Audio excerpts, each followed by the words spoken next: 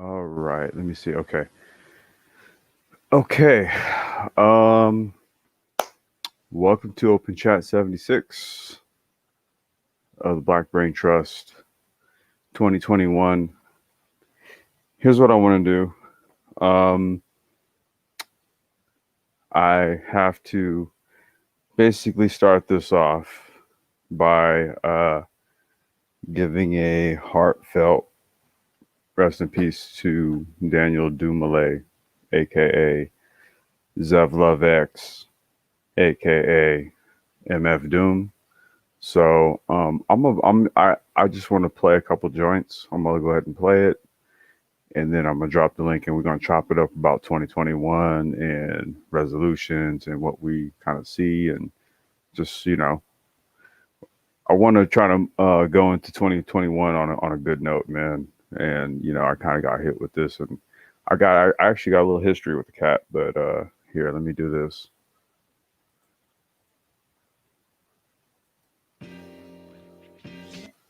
Oh, wait a minute. Wait a minute. Wait a minute.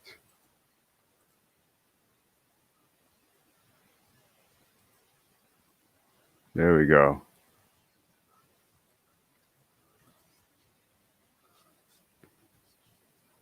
All right.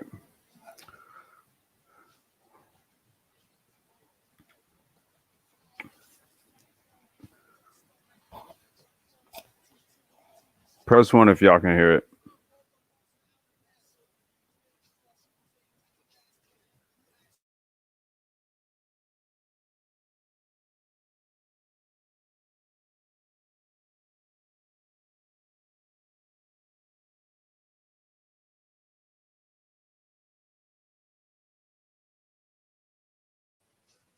You said barely. You can hear me. Hold up. Hold up. Hold up. Hold up. Hold up. Hold up. Hold up. Hold up. Wait a minute. Wait a minute. Wait a minute. Let me try this again. Hold on. Here we go. I'm gonna try like this.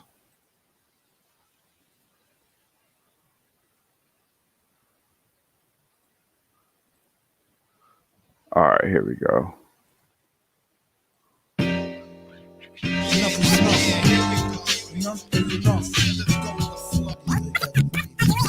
Are we good? Hit one if we're good.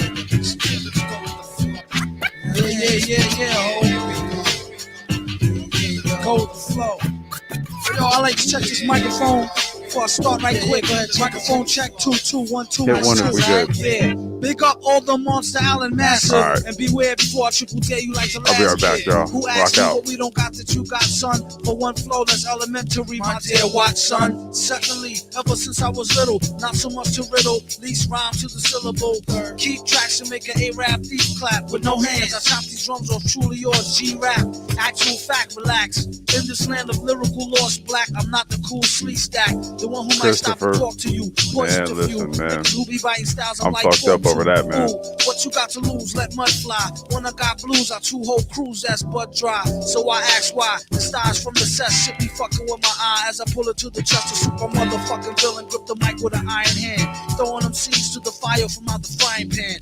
It ain't no use in trying, man. Son, stop crying, frontin' like you deaf to find. Need to stop lying. Speak your piece. Only once you're spoken to first. Now let me hear your verse while I'm choking you with probably fine rhymes like an editor. Throw them to my collections of skulls and spines like Predator. Fuck around. The only niggas who can hear the same sound was Jet Jaguar and James Brown. Yeah, only them two. Glad I took the time to write their names down just to pick them up. I like to say hi. It's Sci-Fly, the Ard Merlin. That's quick to whip up a script like Rod Serling. Who I on bad bitch who used to whip the Sterling. Who see guards hope but never see guard Erling. My man Grim had his little monkey like Space Ghost. Me, myself, I got flavors that outtakes most.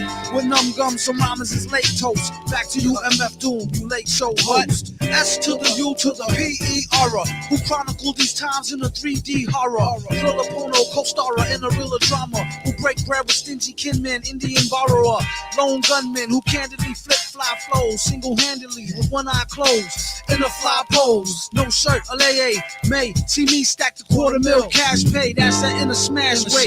How we did it, motherfuckers probably couldn't beep it past a minute. Exquisite scripts, the quick shit, go with the flow.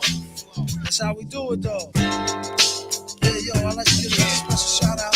Right, Mr. L. Rockwell, Blue Devil Hell, Pure Mathematics, Polar Stacks like Craftmatics, True Justice, Supreme Love Law, Prince Love Law, I'm in Master Sword, Chuck Home Law, Lord God Who,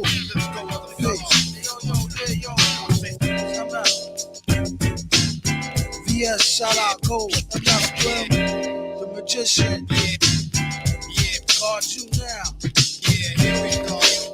Sin, GM, Calm, City Strong, let's go with the flow. Yeah, here we go. Let's go with the flow. Yeah, here we go. Let's go with the flow. I wanna take it. Let's go with the flow.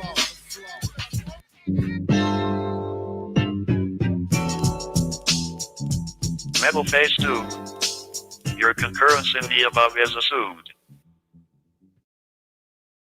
Pop, pop, pop, pop, pop, pop, pop.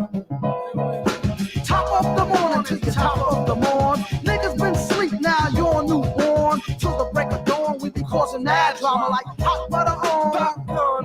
I'm a mind bender. I love tender skins, gender. Realer than the eagle seal on your legal tender. I'm the spender of every red cent till I'm starved. Rock with the cause is no calm, cause we deep like a swamp. Self of a brother, I never budges. I hold everything from mics to light grudges. I won't let a bygone be a bygone. Back to play the bitch niggas like a fly horn. I'm controlling all you snakes with. Cooking up the cakes with hot butter. The same like the grandmother baker. Butt naked. Take it from the riddle of Batman. Who be the oddball? Check on the fat man. Pass the gap man. The dog finna make it go fine. I'm not like the kid I used to break with. Way back when, like 84 at my last look. He's looking to get his ass whooped and his cash took. Fat Anna, old school flavor like a bomber, like hot butter on. Popcorn, mama. Yeah.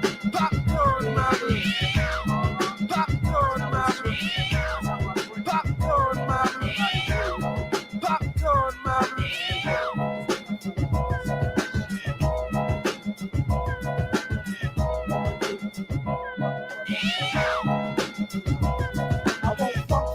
So let your toast go. Hip hop, break pop for the bullshit. Quick to make a cherry, make her feel like Mary Poppins hot butter. Sells to your mother, so big shit. But dig it, I rock shit, I wig it, I cock shit, I click it to lick off the wicked weak ones. Deep in the club with sneak guns and boogie with the 5 freak unique huns. You got the runs, but we be running shit on the underrated list of never played. And so we're constipated, but so what? I'm running shit in my pajamas like hot butter on. Popcorn, mama. Yeah. Popcorn, mama. Popcorn, mama. Popcorn, mama. It's like hot popcorn, mama. On your breakfast toast, yo. CM on your breakfast toast. Constipated mind on your breakfast toast. On your breakfast toast. Yeah, Channel Zero. Yeah, man. I just gotta honor the God real quick.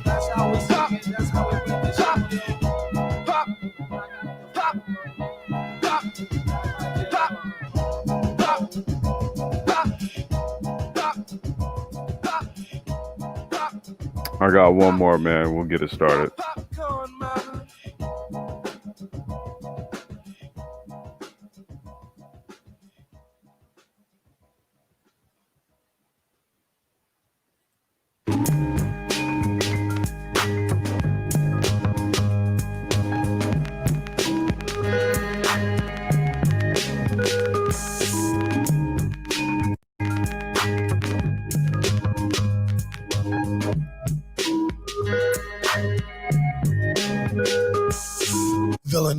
mic like he's mean and his tummy hurt in a clean pair of ripped jeans and a bummy shirt. Wondering would you clap your hands if he was friendly?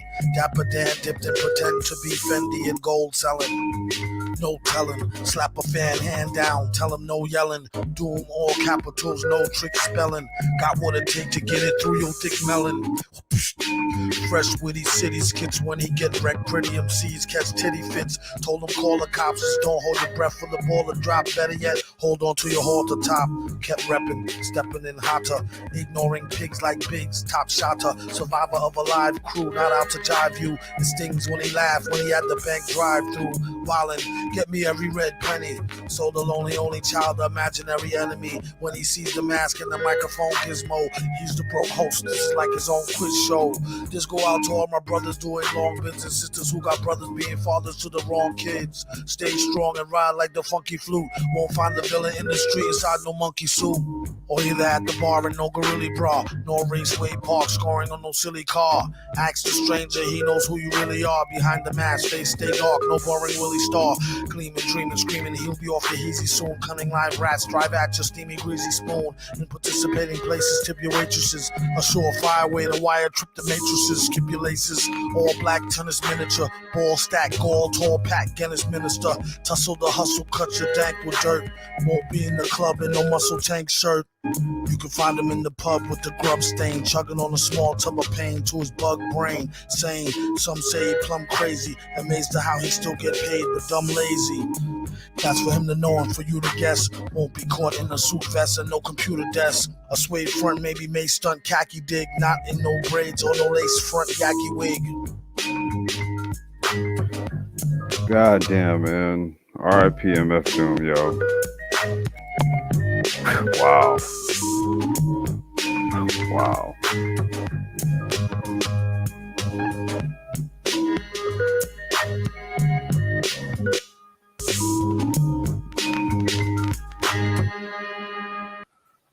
All right, y'all.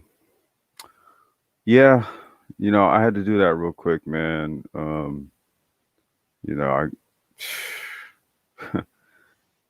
I had, like I said, man, I got a little text message circle, with the homies and stuff, music cats, everything. And I was, oddly enough, man, so I'm on the phone with Lionel, actually. Salute to my bro, Lionel. And, so me and him, we just doing some planning and building and whatnot. And, yeah, man, just like this text message pops up in this one little group text that I got. And I was like, what?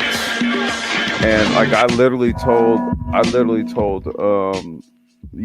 the phone with Lionel when it happened, when the news broke, and we was just kind of on the phone silent for a good minute, man. Like, he was just like, what? And I was like, yeah, man.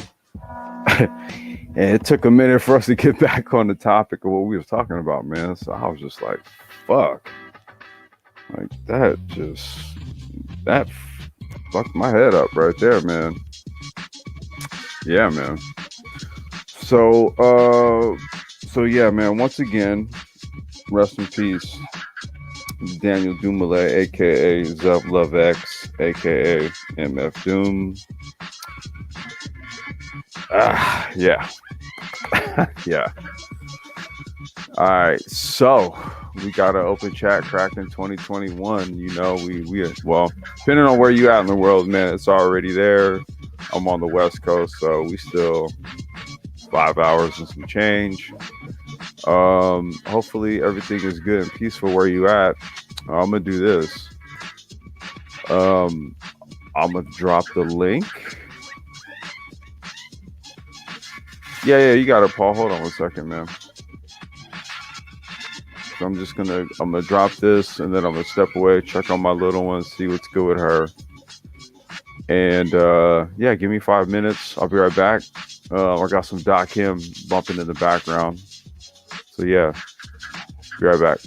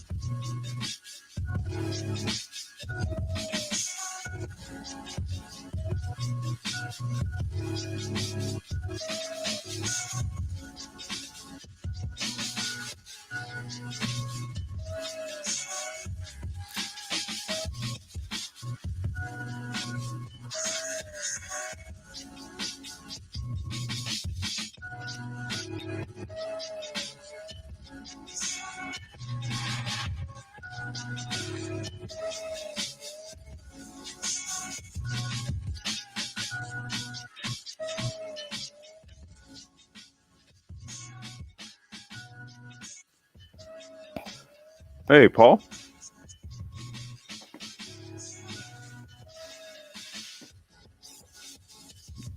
All right, Okay. I'm here. Can you hear me? Oh, hey, what's going on, man? Happy New Year's Eve, bro. Happy New Year's Eve to the family. I just want to apologize to everybody. I'm back in Taiwan, and that travel was a son of a bitch, man. Oh, so you're in Taiwan now. Yes, sir. I have made it back, but so check this out. My flight actually left Atlanta at 7 p.m. on Sunday. I touched down in Taiwan on I think it was 6 something in the evening on Tuesday, man. It is brutal, dog. Jeez. Yeah, especially travel with all this COVID stuff going on, man. Yeah. Yeah, yeah, I didn't, you know, I didn't want to kind of start this live stream off on a somber note, but you know, I had to kind of honor, in my mind, one of the dopest rappers of all time, and yeah, it's yeah, but no, you know, I'm trying to have a just you know a chat on just you know 2021 2021 goals and objectives. You know what I'm saying?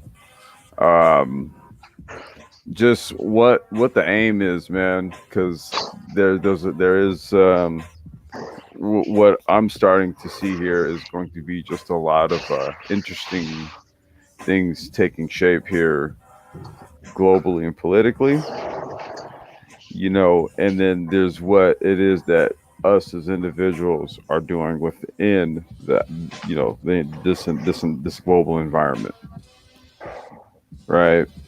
So I think 2021 we did the agenda live stream. We talked about you know other key aspects of 2021, but given that this is the last day of 2019, depending on where you are, or 2019, 2020, depending on where you are, um, it's almost as if it's like okay, this is sort of like the last day to really sort of objectively look at next year, and I put that in air quotes. You know what I mean? And what it is that you're planning to do, or what your aim or objective is in 2021. What's going on, Mr. Engineering Cannabis? How you doing, man? Hey, Complex, I'm good. Quick question. I was trying to contact you. I need to Here, speak let to me. you about I'm looking into a supplement dealing with CBD and melatonin, Okay. and I'm trying to design all the supplements for a niche market. So I need to talk to you about my formula and some stuff I'm designing. Okay. Here, look. Here, I'm gonna do this right here. This is my email address. I'm putting it in the back chat right now. Okay. Got it? Yeah, I got it. So because Okay. I'm trying to. Yeah. Grab that. Shoot me a quick email, and then I can reply and give you my phone. Shoot you my phone Yeah, number. yeah, because I need to talk to you. There was a supplement on a niche market. The niche market you're also interested into.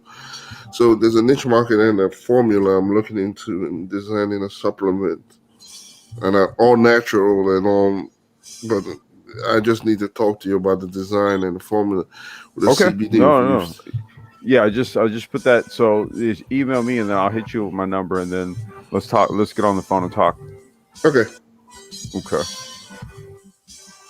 Yeah. So what do you think about the well, not what do you think, but I mean in terms of 2021. Oh, wait, hold on. Whoa. That's MOT. Let me bring him on. Yo, MOT. Yo, what's up, man? Happy New Year's Eve, brother. Oh, same here, man. Same here. Yeah. Yeah. Hey, now real quick, you're going live at 9, right? No, that's for tomorrow night. I changed the date on You it. changed it. Okay. Yeah. Because I had saw that right as I went live, and I was like, oh. So I was kind of maybe planning to cut it short, but you know, if no one else is going live, man, I'll just kind of rock out as people would like to.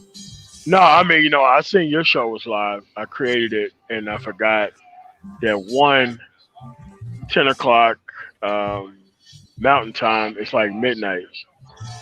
And I'm like, who the fuck is gonna be up at midnight Eastern?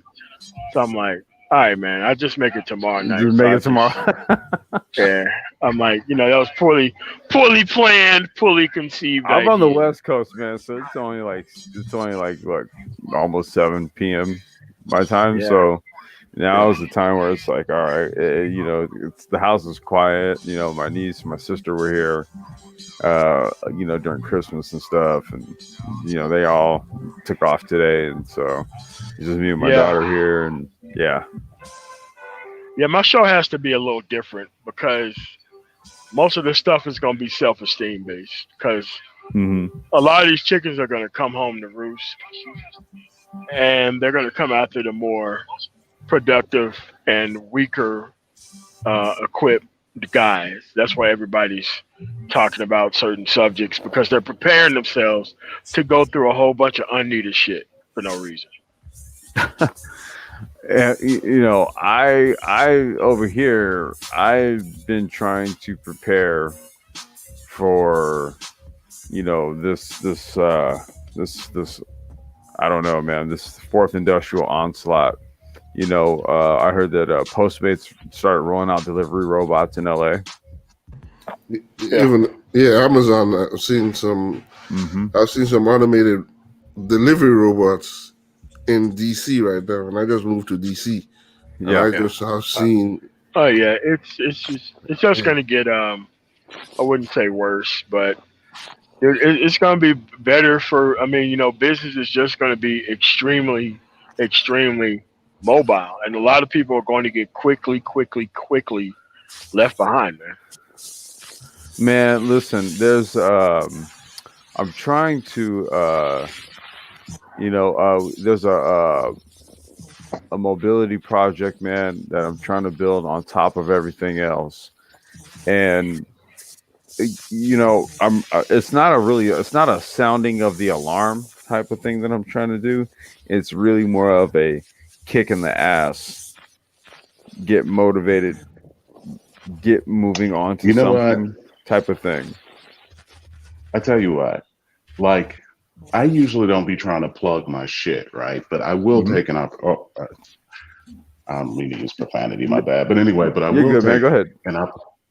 I will take an opportunity to do so because you know what, man? Like, this is just so in line with what you cats talking about. Like the fourth industrial complex, like, it's coming. I see a large displacement of a large percentage of the American workforce. So here goes the plug. I got a YouTube channel. Just click on the link. I just started it up. Wait, hold on one second. Honestly, are you? Did you post in the chat something? Let me do this, Paul. Let me go up. Let me see where you've posted. Okay, word. I'm gonna hit you with a mod status, and then that way you can actually post the link, right? So everybody can get it. Hold on one second. Let me see. There you go. You're right here. Oh shoot! I can't do it from here. I got to do it from over here. Hold on. But I'll say this for MOT and the rest of you cats doing this. I'm bigging up to you guys because 2021 I can't do YouTube anymore. It's okay. Yeah, I'm gonna have your contact, and then what we'll do is we'll be working on the back end, and then you do the best, right? And what we'll do is we'll bring developments to the forefront, man. There's a process on how all this works, man. So good luck. I know you guys will continue to do the best, but think about it, Paul, man. Go ahead, Paul. Go ahead and post it. You're good. All right, word. Man, think about it. You know what? No. So here's the deal, man. Is that 2021? Real quick, I see it this way. When you see issues coming, you could do either one of two things: build like defensive measures or get offensive. And I'm an aggressive cat. I'm from the south side of Chicago. So what I figure is this. Here's the way that I see things. It's going to be a bunch of displacement. But you know what I think? I think that the Black community, as immature as they could be sometimes, I think that they're one of the most resilient communities. So like what I'm trying to do is I'm trying to bring these cats in as much as I can into front end, back end development. I don't know, maybe like AI, machine learning, like all the stuff that's really going to run the world for the next 30 years. Mm-hmm. Like, and I understand that a lot of cats ain't going. Uh-oh, did Paul just cut out? Yeah, I think so. All right. The man got. Am I back? Oh, he's back. Wait. No, he's barking. Can you hear me? There you go. Hey, you cut out there a little bit ago. You're just barking out. All right, where we haven't got the internet set up in the new crib in Taiwan yet. So, yeah, no, I mean, I know like a lot of cats are going to be about shoes and clothes and what have you, but I figure some of them going to want to grow up and start running the world instead of just living in it. So, like, that's my whole premise because it doesn't, being successful alone is not like a win for me. Like, I don't want to be the only brown cat. That don't make any sense to me. Yeah, you don't want to be the only guy, man. Yeah, I'll say this. It's a struggle. It's a struggle to just daily just try to say, hey, you can do this. You can beat your head over the wall and say there are opportunities out here. It's so much that you don't believe. Just think about it. But at the end of the day, if nobody hears it, you at the one point you just get discouraged, and I am discouraged. But again, About what? about just MOT talking about the cannabis industry or talking about AI or all that. It's what the most repetitive theme I've been hearing is that doesn't matter. What matters is the overall basically social issues are more important than what your pocket needs right now. No. You see, listen. That's why I titled my live stream 2021 is going to be the separation of the productive and the non-productive people. But the man is fair. How productive is it? No. See. You gotta ask that question. Whoa. But see, you have to realize is that failure is its own production mark. Systemic failure is its own production mark. Having people outside of the age of where they should be taking shit seriously is its own production mark. Everybody want to be the cool uncle right now. Everybody want to be the 50-year-old guy coming back to that elementary school with the cigarettes, trying to get the kids to fucking smoke. That's all it is. It doesn't mean anything. So, MOT, can I say this? I was going to say, wait. What's going on? Oh, how you doing, brother? Happy New Year's Eve, brother. Yeah, thank you. You too. All y'all too. Thank you. What you got on it, man? All right. Oh, good. Oh, what I was saying. You got it. What you got on it? I mean, I just find it funny with so-called black people, how they try to create a dichotomy out of everything. You know, and I'm just saying that in response to what Engineering Cannabis just said, as far as people saying how social issues is more important than what people have in their pockets. And I'm just saying, why is it this thing in Black America where it's just people taking one thing and put them over another and trying to make it seem that they're mutually exclusive from each other? Yeah. Both of these things should be both social issues and economic issues or economic success should be just as important, equally as important. But I don't understand people's mindset. But go ahead. But the question is, if you look at the manuscript itself, I look at the data itself, and look at no, you say Scott, but let's look at the data itself. No, look at the data. We all talk about data. I look at data and I study it, but look at it. The biggest channels in the manosphere are associated with not technology and not economic issues. They're associated with social issues. The biggest draw in the manosphere is dynamics between men and women. Let me tell you what it is. Let me tell you what it is. Because that's where most people are stuck at. That has nothing to do with people who want to move forward. But the MOT right now in the trucking industry and everything, the money is there. You know it. Yeah, I know. The opportunities are there. That's what I'm saying. Yes, of course, Gentlemen, of course it is. Let me tell you, this is one of the 100% most reason that I wanted to join into this, because I have been listening to you guys for so long, and you got an argument going on, and it's legitimate on both sides. But let me tell you something: you can cut that motherfucker right down the middle and kill it dead. And here's how you do it. So I understand the side of the argument that, listen, niggas is immature. They want to talk about clothes. They want to talk about girls. They want to talk about whatever, right? I get that. It's true. But the world ain't playing. These Chinese people, they not playing. Yes, that's the problem. The real world is not playing. Exactly. Out here, I see more Pakistani. More Russians.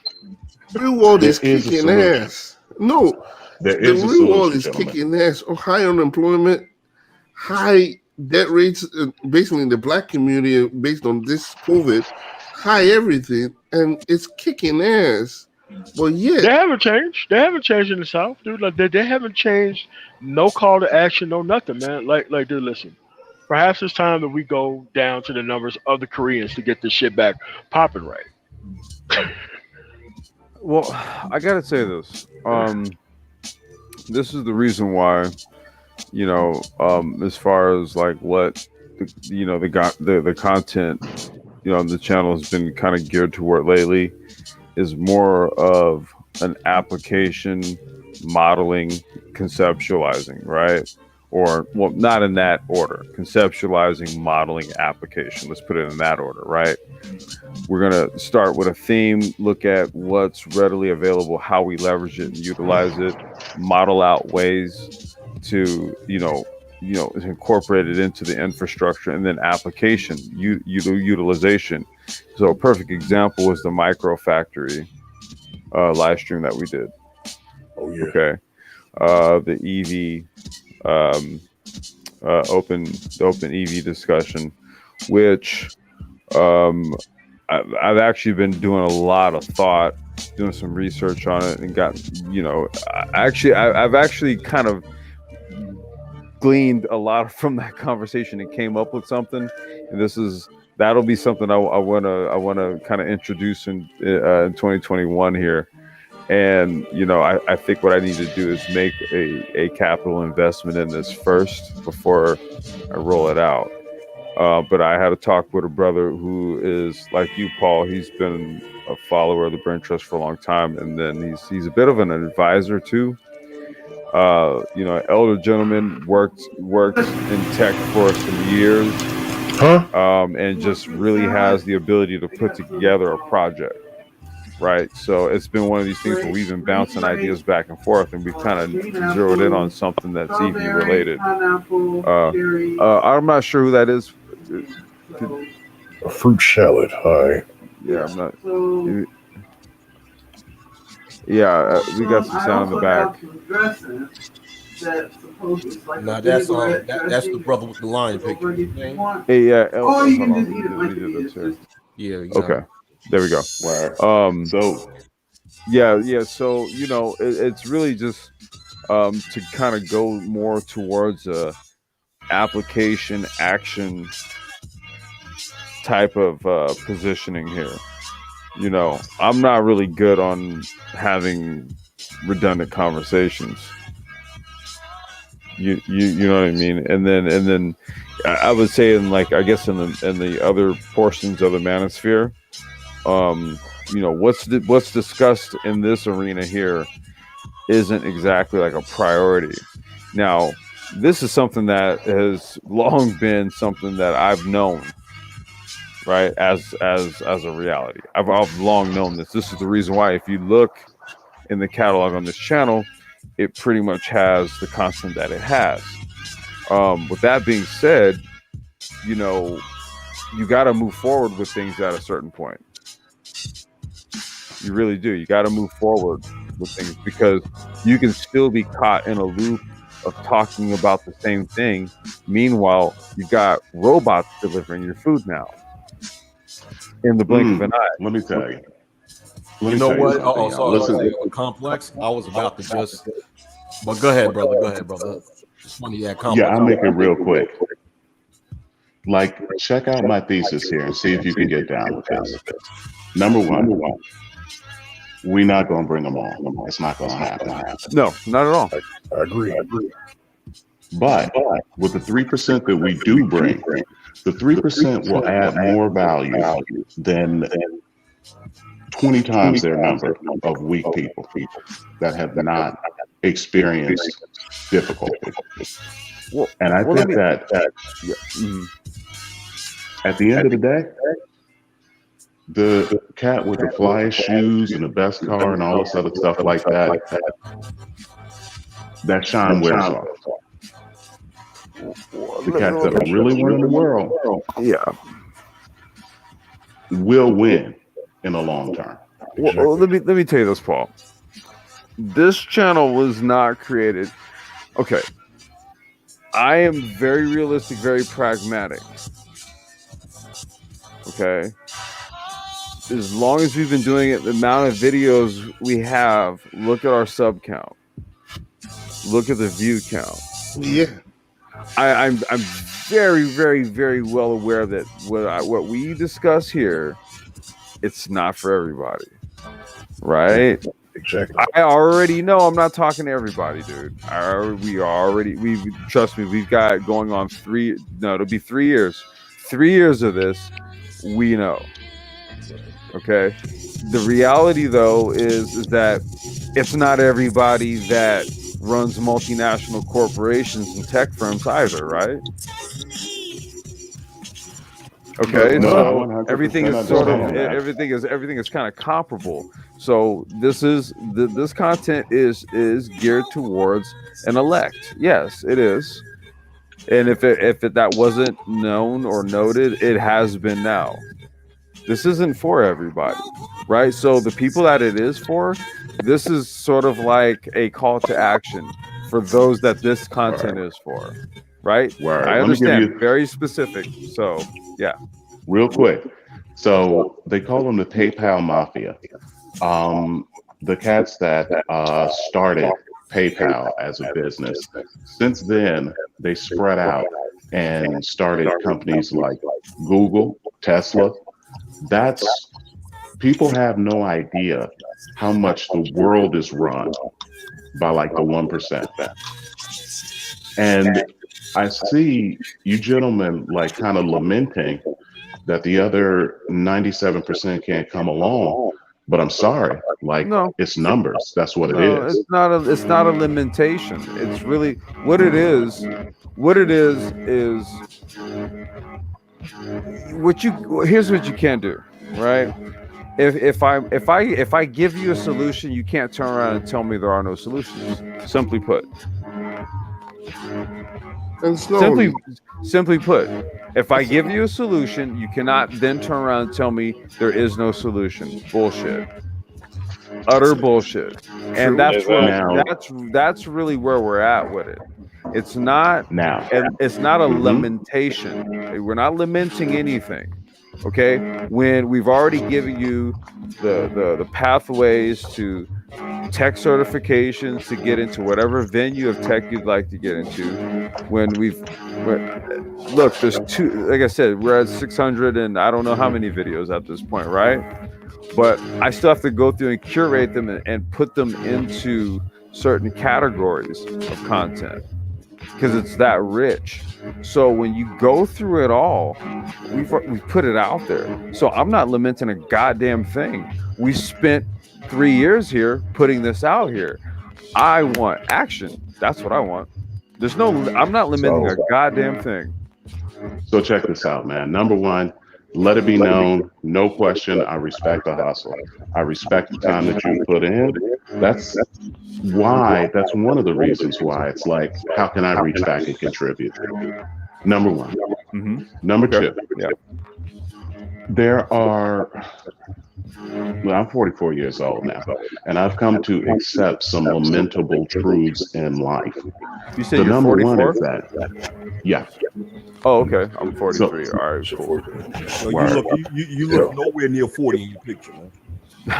Oh, thank you, man. I appreciate it. Hey, man, although I will say, if you keep it together. Exactly right. Exactly right. But I will say this, like one of the disappointing and hurtful things that you have to accept if you're going to be a leader is that not everybody's going to be able to make it, right? So what I think is this: put your focus on the ones that either number one can and will, or number two, you think may have the ability, if not the exact interest, because you're never going to convince dummies not to, be into dumb stuff. You're never going to do that. Well, here's the thing. Actually, a couple things. One, not trying to convince anyone of anything. Two, we put the information out there, we display the expertise, right? If and we offer ourselves as resources. That's it. Why? I have my own life. I have a daughter to raise, got a home, got work stuff, got business stuff, got projects. Yeah. I'm very realistic because I'm 43 years old. So Right? Been running my own companies since you go ahead, engineering cannabis. Go ahead. That's the problem, the vested time. If I come here and spend time telling you about AI, telling you about machine learning, about deep learning and reinforcement learning, these are stuff they pay people $20,000 to teach in 3 months, and I'm coming here doing it for free, and nobody's hearing it. And you can get a job quickly with this stuff, but it's not being taken seriously. I talk of cannabis, I talk of AI, I talk of automation, I talk of the real application because I deal with it on a daily basis. That's what I deal with.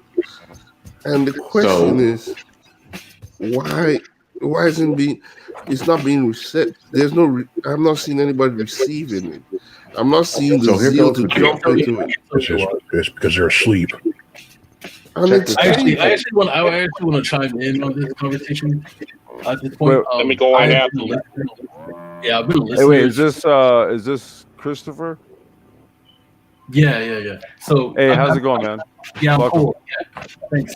So I've been a listener to this channel for a bit and for a while. So I've been frustrated with some of the topics because I feel like there's so much focus on like this 10,000-foot view of subjects rather than getting into the meat and potatoes of things. And I feel like there's a lot of discussion from the vantage point of trying to get across to people who don't get it versus understanding your audience or people who actually already have a certain level of understanding who are here to actually get something from the experience. So I just think that if the conversation is not so dumbed down, you actually could probably move forward and just see more listeners. Now, when you say dumbed down, what do you mean? Well, the conversations typically they seem as though they're just focused on talking to people who have not maybe even gotten to the point of finishing high school. That's what I mean. Okay, so have you? Because we have over 600 videos. That's the thing, right? So, like, when you say, okay, take something, for example. Let's take a topic that you're referencing that, let's just say we approach from a dumbed down position. Name one. Yeah, so a recent conversation was about like the best method of going about like getting your career started in a sense of like staying out of debt, like you were talking about options as far as like becoming a traveling nurse possibly, or getting into the healthcare field, things like that. And well, no, that would have either been like Dr. Phoenix or Super Triz, because they actually work in the industry, right? So what they do is like, okay, how long have you been listening to this channel? It's been off and on for about like 6 months. 6 months. Okay. Six so months. We've been around close to 3 years, right? So typically what it is that everybody here is usually like a SME, like a subject matter expert, right? And it's based on like usually what it is we're engaged in or what it is that we do. So like myself, I'm in micro transport, I'm in the cannabis, engineering cannabis. He's into cannabis. He's into AI, blockchain development, things of that sort. You have Dr. Phoenix. Okay, he's basically he's in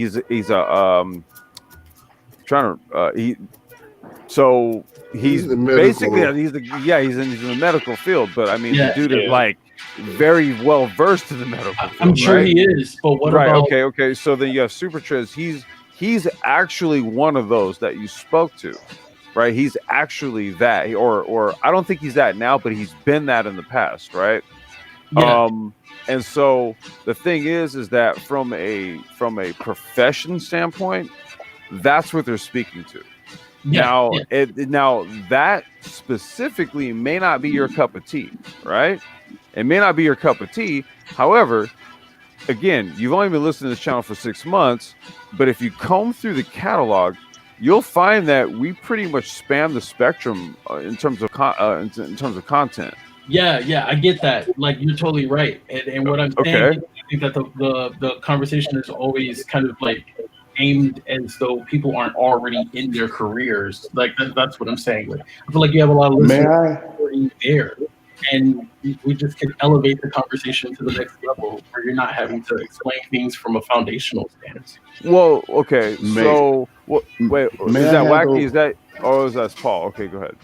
Yeah, that's me. So, real quick, a couple of things. It seems like you may be a younger brother. The first thing is this: common sense ain't common. The second thing is this: um, foundational knowledge is where you have to start from to build. I Exactly. understand your point. I understand your point that you want to delve more deeply into the actual mechanics of whatever the issue at hand is. Not a bad point. But number one, there are time constraints. Number two, CEOs don't know like the exact methodologies used by each one of their departments. Number three, you prove like your viability by getting this low level information and then going and researching to get higher level information. I'm just like you, Yeah, where I I've been agree. listening for a long time. I agree with And Paul. and there are a couple of things that have been said on this podcast. I will BS you not. They have literally put thousands of dollars in my pocket. There you go. Thousands of dollars in my pocket. I, And so, no, it doesn't really benefit me for them to go into the details of spinning up an instance to start a machine learning um, VM I'm because I past, know all that. I'm past that point. Well, Okay, well, okay, good for okay. you. good. That's That's But good. you're yeah. not I the was gonna only say that's kind of person like. I that. mean, so what is it that you're looking for us to supplement you on? What? I Deep guess that learning, becomes the more reinforcement pertinent learning. question, What? right? Like what is it that you're looking for, either myself or this platform to supplement you specifically on? Well, I don't know what I don't know, and I guess Wait. I'm sorry. Say What? that again. Say Oh, that again. can I say something? Hold on, Oh, complex. you got it. I Oh, think, go ahead, man. Go hold ahead. on. I want to get you in here. Like, Go ahead. like when the brother speaks, there's some feedback, so I don't know who's the feedback coming You from. know what? It might be. I got this music playing in the background. That might be what it is. Yeah, because I have a hard time hearing the brother. What about now? what about Is that now? is that better? Can you hear me clearly? Yeah, okay. I He's mean, no, clear. I He's can. That's the clear. thing. I can hear you. Okay. I think O He- was saying there's some feedback on his end. Yeah, he's clear now. When he's speaking, now he's clear. He's clear. Okay, that's what it was. All right. So no, I was asking you, what is it that you would want for this channel to do for you specifically? All right. So I just want to say what my expectations were. So yes, I don't know what I don't know, so I always come in with an open mind. Well, no, I mean not expectations, because if you go to the about section, the about section tells you what this channel is about. See, so it's really not about your expectations, okay? Because we've been doing this channel longer than you've been here, so that means that our intentions on this channel have been set forth longer than your expectations of it.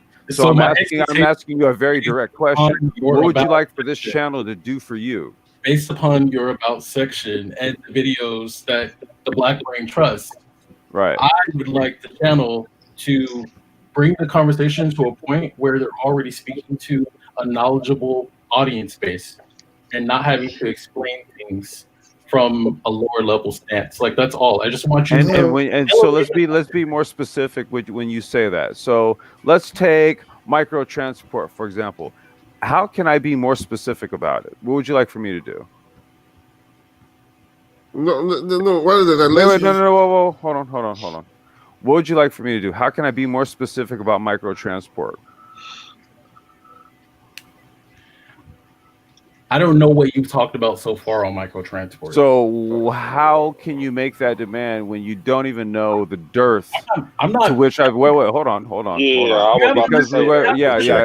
I'll let you guys get in, You but I have need to to preface say this because here. if you're telling me that you've only been visiting this channel for 6 months, then here's what I do know.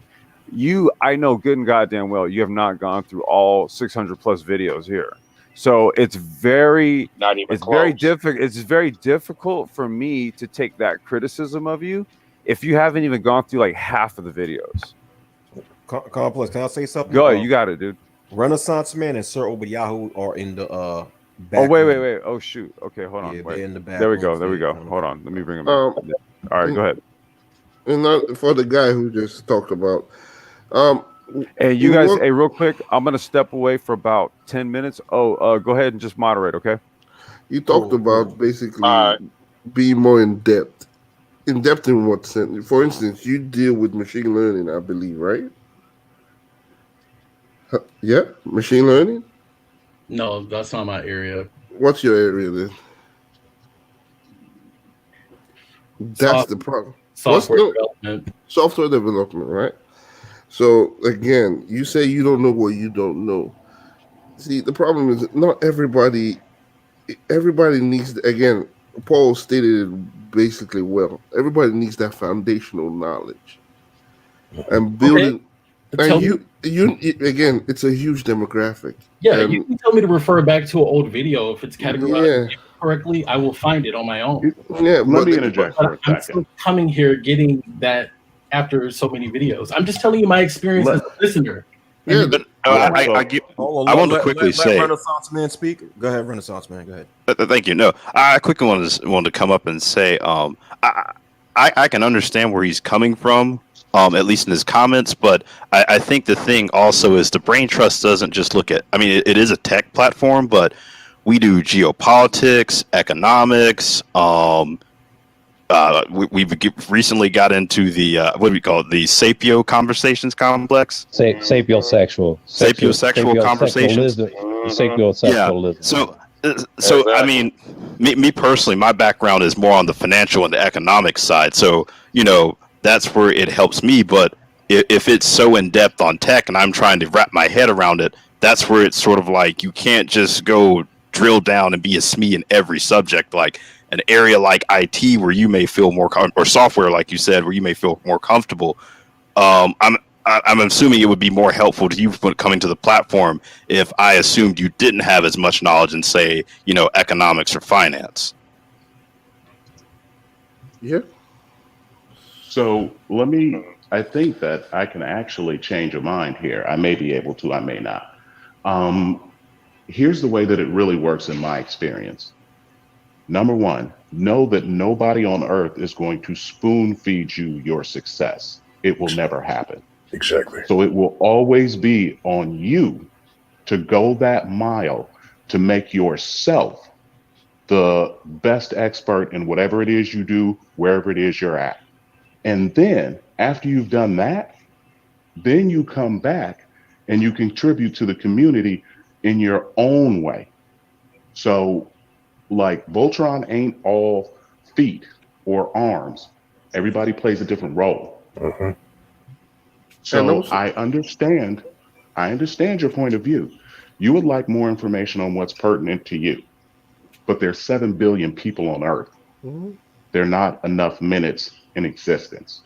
And so what you do is you lay a foundation, and then what happens is I may be telling my age, but then we form up like Voltron, and we all bring our experience and expertise to bear. And then what happens is if you do, so check this out.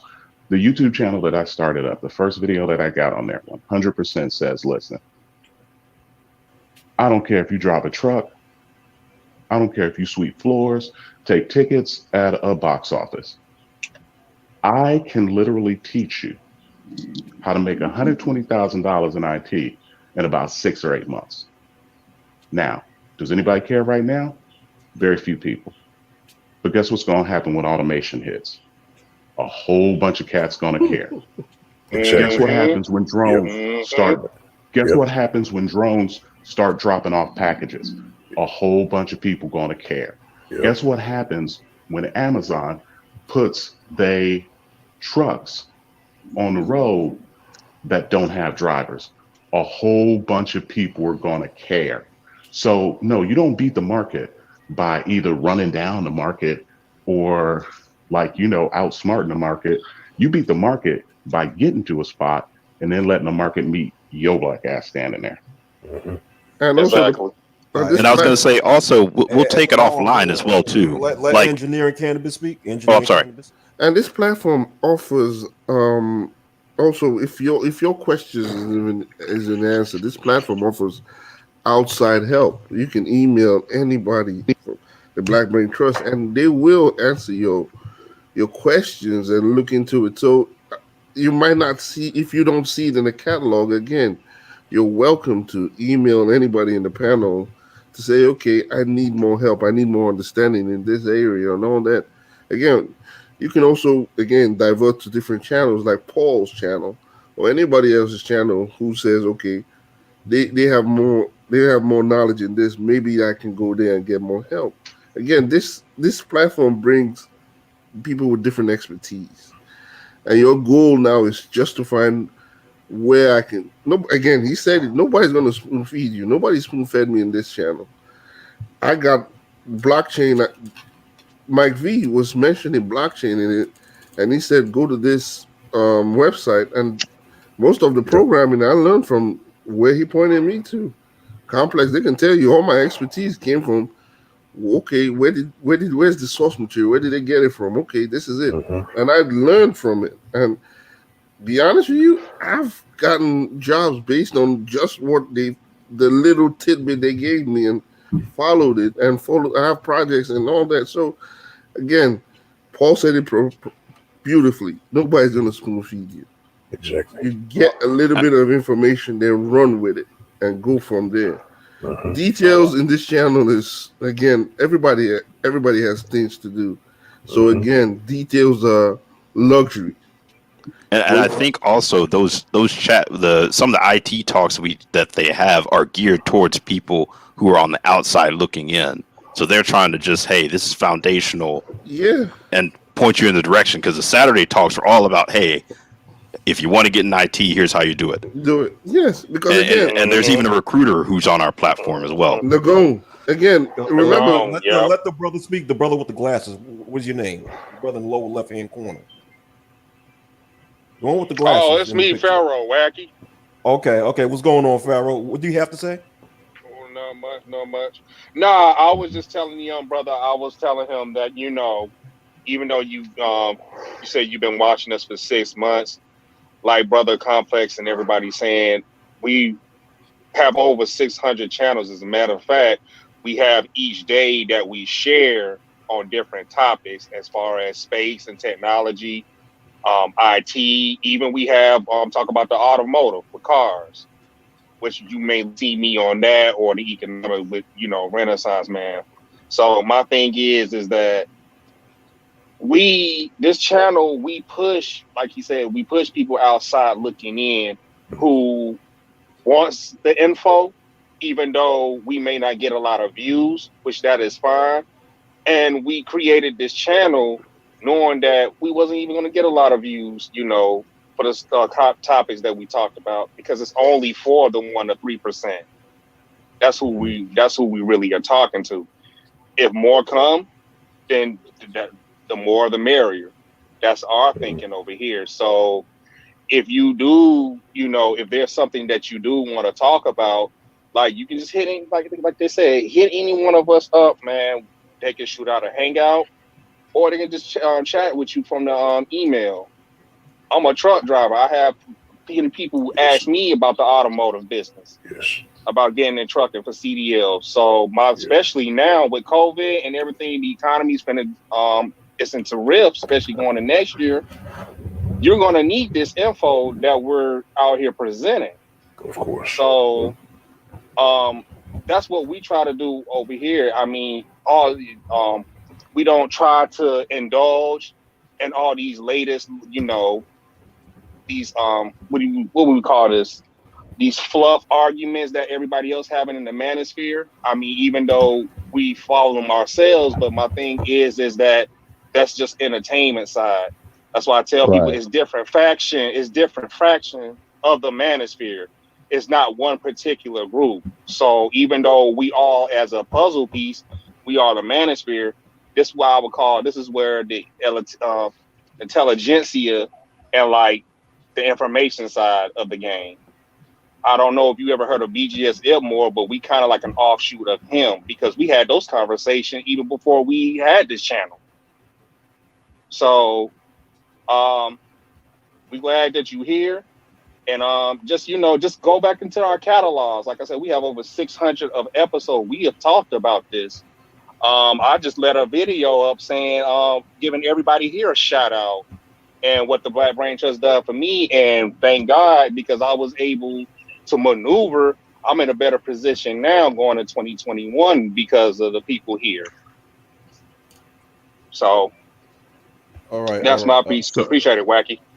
All right, no problem. All right. So young man, what is your response? You have a response to the things that the different brothers are telling you? Yeah. Well, first thing I want to say, I was not looking to be spoon-fed. That was actually part of my argument that I felt as though that's what was happening. So I know that I can go and find the information. I'm all about doing that. Also, really my response here is that I just take this as a lesson that I need to become the change that I want to see in the world. So, if there's something out there that's missing, I will create it. Yes. Can I real quick say, brother, that attitude, you will be one of the cats that run the world, right? Because I think one of the things that is happening here that is not very obvious is that it's not difficult to find excellent talent. It's difficult to get excellent talent to work together in an excellent way. And that's the real value of what's being built here. And if you end up being good for what you say you're going to do, let me tell you something, man. You will get more honor, respect, money, and privileges than you ever believed you would ever be granted. Now, again, I didn't say anything to insult you. And if it was, I apologize. It's not to denigrate you in any way whatsoever. It's just to let you know that being an older brother, having gone through a bunch of struggles, won my share, lost my share. I just want you to be prepared for that same type of experience, because all it's going to take is time. And if you continue to have the same flexible but mature and resilient attitude that you have, man, dude, let me tell you something. I was in the honey capital of the world and I left it because I was tired of it, man. You will have whatever it is you could think to want. Now, I understand that it's a difficult thing to see when you're a young man. But given time, I can almost guarantee that play the game the way that successful people have played it for millennia, and you will get the same reward that successful people have gotten for millennia. Not to go off target, Paul, but what do you consider the honey capital of the world? Oh, Atlanta, Georgia, man. Okay. Oh, okay. That's fair. That place, the first time that I went out at that place, man, like I couldn't believe it. I absolutely couldn't believe it. But a lot of cats get caught up in that space. Yeah. It's an easy space to get caught up in, man. What space in Atlanta? Because I'm from here. I kind of stepped away. I heard Atlanta. Word. So let me put it this way. So you can take it the highbrow route, right? And enjoy flogging at the club with your woman or your whoever you want, and literally be in scenes that look like scenes in movies, right? Or you can go a little bit more of a lowbrow route, and offline, I could put up some information about like how you could go and do all kind of ridiculousness. But the point is that I'm from Chicago. I had never seen such a diversity and such a plenitude of all kind of stuff. And what you come to find, or what I came to find rather, is that for a young man, it's probably wonderful. You could play in that for a decade and not get tired. But as you get a little bit older and you get a little bit more serious and you got a little bit more responsibility and there are more things to do, it holds less allure. But listen, I I'm from the Midwest. I have lived and worked on the East Coast, man. I opposite side of the world, and I have never in my life been more impressed with a scene than I have been in Atlanta, GA. Man, that place is unbelievable. LOM or Yahoo, do any would any of you like to chime in? Hey, quickly, Paul, can you post your channel link in the back chat? Yeah, word. I'll do that right now. Thanks. Yeah, it's just like the guy said, the brain trust talks about various different topics, and and I got this information is very helpful, I just want to just chime in, Okay.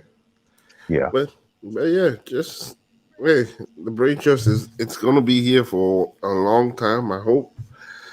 I know I'm not gonna be around, but the brain trust is gonna be here for a long time, and they have a lot of good information. Just keep listening, and I promise you'll learn a lot.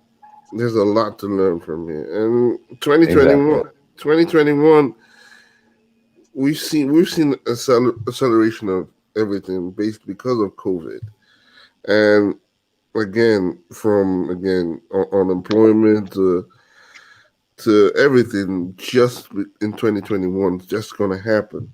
So the goal now is just to prepare, and everybody is preparing. The goal now is prepare for what's coming, and what's coming is I believe it's going to be bad for some people, but if you prepare, people there are a lot of people, there are a lot of economists who come into when they see a bad situation, they make more money in a bad situation. So that's where my mind always shifts.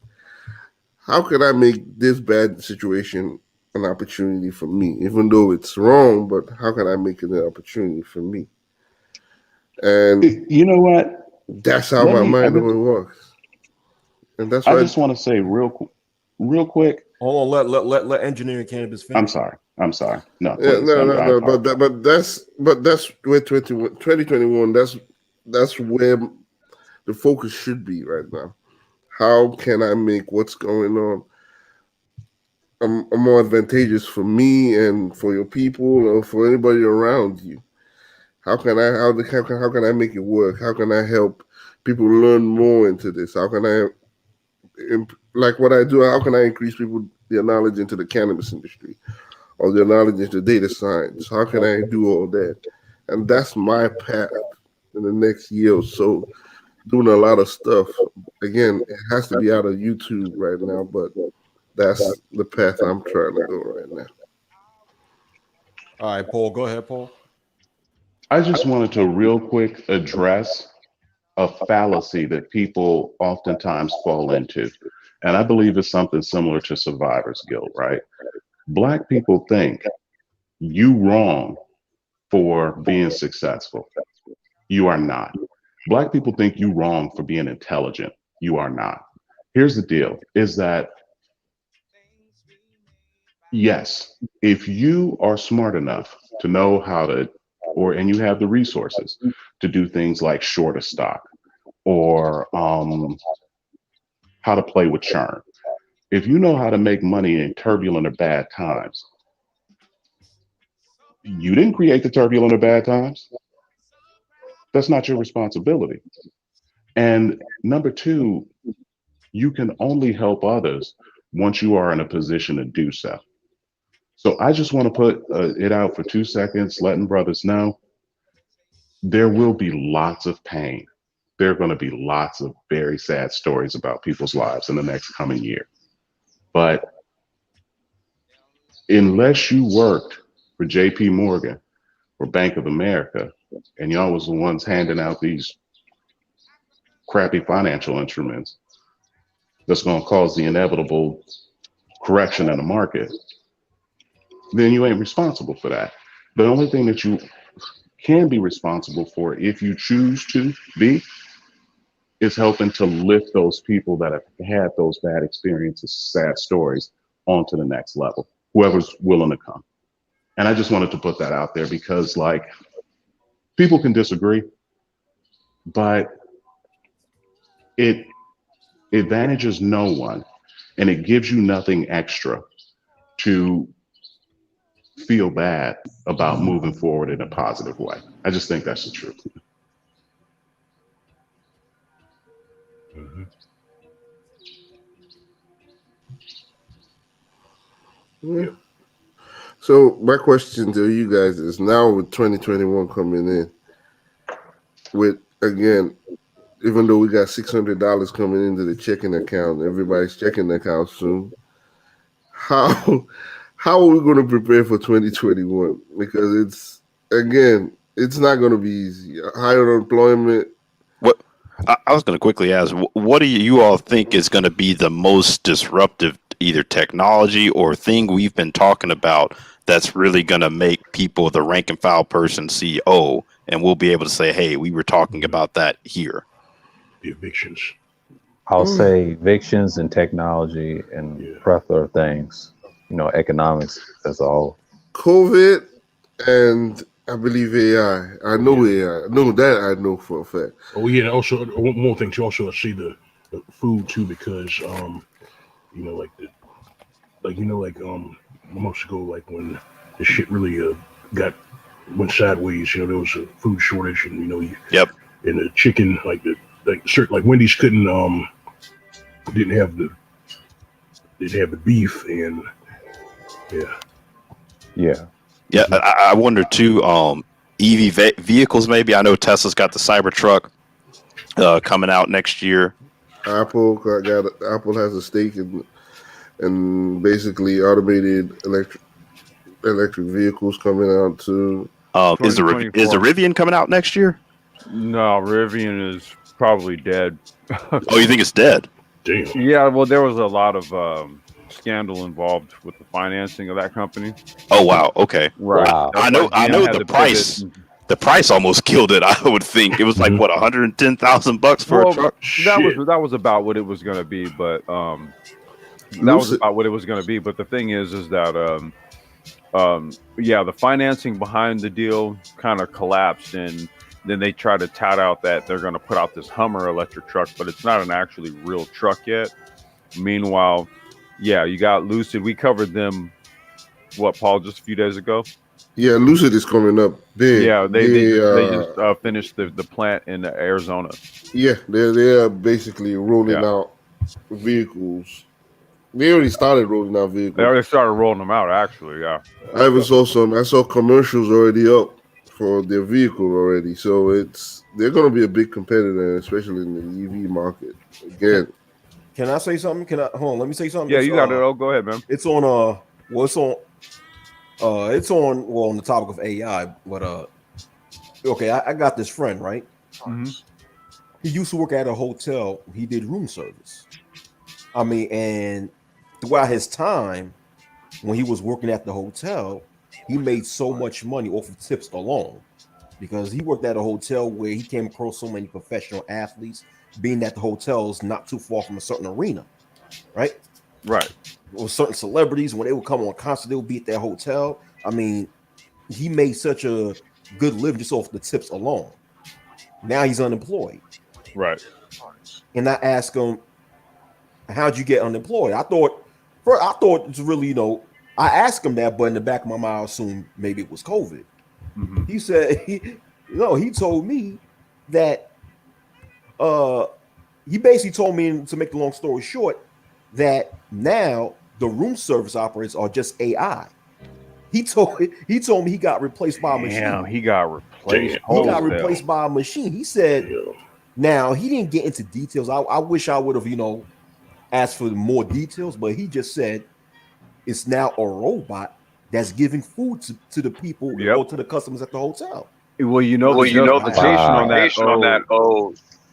The justification. Wait, why am I getting feedback?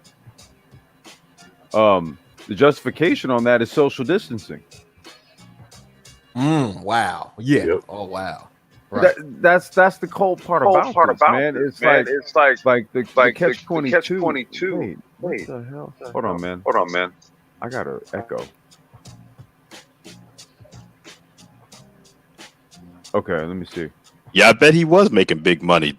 Tips that were tax free. Exactly. It's gone now. Yeah, so that whole part of employment, right? The sort of like the cash aspect that would support your employment, like if you got like a salary plus commission and all this kind of shit, man, that stuff is out the window. With everybody's trying to increase their bottom line, basically their pay from $8 to $15 an hour now, where the minimum wage has to increase by states. Yeah. Everybody's going to employ AI into their system because it's going to help the bottom line. So, well, I was going to say, here's what you do. In order to hit that benchmark,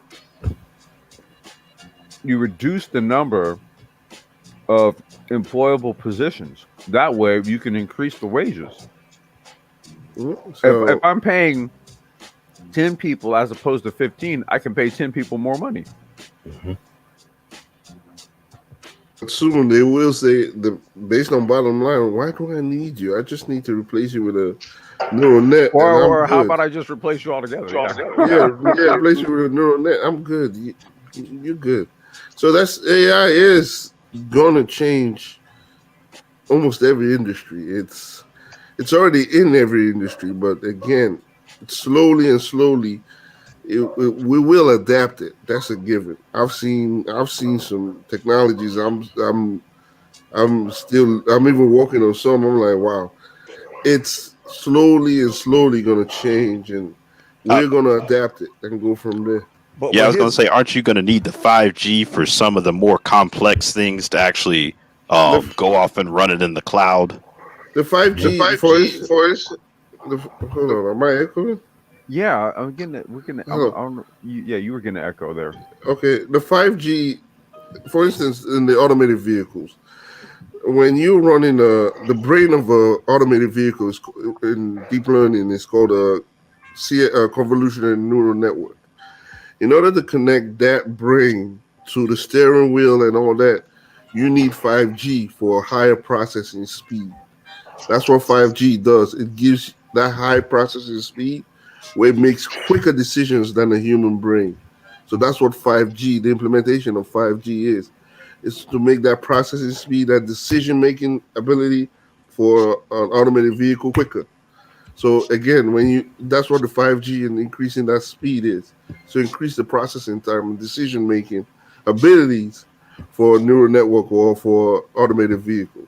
So that's why 5G is needed at that point. Yeah, and I know Biden. Yeah, and I know Biden has a big thing in one of his bills for 5G implementation and investment in the U.S. Well, yeah, you're going to have to because they kicked the Chinese out. So, it was like $400 million. Yeah, I'm sorry, 400 billion. I'm sorry. Yeah, you kick Huawei out, so somebody else is going to have to do it, right? And it's needed. It's highly needed. Number one, I am of the conviction that the U.S. government is sanctioning Huawei because U.S. companies can't compete. Number one. Number two is I think 5G is transformational, yes. But I think that there's a curveball coming to everybody. Yep. There's this service called Starlink. Google. And what I'm sorry, not Google. SpaceX. Now, this is so real. Yeah. Isn't that just like really, really tiny satellites? You can launch like 20 of them or 30 of them at a time. So 60. This cat. That's like IoT. Exactly. So it takes a minimum of 1,400 of these little teeny tiny satellites. They're not micro, they're as big as small refrigerators. CubeSat satellites. Exactly right. So it takes 1,400 of them to establish a full mesh network. Yep. Would anybody like to guess the number that are in space right Let's now? see. They have launched, to my count, I think they're at 200 and something. No. How many? So how many this- do they have up? 1,000 of them motherfuckers. They already have 1,000. It- Okay, Yep. that's what it is. They have 1,000 already. I mean, they've been doing launches like weekly, damn near. And every 'Cause I single watch 'em. time that somebody and every single time that somebody pays them to put a rocket in space to put their payload on, they put their own They payload put their in there own as shit well. up there and they dump it off up into the sky. Yep. They got 1,000. Yeah. SpaceX Starlink will be online within No, it probably is the next 12 online, months. Paul. It is online. Yeah, they're There is testing a right guy. now. You're right. There is a guy on YouTube right now. He's one of those off-grid dudes, right? Yep. He's off-grid, right? Yep. And he's using Starlink for internet service. Now That's- it's geofenced right now, so you can but only it's use it in a geofenced. certain. But he broke all this down though. It's geofenced from okay. You set your point, and then you can move the satellite. I think he said 7 miles in any direction from that point. So here's the curveball. In approximately 12 months, maybe 15, maybe 24, who knows? Mm-hmm. It will be possible for anybody at any place on the face of the goddamn earth Yes, it will. to get gigabit level speed. That's IoT, yeah. But again, the goal again. Look at what Tesla is doing, or Tesla and all that. It's basically they're basically being the leader in automated technology, especially in automated vehicles. Do you know the amount of Honest to processing God, speed that can? I know so much about this dude. I swear to God, there have been times where I wonder if he like some kind of fucking alien or something from the future. He's doing a He lot. is- He's doing a lot. He's transforming human existence, man. It's going to be insane. And here's my bet. Here's my play. So all of this shit about the short-term shit is short-term. The real long play is that satellite internet will not discriminate. Africa is going to become the largest market on the face of That's the the whole earth. plan. Mhm. And you know, for It's gonna. I mean, literally, it's gonna revolutionize. I mean, you don't need. You don't need schools. You can teach virtual. I mean, you can do pretty much anything. It's that processing speed, the implementation, especially within the African region, from South Sudan to anywhere in the world, the implementation of technology will be easier. Think about, I was going to say that, right? So this is where, and Christopher, this is where I said, okay, how long have you been listening to us? Right? Because if you really start digging into the archives, and I'll start digging in and posting videos, posting links in the chat here in a minute. But we talked about how because so for example, why is it that this platform is one, a technocratic platform, and two, a globalist one? Well, one, because you have a brother here, myself from California. You've got Engineering Cannabis here from Nigeria, right? I don't know if he's there. Yeah, I'm from Nigeria. I'm from Nigeria. Nigeria. Yeah, I'm from Nigeria. You got DE Raptor from the Caribbean. We're from all over. Okay. See, so our globalist mindset actually reflects this collective and how we can patch everything it is that we know and industrialize it utilizing what's coming online in terms of technology, okay, and being able to pick apart what's going on from a global position standpoint to understand what maneuvers we need to make. This is why I said, like, when you said that, oh, well, you're speaking to it, you're speaking from a very elementary position. it took everything in my body to like not laugh at that, because the view count on our videos would suggest that this what we talk about isn't actually for everybody. And so if you, like I said, there's specific videos where we talk about how, because of something like Starlink, how it is you then go into Africa and then build infrastructure. Okay, you don't approach it like how you would build it here in America, because it's there to be terraformed, but you already have the technological infrastructure being deployed up in the sky above your head, right? Which means now you have immediate communication, high speed internet, and all this stuff. You just turn this place into a fourth industrial playground, right? Yeah, Make your own Wakanda if you'd like. Go ahead. yeah. Renaissance. I was going to say no. The liberating thing is that you don't have to really rely on the West in the sense. I mean, it's literally gives the Africans the ability to put their future in their own hands. Like, they can industrialize in the sense of, hey, we may have to work with them on things like, getting the actual technology, but as far as owning and operating and coming up with the ideas, I mean, like you said, it's just a playground. Well, here's the thing, Renaissance man. The thing about that though is when we covered all of like the geopolitical talks and all that kind of stuff, these are that's why I said, okay, dude, have you listened to any of have you listened to all this stuff? Because we covered in detail about the struggles of what's going on the continent in terms of it coming online as an industrial power coming into this new age. Okay, who's there, who the players are, right?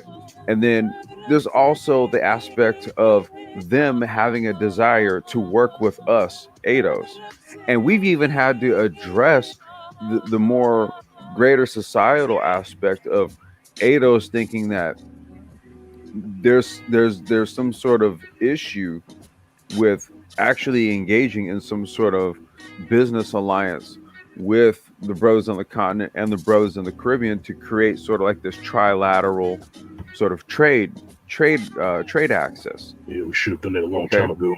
And the fact of the matter is that the brothers in the Caribbean and the brothers on the continent are waiting for ADOS to get their shit together. Yep.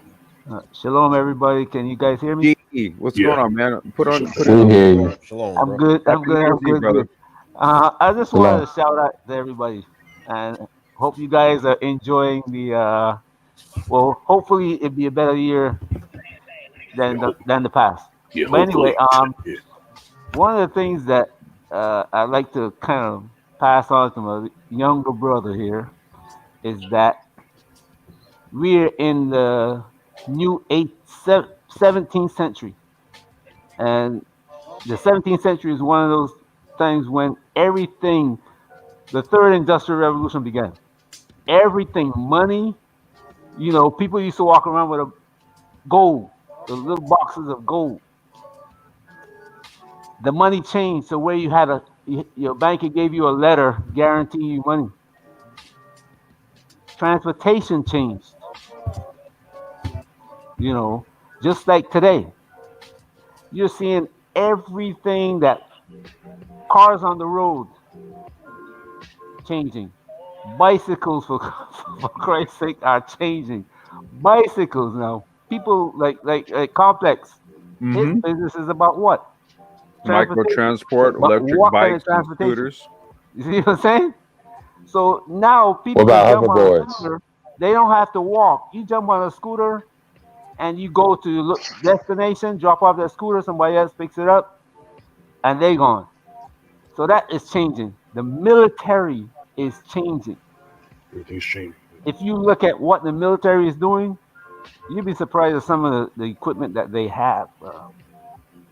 We are They now just going created a from space force. everything. Everything is being changed from Earth. Now they're going out to Mars. People, and we were talking about Elon Musk just now. You guys are talking about Elon Musk. That guy got a plan to terraform Mars. So our whole way of life is changing. look at today, for instance, with this so-called virus that's going around. This is a before you used to have little what they call a large scale. Um, they will get 100 people together and test this vaccine. Now they got 8 billion people on the planet that they're testing this vaccine on. We're no longer. Wow. You guys don't.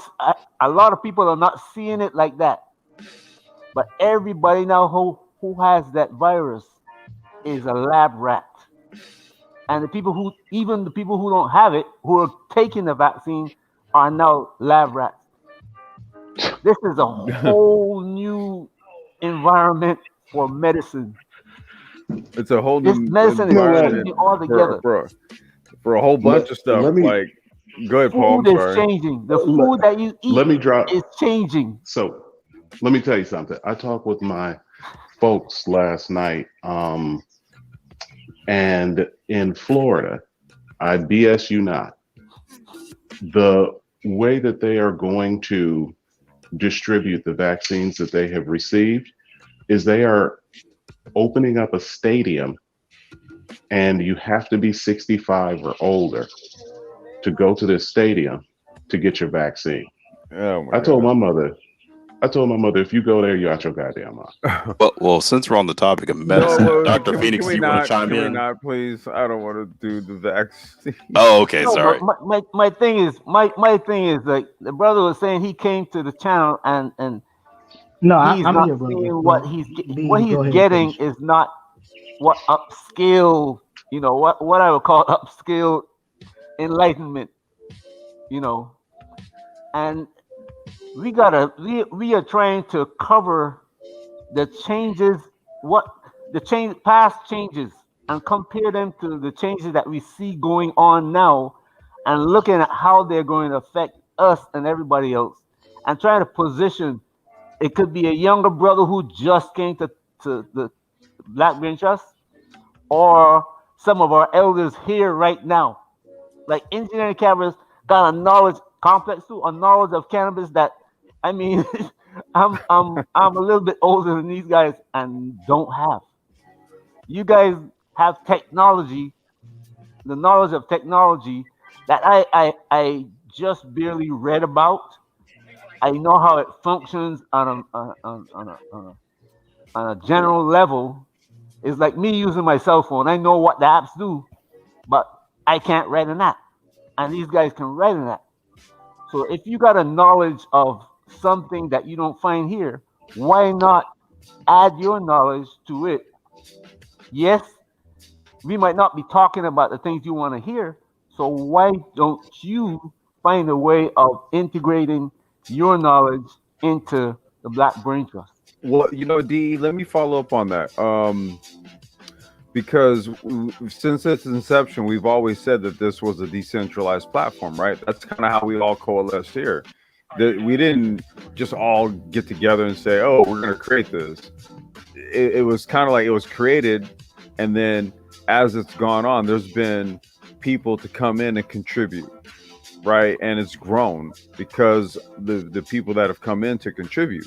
So if you see like what DE just said, like if you see like something that's not actually being touched on or whatever, then that's where you actually come in to put in on that part of it, right? To actually supplement it, because I can only speak from my position on things. He can speak from his, Dr. Phoenix from his, Engineering Cannabis from his, Pulse from his, O from his, Sorobidati from his, Renaissance from his, and that's all we can do. So that's where it's like, okay, well, this platform's decentralized, so hold on one second. And then there was one other thing. There was a question. Yeah, this is the ADOS did not get an influx of money like BLM did. Does ADOS have a similar platform? I mean, BLM was essentially the face for ADOS to a large extent. It's a stateside entity for the most part. And it was run by ADOS women. Can I chime in on this real quick? But go ahead. I need to step away for about 5 minutes. Go ahead, you guys. I tell you what's going to happen, or what I think has a very high probability of occurring. So, like the Tea Party wasn't organic. The Tea Party was bought. Um, what are these Koch brothers? So, what's going to happen is one of the cats from one of these types of venues is going to corner some market, have a couple $1 billion in his pocket, and he's going to throw 100 million at some platform like this. And then all of a sudden, instead of what is the one that's the big controversy right now? The news site, and it's all far right and crazy and insane Newsmax. acting. Yeah, so instead of the Newsmax, it's going to be Black People Max. And that's Google this cat named Chamath Palihapitiya. He just straight up said it. He said that you got $1 billion, you got $1 billion worth of influence, right? Like right now, the conversation is all around the subjects introduced by the people who got $1 billion. But the people that got $1 billion are going to churn in the next 50 years. And it's going to go from 0 Black people to probably half.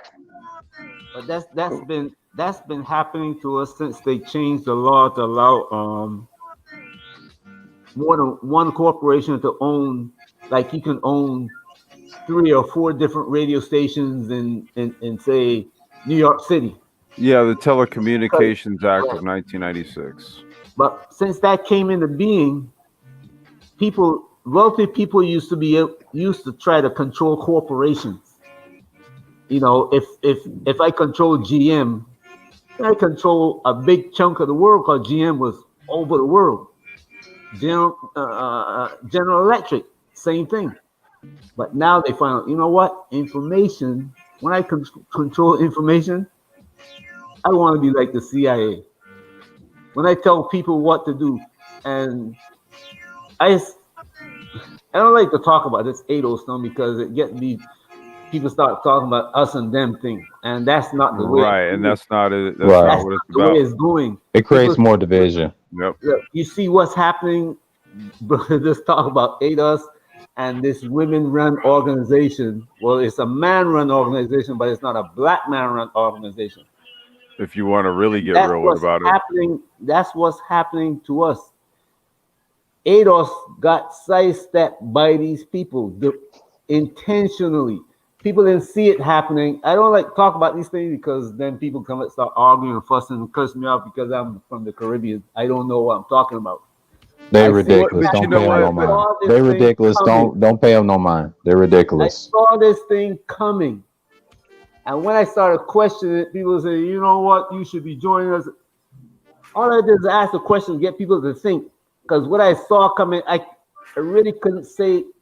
Sometimes you can't tell people things because you get a phone call and you hear this breathing on the phone. You know what I'm saying? That's what's happening. People don't understand what's happening. Black people are being taken over. They're using the women to take over the black community in a way that before they used to use force. Right now they're getting away. They're putting pressure. If you see everything a policeman do is on the raps now. And somebody somewhere is coming out and say you can't do that foolishness. They're still doing it, but it's like when you reach the top of a precipice, as we call it. There's nowhere to go higher, so you got to start falling downhill. Somebody else is there to take your place, and that's what's happening. You know, ADOS got sidestepped, and guess what happened to the argument about reparations? It's out the window. Because it disappeared out the window. Because the women, you see what I'm saying? Somebody coming out and fill the women's head with this foolishness. We can give you a little bit of power, and this. Oops. I mean, man, not doing anything for us anyway. So why don't we accept it? And we're going to fight against them. So that's the problem. They came in and took over while we were asleep. Well, DE, this is why, like, and I don't know, maybe this is just my like, you know, my hard-headedness, right? But I'm a get to the goal type of person, right? Like when I don't know, dude. I'm kind of I don't want to call it. I don't know if it's maniacal or anything, right? It's sort of like why I do the motorsport thing. I like to win, right? So it's like I'll do like some extremely hard shit and then try to win at it, right? And I understand. And what I understand is that there's I can't compete by myself and then win at it. There's going to be people I got to compete against. That's the whole point, right? Like if I want to win, I got to kick some ass. Yeah, but one of the things that is happening, or one of the things that's happening now is like it happened back in the 60s. It happened before then. Marcus Garvey came along at a time when the same type of upheaval was happening in the world. Mm-hmm. Malcolm X came along at the time. Malcolm X and Martin Luther King and all those people came along at a time when there was similar type of upheaval going on in the world. Not to the extent it wasn't like a full blown upheaval like we have now. Right, and this but it is was the still upheaval. So the Black Brain Trust, you got this 20%. You got these, I would say about 5% of black men who are driving the other 15%, and you got 20% of black men who are saying we're going our own way. Well, and that's what has to happen. Well, I was gonna say, but here's the thing, right? Like, and I guess this is where I've always had to sort of contextualize all of this in my head, right? Because I've seen my successes before this YouTube shit, before this, and even with the YouTube stuff, I never got deep into like the whatever red pill, whatever. I didn't come in on that. I came in on the geopolitical, blockchain, all that stuff on BGSs when those conversations were happening back in 2016, 2017. That's when I came in on this, right? So that's always been my MO since day one. And I guess for me, I guess maybe I've gotten a bit of a reputation in this space here as being a bit of a hothead and being someone who's completely dismissive of someone who wants to give me like arguments, specifically hypothetical ones, right? When I'm a number cruncher. Right, I've already seen some successes. I've already taken my lumps already, so I don't care to hear that shit. It actually, like, as soon as I start hearing it, like my skin starts to crawl a little bit. Because I'm like, dude, you know what? We at some point, X, right? Wait. You had Malcolm X who would say, okay, like you, and then you had a man like Martin Luther King. You know, he said, why can't we all get along? Malcolm X says, no, I want my freedom by any means necessary.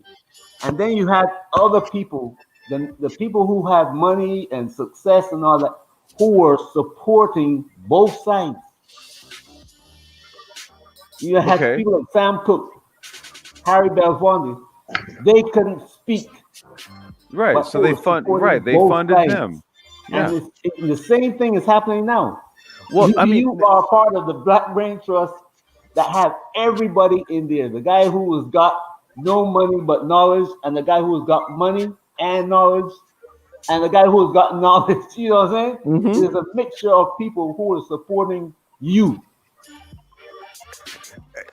But I see. Here's the thing, right? In times of chaos, the times of chaos are also times of opportunity. Exactly. Okay. Exactly right. And so that's where I'm like, I understand that in times of chaos there's opportunity. So because of this, I'm about the opportunity. And that's all I'm about. To that when you finish? Go ahead. No. Hey, you know what? Go ahead, Dr. Phoenix. Get in on this, man. Go ahead. No, I just had a quick question because I just kind of I was over at the brother X's channel because him and I were talking for about 90 minutes for about the virus and all the Oh stuff shoot, that. you were live today? Yeah, no, yeah. So brother X had Oh invited shoot. me last week to come on and talk with him this evening about COVID-19 and some other stuff. Okay. And so I was just doing it with him for the past hour and a half or so. But I kind of came in on this conversation, and I don't know the gentleman's name on the panel, but was there a specific issue with the content or what was being said? That was Christopher. He was well. I mean, all he was essentially saying was that he felt like the content needed to be more. I guess not more in depth. Okay, yeah. I Yeah, was trying to more figure out like that It we're needs to kind be of more at very detailed, foundational levels. more detailed, more what? Because yeah, that's kind of because I had asked him. I said, well, like, so for example, like with the micro transport stuff I talk about, like I said, like how could I be more detailed, I guess, or what? Well, okay, I get you. But no, I I was literally it am. was legit just getting a legit soliciting because he said it. So I was just like, okay, well, like hell, like, well, let me get the feedback then, right? I mean, I did a live stream called "How to Build an Electric Car." I mean, was that not? What more could I have put in, or you know what I mean? So, but then, I guess but what Dr. needs to Phoenix, be more. you come into play here because I don't know how many health live streams you've done, right? So, was there anything that I don't know you could have added?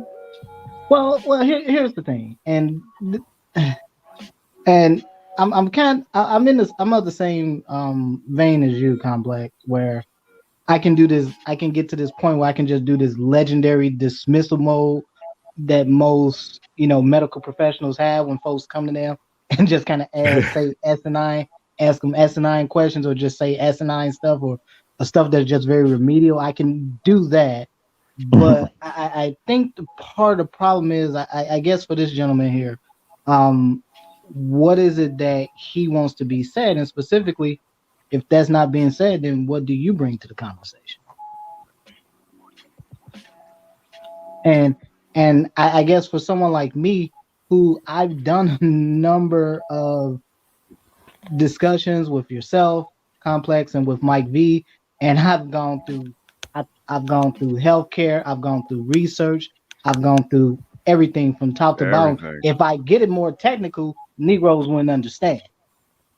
So there is a base level of understanding that I understand that most folks know. Even everybody here is educated, and you didn't have everyone here is educated, has various areas of expertise. So yeah, there are still things that I understand that if I talk about them and I say them in a way, this will go over most people's head. I can use terminology that even people here with masters or above wouldn't even understand, but I don't do that. And I don't do that for a very specific reason. It's because of that. But however, when I do come on and have these discussions, they're extremely detailed. I mean, I can just think back to this time last year. It was like the month of December where Mike V and I had a series of discussions where we talked about health. There was one specific one I had where I talked about maternal fetal health and infant mortality rates. Where there was another brother who's a listener. He hasn't been around in a while, but he's a physician. Came on and said I was practically given an in-service. I can give out CEUs, continuing education credits, because the level of information I was given was something that normally doctors and nurses will have to get. Mm-hmm. So I mean, this is not coming out of my mouth. This is coming out of folks who have listened to some of the stuff that I have said on some of these panels and have praised some of the stuff that have given me praise for some from the stuff that I've said. So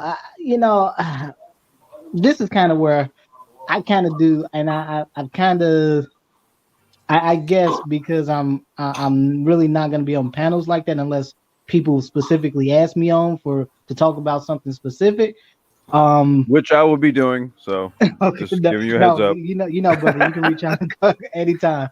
And it's just one of those deals where like I just kind of I got after being in the space now for about a year or so, I just kind of got to go into this mode where I'm just extremely dismissive when folks kind of do that. Because I mean, and there's no offense to the gentleman on the panel, but again, it's everyone has a critique, but I don't know exactly what they bring to the conversation. Well, I think what it is. I think what Mike it said is. something in the chat. Yeah, Mike said you can't offer 900 level discussions to people with 98 class level letters. and again, like literally, if you were to the information I get out, you can go triple check this, double check this, quadruple check this. You can check this with your healthcare providers, and they would tell you if you heard this, everything this person told you was true. Let me But say I've been something. doing this. I've been doing this long before I ever came. Wait, let me say something. Go ahead. All right. Let's just say, going back to Christopher's point about what he believed that the Black Brain Trust should go more in depth when it comes to certain information and not stick to this foundational level. Now, mind you, that a platform like this should already have 50 to 100,000 subscribers by now, right? Now, right. Imagine if the conversation just sticks to this in-depth, more advanced level. Imagine how even smaller the subscriber base would be. Because what's going to happen is that if the conversation just sticks to getting deeper and deeper in depth, and there's no foundation, there's no beginner's level, people are not going to understand. And you got to realize that every day there's someone who is curious and who wants to learn and who's interested, right? But they have to start at a beginner's level. Mm-hmm. So so to a degree, you're going to always have to start at a beginner's level when it comes to these conversations, because you're always going to get new people coming in, and you want to get new people coming. And to add to that, there's things happening in the planet that also might affect. It's like take for instance the COVID thing that we're going through now, and the coding and everything in electronics. Like you were talking about the hotels now, you no longer have these service people, so you get people who come into the conversation on Black Brain Trust who have no knowledge of say something going on in China that's going to affect their life 6 months down the road, and they're unprepared for this. And when they come to TVBT and hear this, they go, man, I never heard that before. So they go and research it, and they hear somebody talking about coding. So they say, you know what, maybe I can do that job. Let me check. I want to go back. I've been thinking about going back to college anyway, so I should get into that, or I should. Hearing Dr. Phoenix telling me, I'm actually going to medicine, or I hear complex and damn, that's a good idea. I have to have my own business. So you are talking to a whole, my brother just said, you're talking to a whole, not just the people who on the panel or in the chat, but the new people who are coming in. Well, I just also want to add really quickly that, many of the discussions that, for example, this time last year, Mike V and I were having, he's absolutely correct with his statement in the chat. The problem is that if I had to put a dollar amount on this, if you went to you would have to go well up the class number to get to the information that I've just kind of given out in passing here. You would spend thousands of dollars a semester just to get some of the basic information I've given out. I've done whole discussions breaking down how the COVID, how this virus infects human cells. You would have to go take a damn genetics course and a microbiology course to go get that, understanding. And you would go spend thousands of dollars a semester taking those courses. And again, I think for the problem that I kind of have because this is not the first time I've kind of heard this point get levied at the Black Brain Trust before, because this was the whole reason why I started coming on these panels in the first place, because this was the only platform that was discussing 21st century issues and trends with Black men. Yeah, you got Black men out here that are medical doctors that are on YouTube, but they talk to a wide audience. They're not just talking to Black folks, and truth be told, most of their subscribers aren't even Black. Yeah, that's the point, Dr. Phoenix. Yeah, this is aimed specifically at Black men. Yeah, and so again, when I come on these panels, and I've gone through how to get into various healthcare professions. Brothers want to get into nursing. Brothers want to become nurse practitioners. Brothers want to get into research. Want to become scientists. I walked through that whole process. Mike V and I did that all December last year. So so this goes back to why I said why I couldn't do no more conversations about this now. If obviously the Brother Complex want me to talk about, so he has some specific things he would like me to talk about. No problem doing that. But this is why I don't do that rehashing thing. And this is kind of where where I kind of start to get sort of this more legendary healthcare provider, Black folks get that complaint. Oh, well, they just dismiss what I said. This is where I started to get really dismissive, because this is the part that kind of really annoys the hell out of me, to be honest. I want to add something real quick, because I think there are a couple of things that are going on that it's so funny to watch, man. Smart brothers, smart people in general. There's actually, you can Google it. It's called the Dunning-Kruger effect. What it basically means is that motherfuckers that don't know nothing don't know that they don't know nothing. People that do know a lot know how much more there is to know. So stupid people actually overestimate their abilities and their judgment. Smart people actually underestimate their abilities and their judgment. And I think for every one of you cats on the panel, if I could just pick a number completely out of my ass, it's probably 10,000 people who are listening, have listened, will make changes, not wholly based on the information that you put out there, but at least it'll be a valid data point. I can tell you right now, I've been listening to this podcast probably, I don't know, man, like a year and a half. And I can absolutely guarantee you that one of the reasons that my Black ass lives in Taiwan right now is because when y'all was having those discussions when the pandemic was first starting, I was like, oh, hell no. Because if you a Black man and you intelligent and you upwardly mobile and you've made like a successful space for yourself, you kind of alone. And you be thinking to yourself, man, am I crazy? But when I heard all of these brothers from all of these different walks of life, and not just with like stupid ghetto opinions, but fact-based opinions on their experiences and on their areas of expertise, echoing some of the things that seemed apparent to me, I was like, oh, hell no, man. It's time to go. Look, man, to this date, since our inception, I'm looking at just the page here, 304,865 views. Yeah. So, I mean, not to toot my own horn, but probably about 10,000 or so people for all the cats that's like in the live stream and in the panel. Because listen, that's how the world works. For every 20,000 people that say something, there will be one person who does something. Period, point blank. And that's why the people that do things are the ones that rule the world. What's going on, Mike? What's up, Happy Mike? New Year's, brother. Greetings, Mike. To the chat, man. Happy New Year, man. Yeah, Happy New Year to you, brother. What's going on with you?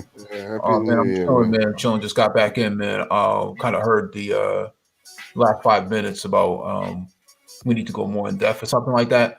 I think a lot of people don't understand the amount of effort it takes to actually get these live streams up and going. The dockets that need to be created and the information that has to be researched before we present it. We don't just pick up anything and just put it out there. We actually have to research it and trade notes and actually coordinate that type of stuff behind the scenes before we can get the live stream off the ground. And then getting the live stream off the ground is another piece of work in itself, and coordinating the timing and everything else, the West Coast and East Coast and things of that nature. Yep. So it's not that we can't go more in depth. It's the purpose of the platform is different than what someone may be trying to interpret it as, right? It's an athenaeum, so to speak, right? An athenaeum is more like a library, but more subscription based, right? Of science and literacy. And so we practice everything in here and we model everything out so that if we ever have to hit the ground running, we already did our due diligence going, prior to even touching down on the ground. A lot of people haven't really done that yet. A lot of things that we discussed, a lot of people haven't even thought about it themselves. We were talking about UBI long before anybody else even knew what a UBI was. We were predicting, startup valuations of certain companies and certain unicorns and things of that nature long before anybody even knew that the industry even existed. No one was talking about microtransit, 2 and 3 years ago. We were already talking about that. We were already talking about legalization of cannabis and the social equity platform that goes behind it. We were already talking about guerrilla farming long before we even knew what guerrilla farming was. Mike, we were talking about how Apple needed to buy Tesla, only for Elon Musk to tweet just a couple of days ago that he was trying to get Apple to buy Tesla. Yeah, you almost think that he was listening to us, bro. Yeah, I think a lot of great minds think alike. And, we were talking about Amazon buying Sears quarters before that was even announced, before Sears even closed its doors. And so we were already predicting certain movements in the market and certain trajectories and where the market was going to go before anybody else was even talking about it. We have professors that are subscribed to us from different universities, Northeastern University, Tufts University subscribed to us. We had Vivian Ibrahim, who saw us on Twitter and said the stuff that we were talking about, nobody in social media was talking about it in Black social media. Nobody. So I don't know how much more in depth we need to go. I mean, we did the tech talks on Saturdays. A lot of the mentorship work that we were doing. We went really in depth on COVID with Dr. Phoenix. Thank you to Dr. Phoenix for actually contributing. A lot of his knowledge there. Nobody else was in the space talking about it. When we were talking about it, people was talking about it was fake. We were talking about it in December 2019. It's December 2020, and guys are still saying it's fake. The geopolitics as well, too, Mike. It's funny you said that, Mike, because I was just at the Brother X's channel about an hour ago, and he brought up when I came on his channel back in was it February of this year, and I was telling him that expect this virus to mutate. He said, "I'll be damned. Here we are 10 months later, and the damn virus is mutated." They just got in California. They just found that mutation in California. Yeah, we were just talking about that an hour or so ago. And Colorado, channel the UK about one. COVID, the mutation that they discovered in the UK. They found a case of it. They found cases of it in Colorado and California. And he said, "I'll be damned, man. You were talking about this earlier this year, and here we are now." And I said, this is sort of the nature of viruses, and certainly viruses like the current one. And again, here's the problem. You got shout out to the brother Johnny Blaze, because he's in the chat as well. Here's a brother that teaches radiation physics, and the average Negro can't do algebra, so they can't even do algebraic based physics, let alone getting to the point where you understand radiation physics in terms of radiography and CT imaging and MRI. And I mean, so again, you got brothers on here that talk a lot of highbrow stuff, but you do have to break down some very complex subjects into some very, very simple bite-sized pieces that people have to eat. Yes, it can be dry. And again, I don't the talks that you guys were doing every Saturday with the IT talks, it don't get no more basic than that. You literally got brothers on there, got contracts that are recruiters, got contracts, brothers sending them emails. You got brothers coming on panels. They're getting in person, live. You ain't dropping $1,000 an hour to pay somebody. If you had to, you'd just be spending 3 times as much if we were white. Mm-hmm. Mm-hmm. So I don't know how much more basic it has to get than that. Yeah, I mean, we were probably the only ones in the space talking about teleportation, telepathy, space mining, and we were talking about black holes and the impact of it, and putting robots on different planets and telescopes, building our own telescopes, building our own satellites, Q-based satellites. We were talking about that stuff, 1-2 years ago. 2019, late 2018, 2019. And I was talking about brothers why brothers, some of the major reasons why brothers should be moving to healthcare professions, and how you can practically the sky is the limit. You can go over to the continent, you can go into Africa where they have a serious deficit of healthcare, of not just really providers, but really the infrastructure. They don't have hospitals like that, but yet somehow they've been able to manage COVID a hell of a lot better than we have here in the States. Just saw a video on that, like how they were just basically saying that out of every place on the planet, man, Africa has largely just been kind of cool on all that. On that COVID that was talk. a conversation that the brother X and I were having a little while ago. Yeah, the thing about these discussions is that that's how I got invited to the continent.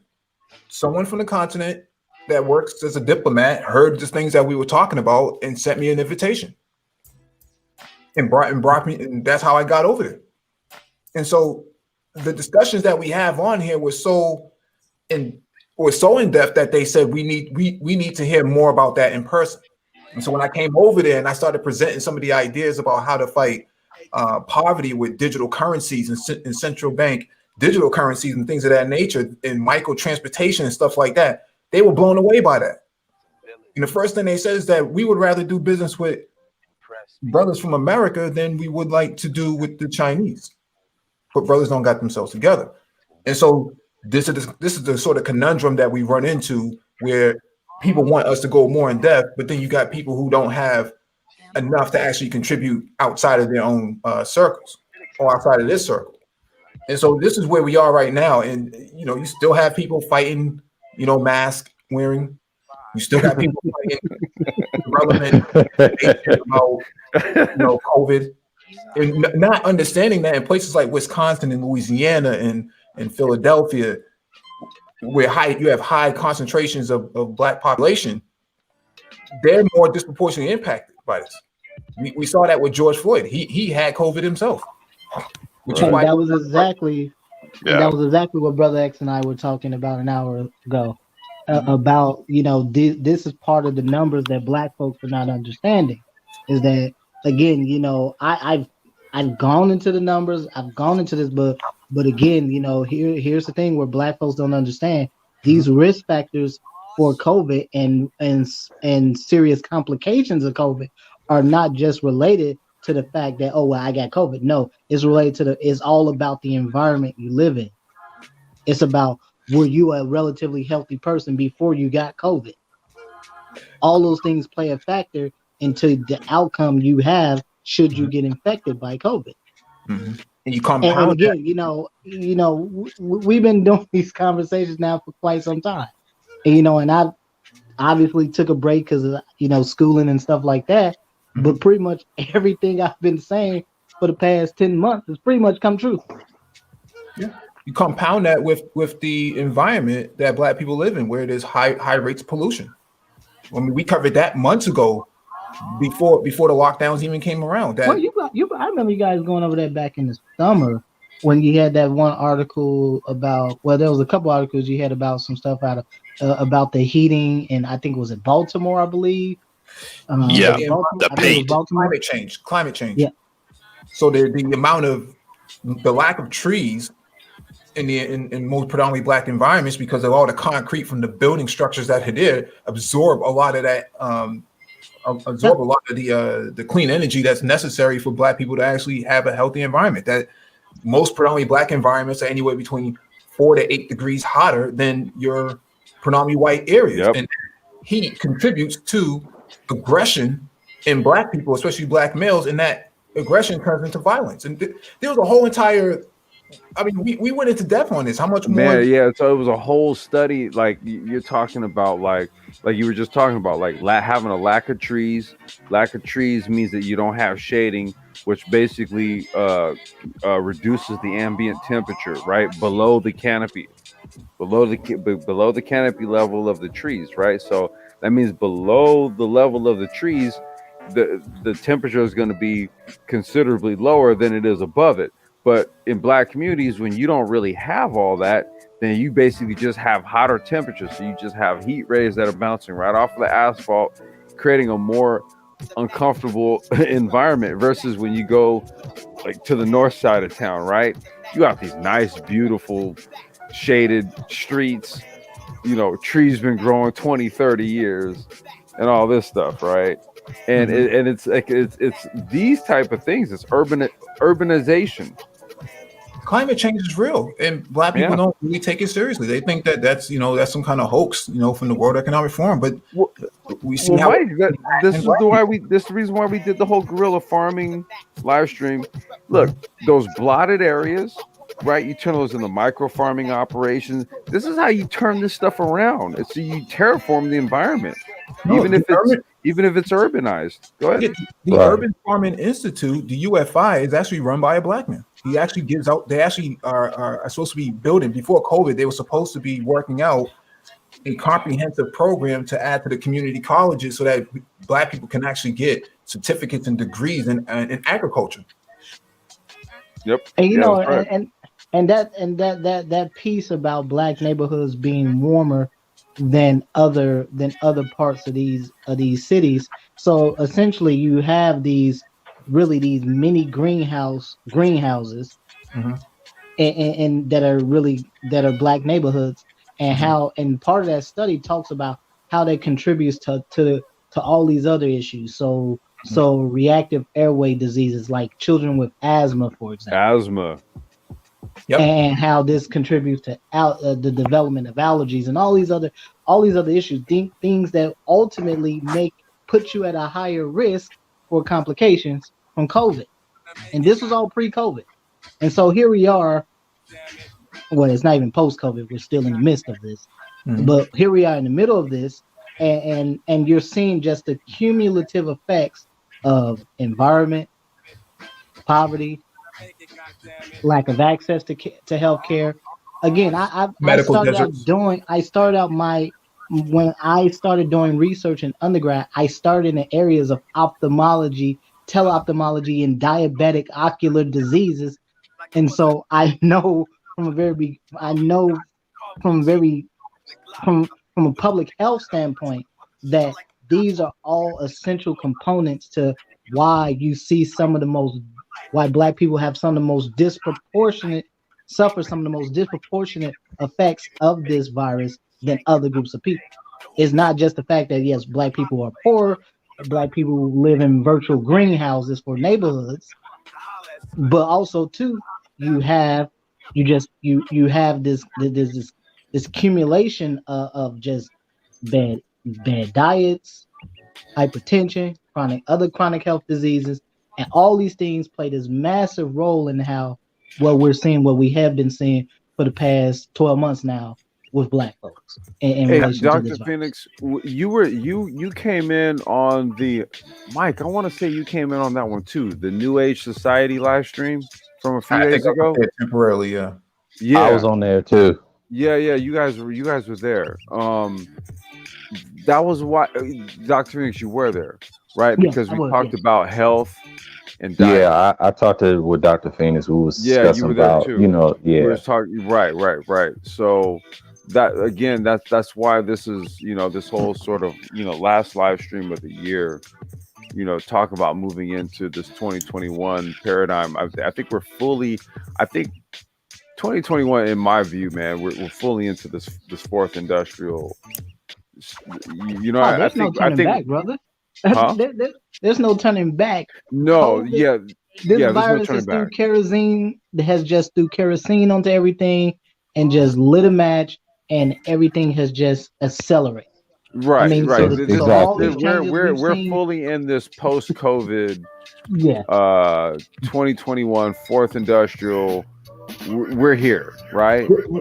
We're in the impact phase, right? The major fallout is already taking place, but obviously the pandemic isn't over, but the hard hitting part of the pandemic is already taking place in the summer. So going back to what Dr. Phoenix was saying about the environment, taking into consideration all these highways and trains and vehicles that pass through these environments that create all this PM2 sort of particles that's in the air that trickle right back down into Black women who are pregnant and nursing and carry all that type of stuff into their fetuses and things like that. I mean, environmental reparations is a ripe discussion. That's something tangible that you can actually have and you can redress your government about. City, state, and local. Well, yeah, especially when they, when you purposely, geoengineer your communities, right, to such an extent where you run the majority of, say, like heavy traffic through a certain area, because that, i.e. trucks, for example, right, they give off high pollutants. So you keep that stuff out of certain areas where those trucks are mandated to not even be able to be operable, right? But in other areas, actually run them right through there. What they done here is that they've changed it so that trucks can only come between 11 p.m. and 7 a.m. And that would be that would certainly help to alleviate a lot of the issues. But it was something that that was actually kind of interesting. A couple years ago, I was in Atlanta, and I was in Alpharetta, and I'll never forget. That was the first time I'd been in that area in many years, and I never forget just driving through that area. And I think I was staying in like a Marriott or something like that at the time. I know where that is. Yeah, I'll never forget just driving through that area. That had to been one of the cleanest goddamn suburbs I've ever been in my life. Yeah, it is. It is. So listen, that's a tech area though. A lot of Indians live up there. New. There was not a damn crack in the damn road. There was new trees. Gentlemen, everything. I mean, everything was. I literally lived in Alpharetta for 10 years, and the brother ain't. I mean, it's 1,000,000,000% true. Wow. I can actually put up videos of the city center. Like, I used to joke with my son that it looked like one of the areas in Fortnite. These places are they're immaculate. Yeah. They look like pictures. The Fry's Electronics is still up there. The Fry's Electronics. Oh, no, let me tell you something. Yeah. I go there all the time. So Fry's is still up there. Fry's, when you walk into Fry's, so of course I got to caveat this with the fact that I wasn't walking in no stores. But the last time that I went into Fry's, like, it's crazy. They going through the same thing that Circus City did. So the Fry's that was off of exit 7, Gonzo, don't exist no more. Yeah. The Fry's off of 11, just north of Walmart, still there. I love that spot, man. Like, you can walk in that spot anytime, day and night, pick up 2 or 3 things because they got so much good stuff over there. But I think personally, micro communities, because like I said, I lived in Alpharetta for 10 years. They built this micro community called Avalon. Yeah, man, holy crap! Isn't there an Avalon? Is there a second one too? No. Yes. No. As a matter of fact, they did build one off of Exit 12, Ronald Reagan Boulevard. I forget what they call it. Okay. But so check this out, man. I fully believe that type of community you will see a lot more in the future. Once like broadband becomes more widely distributed through the services that you're able to obtain from freaking space, and manufacturing becomes more widely distributed through like mini manufacturing. Yeah, we were talking about micro factories just a couple of days ago, remember? That makes small communities like that viable. Now, Avalon. Now, I live in Alpharetta, right? Like, it's a nice place. It's beautiful. It's immaculate. It is These a nice cats at place. Avalon. Yeah, you're talking These about cats at houses. Avalon. You're talking about houses in the South. Just to give people perspective, that what $600,000-$700,000 on average in the South. Yeah, it's Bro. the nicest place in Fulton County. Period. Besides Atlanta, I was you know. teasing my wife when we were first looking for a house, asking her if we got slaves with the house. I mean, Oh these shit! Oh yeah, you're talking about. Oh, these houses are what 3,000-4,000 square feet, Oh, finished my God. basement, It's ridiculous. I know. home theater. Yeah, no, like I was And in that area a couple years ago, man. And the reason I brought it up to Mike V's point about the environment and these neighborhoods, like that, what I saw in Alpharetta a couple years ago was like the perfect model for how you do a community right, because it gets a lot of traffic because it's right off the highway. But you know, it It's was in North Fulton. Yeah. it was just like the most. I mean, there were no damn cracks in the roads. I mean, you won't got to worry about blowing out your tires, jacking up your rims, and nothing like that. It was. I mean, the ground was. There was not a piece of trash to be seen on the ground. I mean, it was everything was like. It was so like, check damn, this it out. was. I've never. That was When the first time I really we seen first something moved that there, well developed like that. so don't let them fool you. It's always ever about money. When we first moved there, that place did not exist. I remember when they started clearing the land that Avalon currently sits on. Number one. Number two, in Atlanta right now, they are going through a gentrification. Oh yeah, I Where saw what they were doing Yeah, they downtown are. They at are. at Georgia State. What they did what they were doing downtown because I was down there as well in downtown Atlanta at at Georgia State University. Oh my God, they Wow. they threw so it's insane, man. The kind of money I that's being actually thrown went around. through that as a child. My uncle made his first $1 million because my family's from Chicago. My uncle made his first $1 million by renovating old factories in areas that were being What part of Chicago you from? gentrified. Gentrified. Yeah. Okay. 53rd and Kimbark. So Oh really? You said 53rd and Kimbark. Woo. yeah, it's gully like that. So, Yeah, but yeah. what I used to do, because I was a kid, like a kid can't think of nothing Hey, to do real nothing. quick, I real used to quick. swing this sledgehammer. Hey, Happy New Year's to everybody on the East Coast. Yeah. I'm over here in the East. Yeah. Happy New Year's Yeah, to it's you. midnight, Happy man. New Happy Year. New Year's to all the fam and folkers on the East Coast. It's 9 p.m. Pacific It's Central 12 Time. a.m. over here. Yeah. Yeah, it's 12 there. Midnight. So, Yeah. you know, In It's go ahead Georgia. and 11 announce a.m. for the It's 11 p.m. where I'm at. So, yeah, folks on Happy the New Year's to in everyone. Central. Yeah, go ahead though. I think we lost the other brother. I think we lost him. Paul, we lost and he dropped out. He was about Paul, to wait, discuss about wait. He went alphabet. back to the future. Hold on. I think he went back. He went back to He was about to discuss Alpharetta, the city and all that stuff.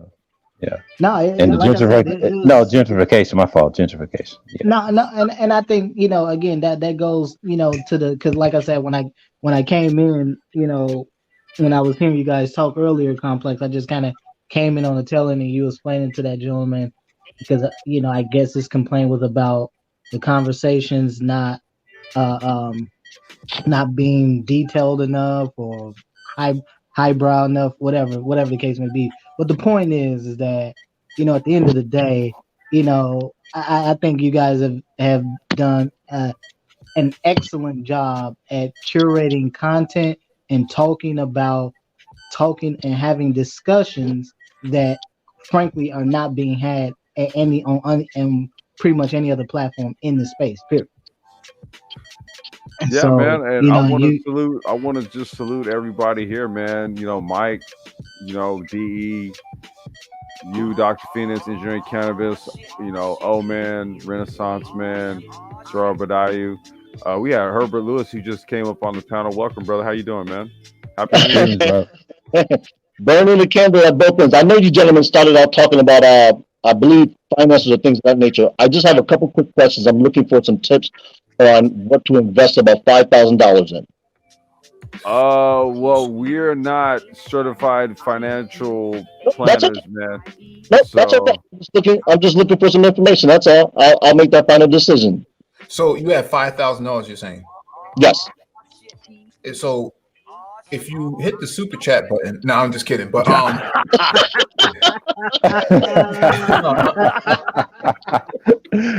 that cash out. what exactly are your passions versus what do you consume, right? Sometimes for me, I think what I see what a lot of black people do with money is that they, at least this is from brothers, man, they brag a lot about North Face and Timberland and things like that, but they never really buy the stock. They don't own the stock, right? So I always say if you're going to invest money, make sure you buy stock in things that you already consume. No, and to what you're saying, yeah, I'm not a brand name shopper. Well, this is what I'm looking to do. Let me lay out my plan. Financially, in terms of my job, I'm okay.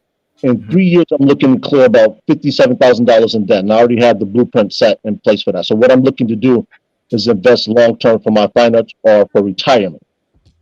The job prospects that I have include me doing armed security on a personal level, and hopefully making a jump into corporate security as well. So I'm 49. I'll be 50 this year. I can say that now because I just turned 49 in December. So I'm looking to invest that to get going, because that's in a 401k that I haven't touched. In all honesty, I probably should have started investing that sooner, so I could have got a bigger return sooner, or at least started to get the return on it sooner. So that's what I'm looking at. I'm just looking, to start amassing some type of money with that. Put your money into the continent is my advice. All of it? No, not all of it. Don't put all your eggs in one basket, but put your money into the continent. Armed security, high security, that's really big over there right now. When I was in Joburg back in March, they had armed security just about everywhere. Crime rate was pretty low for relative to the population. So you saw a lot of guys out there with AR-15s, in private security offices, roaming around. So I think there's going to be a lot of opportunity that comes from the security aspect, but I also think depending on what your background is, like for example, I'm in IT, cybersecurity, right? I look at the continent and there's a lot of opportunity over there because there's less regulation over there. Telehealth and telemedicine. Plus, like that. Gentlemen, I just wanted to contribute real quick that give me a moment. I have to step off for a second. Wait, I'm sorry. Say that again. I think one of the members was just stepping outside real quick. That's me. I'm stepping off for a hot minute. Oh, okay, you're stepping off. Hey, Mike, go ahead and hold it down, dude. I got to run a quick errand, bro. So I just want to put everybody on point to know that, I mean, of course, it's no certainty, it's no prediction, it's no whatever. But I think that that investing in stocks at this moment in time carries a higher than normal degree of risk. So as you diversify your portfolio, be very careful, especially if it's in the space of index funds or anything of that nature. Be extremely careful, man, because it's extremely likely that correction is coming. So yeah, I agree. Yep, if you know how to do it, bet against the market. I was going to quickly add to that. I was going to add it. If you believe truly in correction, you may want to look at things like the VIX or options if you have a specific stock you're focused on. But make sure you know what you're doing, because option trading is risky. Man, let me tell you something. I think option trading is part of the reason why the stock market is in the shape that it's in. Now, I think on the face of it, people would be like, what are you talking about? It's at 30,000. It's the strongest it's ever been. Come check back with me in 6 months. Yeah, you got to look at the fundamentals under all this stuff and see what it's looking like. I think and those leverage buys on options, man, that's a casino, dog. Like, and they talk about it in believe this. In 10,000 in increments of 10,000. Like that's the minimum on options trading. Man, let me tell you something. Oh God, no, no. But you know, for others, if you have a high degree of certainty in Risk your tolerance. investment thesis or what have you, or risk tolerance, or if you just got straight up 7, 20, $50 million in the bank, options ain't nothing to you. To me, no, no, thank you, sir. Yeah, but look, the Irish brother.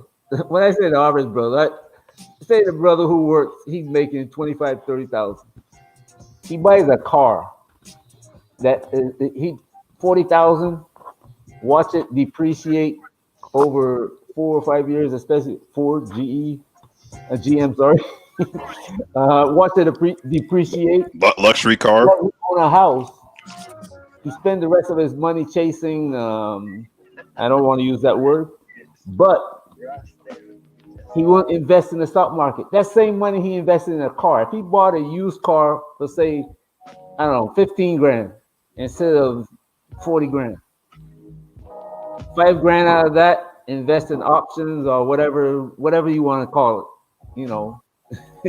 But gamble 5,000 on the stock market. His stock market investment is going to go up, and he's going to make money from the stock market, lose money on his car, and he's definitely going to lose money doing the other stuff.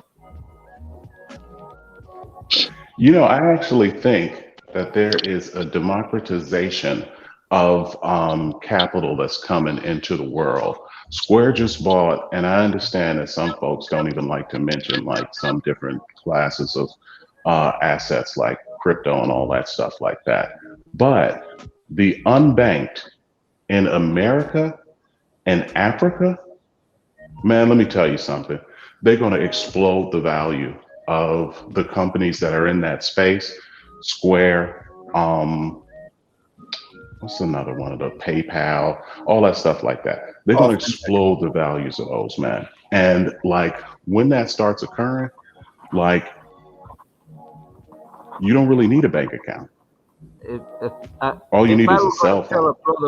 If I was going to make a suggestion to a brother right now, like you, who have a knowledge of computer learning and creating apps or whatever the case might be, create your own business that money flows through. Like, say me, I want to buy something. You have an app I put on my phone using your banking app. That's the kind of business that is exploding in Africa as we speak, especially in Nigeria. Nigeria is the lead in it right now. In and Africa, the rest of Africa is trying to catch up. Yeah, in Africa, there's 600 million people that are underbanked or unbanked. 600 million. Yeah, I was going to add, when you start talking about industrializing that area of the world, you don't even have to be on necessarily cutting edge of technology.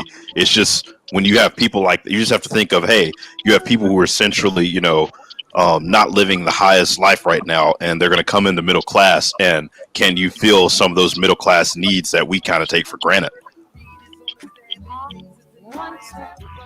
So here's what I see happening, and I got a very high degree of certainty. This cat named Jack Dorsey owns Square, owns Twitter, owns a couple of different things. He just put 1% of their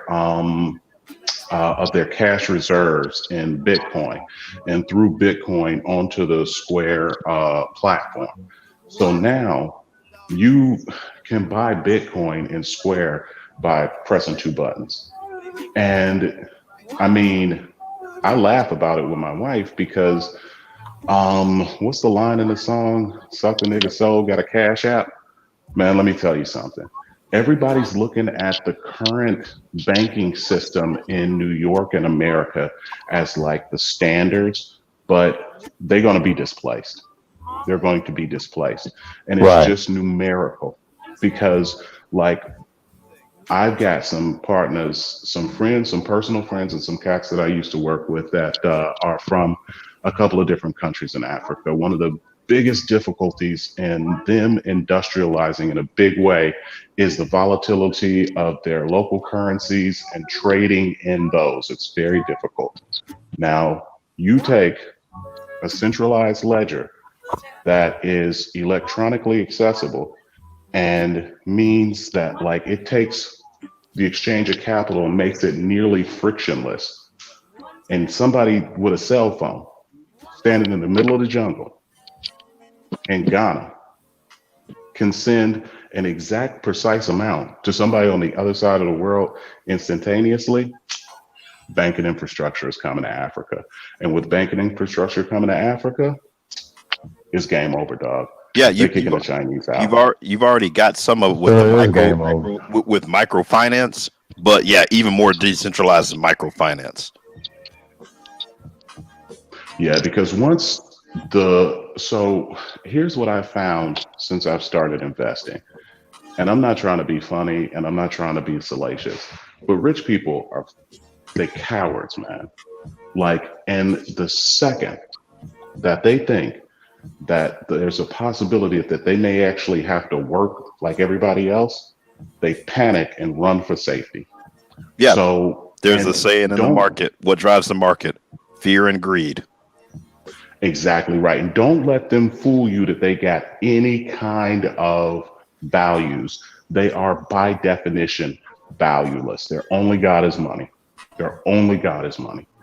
And exactly what's going to happen is what happens when the first Jack Dorsey, the cat that owns Twitter and PayPal, had a trip planned to Johannesburg. He's getting ready to start lighting up that infrastructure. As soon as they see the return on those, they're not walking there. That's where they are going to sprint. So yeah, you could. I mean, it's and it's kind of the scramble for Africa part two. Just not it's just more of an industrialized level. Yeah, it's tech colonialism. But the thing is, yeah, Jack Dorsey already moved to the continent some months ago. I'm not sure if because of COVID he may have come back, but you know he's working on a black Twitter, a black version of Twitter. From the article we covered about him, based from his own mouth, he's working on a black version of Twitter because there's 1 billion people on the continent. It's a whole entire market to itself, something that hadn't been seen before. Plus, there's no regulation over there. And so when I was over there, I was advising some of the diplomats about data security. You know, how do you manage 1 billion people on the continent, you know, from a data privacy standpoint? And how do you because there is no Fourth Amendment on the continent. There is no right to privacy over there. It's wide open. And so for all these companies like Google and Facebook and Twitter and whatnot, that you know, they're rubbing their hands together like Mr. Burns. And so they can't wait to get over there because that's a huge market. But my advice to all the advisories and the ANC and whatnot is that you have to come up with good regulation that allows Black people on the continent to engage in social media and fourth industrialization without getting robbed for all of their for their personalization. Yeah, their personal information. Right. So my thing is, if you want the likes and the interest of those people, then you have to actually compensate them through tokenization. Right. So there needs to be smart contracts in place that say, if I hit this like button, if I follow this person, you can only sell me advertisement if I agree to this. There must be a smart contract established between the two, and that sort of bi-directional relationship. And so they haven't really thought about that. If you can put $1 into someone's pocket just because they follow somebody or they got a like or something like that, and you want to sell them advertisements based on their personalization and likes and things of that nature, that's a win-win for everybody. It's a win for Facebook, it's a win for Google, and it's a win for the people on the ground because they get compensated for all their followings and things of that nature and using up the technology. I don't see that we can't go wrong with this, but if you just have it wide open where you have these big tech companies just flood into the continent and just pushing ads everywhere in ad space and things of that nature, and the people on the ground don't benefit from it, that's not good policy. Yeah, imagine it like data mining, right? I mean, because that's essentially what it would be. But imagine like how on the continent you have like the De Beers Corp, who just has a complete monopoly on just like mining diamonds and stuff, right? And you basically get slave labor and an entire market, right? So data, it's much in the same way what Mike's talking about. So you go onto a continent that's new to data infrastructure, and you have this whole entire continent of people that you could just basically just harvest data from. Okay. And it's sort of like, if you're going to start off doing that, you may as well go ahead and put something in a place where they get compensated for it. They have to be compensated for it if they're going to be unbanked. They have to. Hey, Mike, I had a question, or anyone else who may know the answer to this. I know, when you start looking at cell phones and things like that and technology, African resources play a big role in all of that. With essentially, that the continent industrializing and coming into, a middle class lifestyle, is technology still concentrated where their resources dependent on the continent to support that, or are they moving to other materials and the hardware? It's still technology.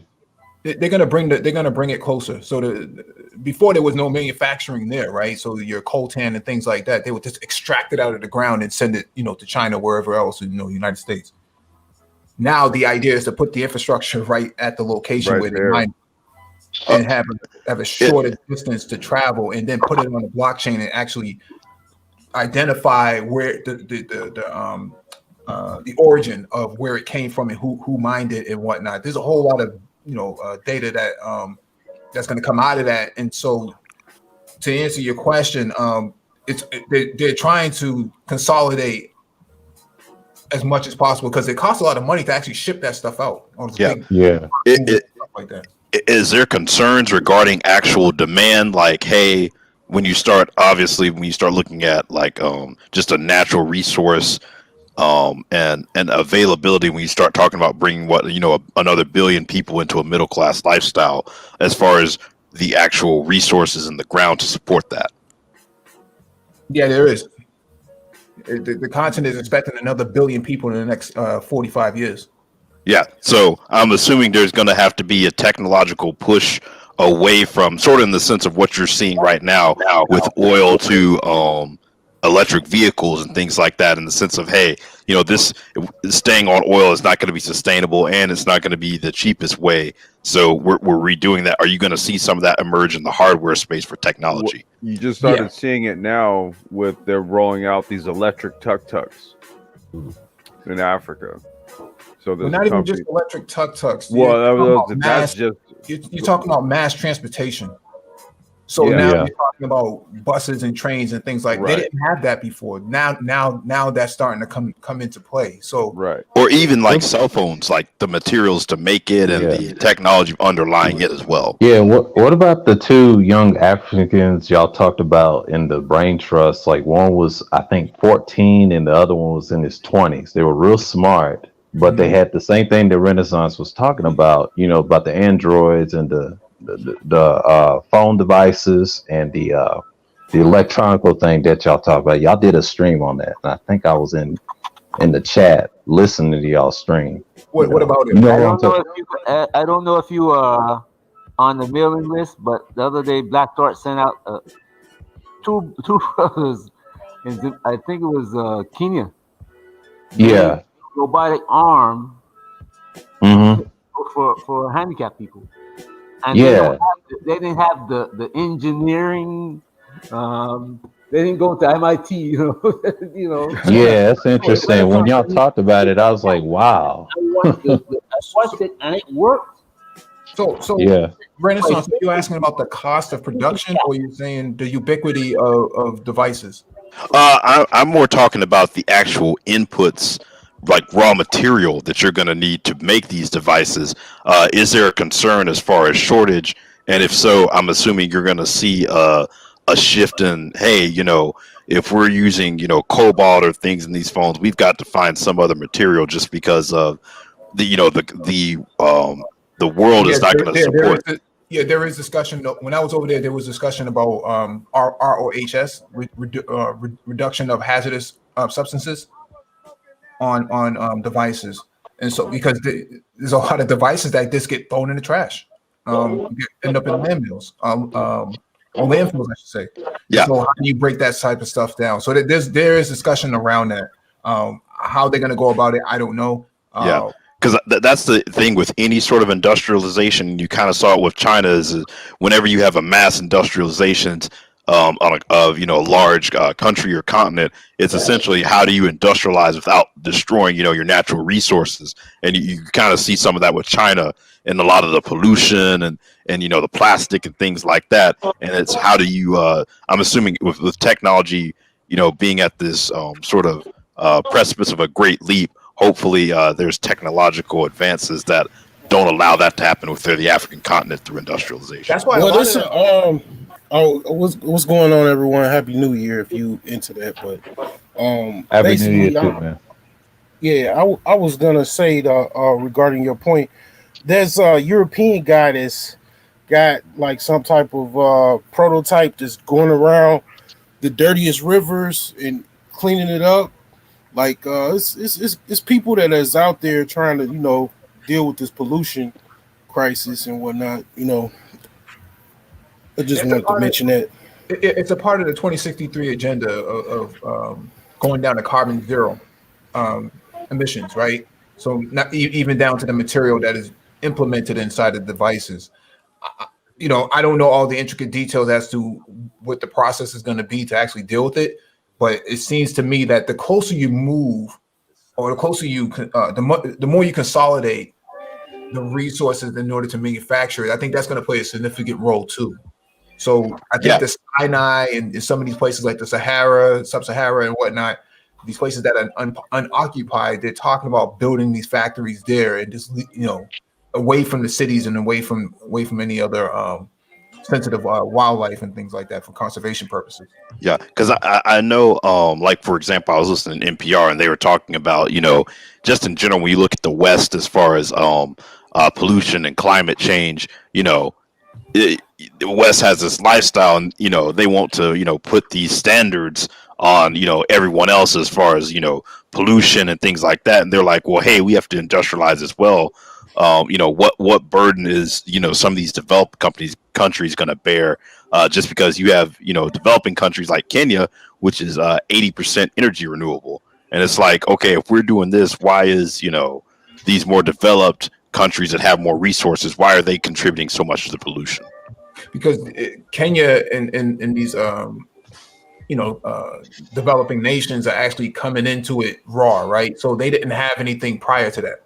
Whereas the United States has always had infrastructure at least 60 to 75 years prior to, any of these developing nations have ever had. So they're still running off of a lot of the fossil fuels and archaic sort of infrastructure that needs to be replaced. Like right now, there's a 35-year project just in the state alone to replace all of the lead pipes in the ground. Yeah. You run into things like that, aging infrastructure, like lead pipes. The big thing for asbestos, stuff like that. Yeah. And that's over there. They leapfrog that. They don't have to worry about POTS, right? Plain old telephone services lines and stuff like that. They traverse that with 5G. No need for laying down all of the old framework that the West has already done. No, we can skip around that. What about telephone poles? You don't have telephone poles. You have electric lines that right above the ground. Yeah. Right. So you do have that, and you can leverage a lot of that, for fiber. No need to dig up the ground. Okay. Fiber on top of the poles. Right. So you cut down your time for development rapidly. Like here in Massachusetts, it took 10 years just for them to lay down fiber on 95 north and south. Wow. Because they had to dig up the ground and they had to get the contracts and the permits and stuff to be cleared. But over there, for them to lay down fiber, it's just a matter of finding the right area to actually lay it down. There is no regulation for them to actually do it. Okay. Still got the big dig going on up there, Mike. Oh man, that tunnel always had water in there, man. I'm not sure what's going on. I remember one of the ceiling tiles fell on somebody some years ago, man. And Mike, I wanted to add on to that, dude. Like, in addition to that, You're also leveraging your satellite internet infrastructure, your satellite communications infrastructure, like your Starlink, right? So you've got your terrestrial communications infrastructure. You also are going to have like your airspace based communications infrastructure as well. Okay, we talked about how to build, you know, how to build like transportation infrastructure embedded within the environment, right? Without completely terraforming. Like this is how you kind of get that kind of Wakanda esque type of environment where you're integrating the technology with the environment. Right. Right. I mean, they got some ways to go because COVID has set them back, a whole entire year. Oh, year, can lead to 4 to 5 years of development gaps. So, there's a recent video about Paul Kagame building Wakanda outside of Kigali. This is the mindset that they have going in over there. So they're not even looking back. They're just saying we got to keep progressing forward. Here. You try to have the same conversation, and then people are pushing back and saying, well, Black Panther was just a movie. And I'm like, yeah, but there's some things in there we can actually, adopt, some of the ideas. Art influences the culture. Yeah. Yeah. All of the technology that you saw in that movie already exists right now. That's the exactly. Yeah, that's the kicker right there. Mm-hmm. Yeah, I was going to add too, Mike, when you were talking about the deserts, that may not even be, nothing out there, because I was seeing like China was growing vegetation in their desert. They had figured that out. Well, China figured out how to pull water out of the ground, out of the desert. That's how Gaddafi was able to did that in Libya. That's how he was able to develop his country. The Chinese figured out how to extract water out of the desert. Yeah, they have the Green Wall initiative. I don't know if y'all talked about that. They have the Green Wall initiative. We'll talk about that. Yeah, in Africa, in sub-Saharan Africa, basically. Mm-hmm. So I don't know where they are with that, but they, trying to plant trees to fight a lot of different things, as well as feed the populace. But definitely Africa is the play. It's the move. I'm African and African American, which is an oxymoron to me, but I just don't see how anybody just look at it just from Ethiopian coffee. I mean, go to Ethiopia and establish business with a local contact to get coffee over here. You can make, hand over fist because you got a unique product that only so many, companies are tapping into. And you could just make money. And it's like Black people have all of these problems where they just have roadblocks in their mental to try to go over there and actually just travel because of all of the schisms with that they really just need to sit down and have couch time with. It's just a lot of people passing up these opportunities. You got Europeans and Americans going over there every day. Yeah, I just think that, there's a lot of things that we could be doing here as well. We don't have to necessarily fly over there right immediately, right, because of COVID. But when you really start looking around predominantly Black areas, you look at the environment, you're like, in reality, we are behind, right? Mm-hmm. There's a lot of infrastructure gaps that we've identified on here, but things that have not been fulfilled. Yeah. Yeah, I was going to say, even Mike, even post COVID, the whole thing, this is a decentralized platform, and that's only going to grow in the years coming, in the sense of, hey, if you got guys with skills who you can't get to pick up and go over there for a few months at a time or live over there permanently, the world's only going to become more interconnected. No, they already started getting out citizenships this year. There's a video from Paul Kagame saying anybody who wants to come help, we'll give you citizenship. And where is he at? Because I'm not really familiar. I've heard. Okay. Yeah, and I was gonna say I can't remember what, but I was watching a documentary. You had a bunch of basically, I guess their parents moved to Europe, and you know, their offspring, their kids, you know, young, educated, technically Europeans, but moving back to the continent, wanting to try to basically help the development as well. Yeah, because they take their money over there, right? I mean, you take 100,000 British pounds or 50,000 British pounds or euros over there, you're a millionaire. Yeah, leaving the UK. Yeah, get their education and leave the UK. And you know, I get the vibe. Some of it's cultural as well too, of just going back home. Well, that's a part of when we were kind of talking about this whole sort of globalist sort of digital nomad, where we're connecting business interests in not here, continent, Caribbean, Americas, right? So it's like a triad, right? And part of that is having your money flowing and establishing through these key areas. Okay, so that's part of the deal here. That's why we have to really start being intentional, strategic, in terms of that whole scenario where we used to talk about back in 2019, where it's going to be a few of us going to go meet with some people, and we're going to have a briefcase. Okay, and with that briefcase and that meeting, we're going to iron some shit out. Okay, and in that, we're going to talk about, hey, look, I'm going to need citizenship to kind of come back and forth, right? And if I'm gonna be doing that, I'm also need to have some bank accounts established so that I can come here. When I get here, I got money that I can spend over here, and I'll take money from over there and put it over here into your banks so that I have something to spend over here. But me taking this money from over here, putting it over here, stacks your bread, your banking institution bread. See, so. There's a caveat here. The citizenship is for you to live there, not to travel back and forth. The assumption is that you're going to be there for a set amount of time, 5-10 years.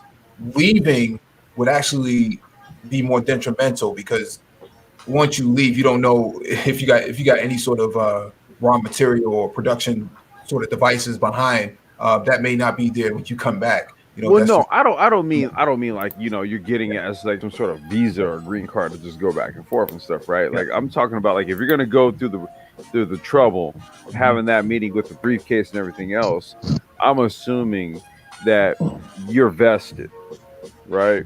And that's what you're gonna do there. So if that's the case, then the whole point of me saying this is that they will make this afforded to you. And Mike, we already know this because we've discussed it. I don't know how many times. It's already been said to you what the requirements are. If we come through with the briefcase and a plan, and we got brothers that are serious, right? We got legal representation, we've got medical representation, we've got tech representation, we've got agricultural representation, right? We've got entertainment, digital, fill in the blank. You come with all that in a briefcase. Let's talk. Yeah. The thing is, it's not so much about just making the money, but actually having ownership of intellectual property. Here in the United States, you would never have that in that capacity. If you work for Microsoft, Google, or Bird, or somebody like that, that wouldn't happen. Right. You work because of copyright laws. Yeah. Well, you work for them. Whatever you create, they benefit, and you have no ownership over it. That's just the way of capitalism. Yeah, that's just American way. Yeah, capitalism in the West. Whereas over there, you're contributing to a bigger agenda, and it's your intellectual property going into this, and it's your signature behind this, and it's your accolades that's going to be propped up later on. And so that becomes more important in fulfilling that endeavor of Pan-Africanism, right? That sort of solidarity that you're trying to build. Hey, you can never build that sort of solidarity with Mazungos and these big corporations, because they don't have that interest. Exactly. They don't have that interest to build that with you. Yeah. No. Yeah. And they just want to control you. That's it. Just take your ideas, and they won't even recognize you. That's just normal. Well, I mean, what they don't want is to never be on the losing end of the deal, and I put that in there. Exactly. Yeah. Right. So whatever that entails, then that they're always going to basically position the deal in such a way where it's going to intrinsically benefit them, right? So they'll give you an offer. It's oh, let me. I got to watch my mouth here. But I used No, to, it's kind of like the music industry I almost, was but gonna you say know. I was that's where I came up. I came up in the in the independent Yeah. music game, right? Hmm. So I got real hip to how how the savviness of making the numbers work, right? How people do it.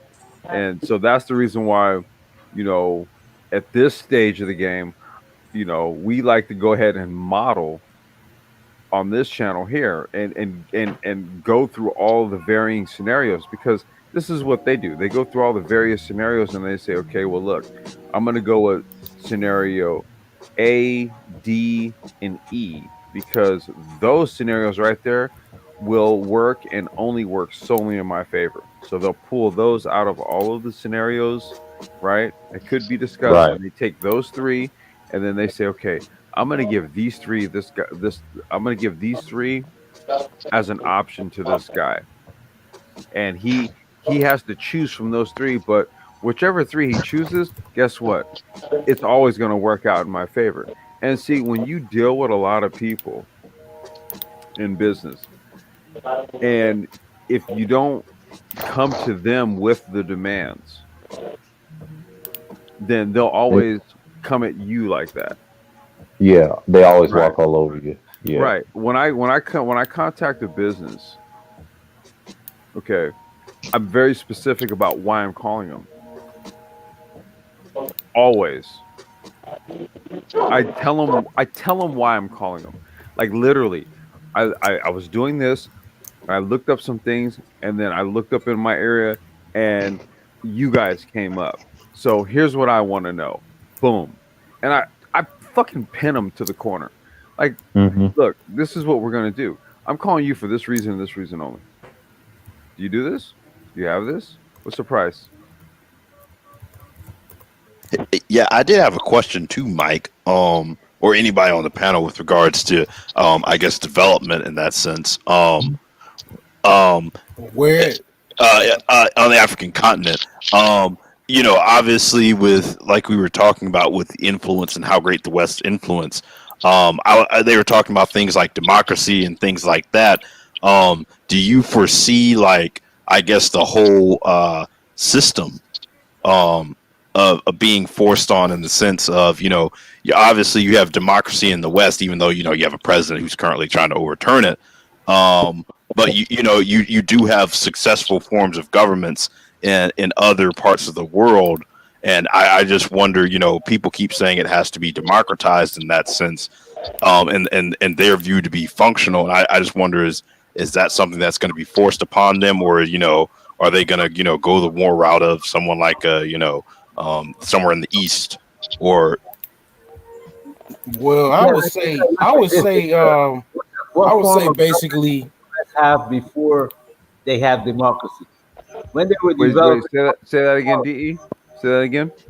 what form did the U.S. government take before they had democracy? When they were developing into a nation? Capitalism. They were a republic. They were a republic. Yeah. To kind of hold back people, especially Africans. It's republic, and also they use capitalism as a trick. And normally democracy came later, like the civil rights and all that other stuff came later. Exactly. Well, this is a republic. The government is formed. It's reformed as a republic, but it's a democratic. I forgot what it is. It was. I think what DE is saying, it wasn't 100% democratic because black people didn't have the right to vote. Right. Exactly. Not only that, I think what a lot of people overlooked about the U.S. and its inception was it wasn't the only people that actually had voting rights were Caucasian male landowners. That's the first thing that needs to be put out there. So it just wasn't always white people that actually had the right to vote. Yeah. And afterwards. There was no democratic process. It's only but I have to. process. If you're a landowner, you had rights. If you're a landowner, not a landowner, you had no rights. Right. But what I'm essentially getting at is a sense of like, hey, are you going to try to push this standard on these African countries that you yourself really aren't living up to right now, and try to use that as another means to hold back development? Yeah, I mean that's pretty much what I was gonna say as far as what I forgot his name in Boston. Man, I'm a little. I smoked Mike. Yeah. I got some the good green in Chicago, but yeah. Anyway, I have to refer to Mike. I mean, we before we could talk about Africa, but what about Blackistan in North America? I mean, Chicago, New York, LA. The wealth disparity in North America in relation to the black community is more of a rabbit hole question in the continent, and in what particular countries in the continent is also a question. But yeah, I mean, we're not necessarily doing all that great in America as far as overall. So what do you have to that? You know what I'm saying? Is my rebuttal to after you guys talk about Africa. Well, I think what Renaissance is asking is, does he see the westernized democratic form being imposed upon African governments? I don't think so. I think, totalitarian sort of systems is kind of how the continent works best. It doesn't really respond well to democracy because of all the tribalism and things of that nature.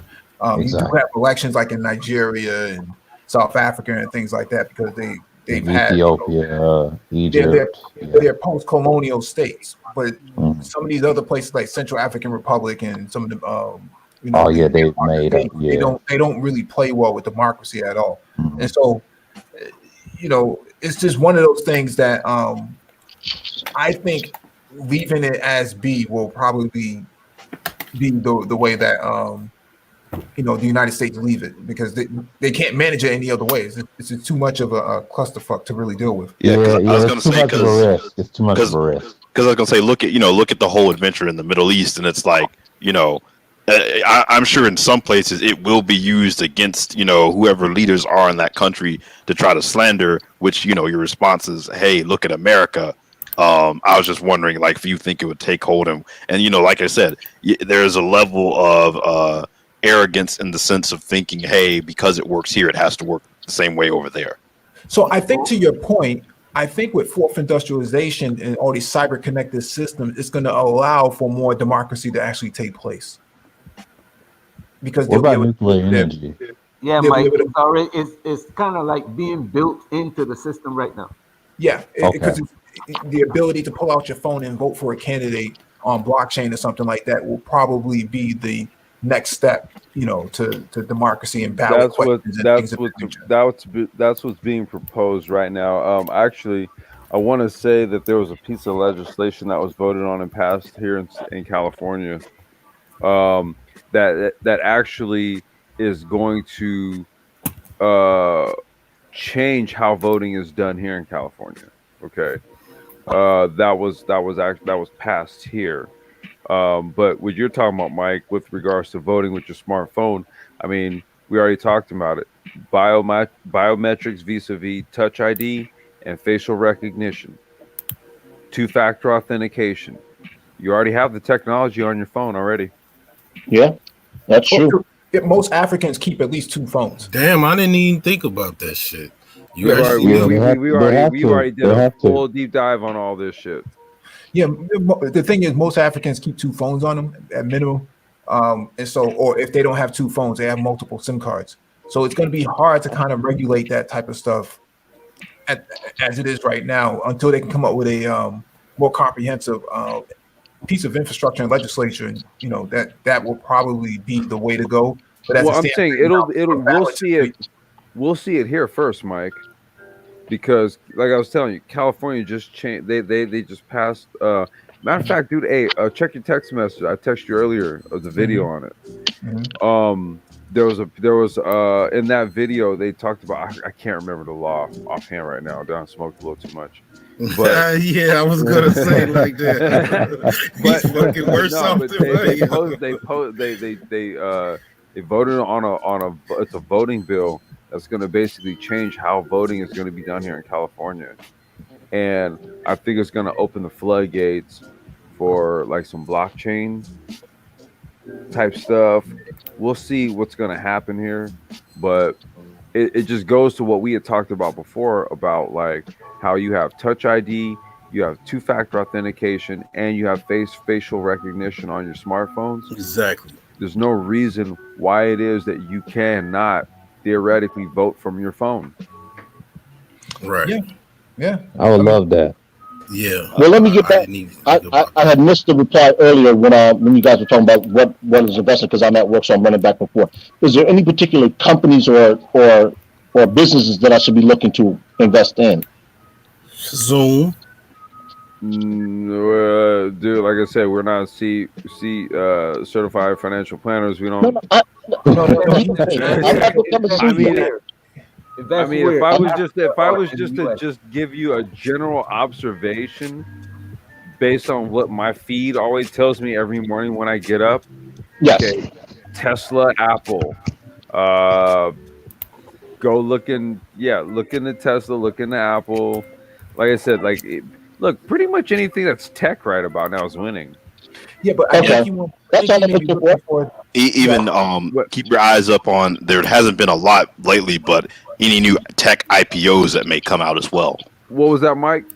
No, I think he might be looking at a different form of investing. Are you trying to get into an industry to invest into in terms of a business? Are you trying to start a business? Yes.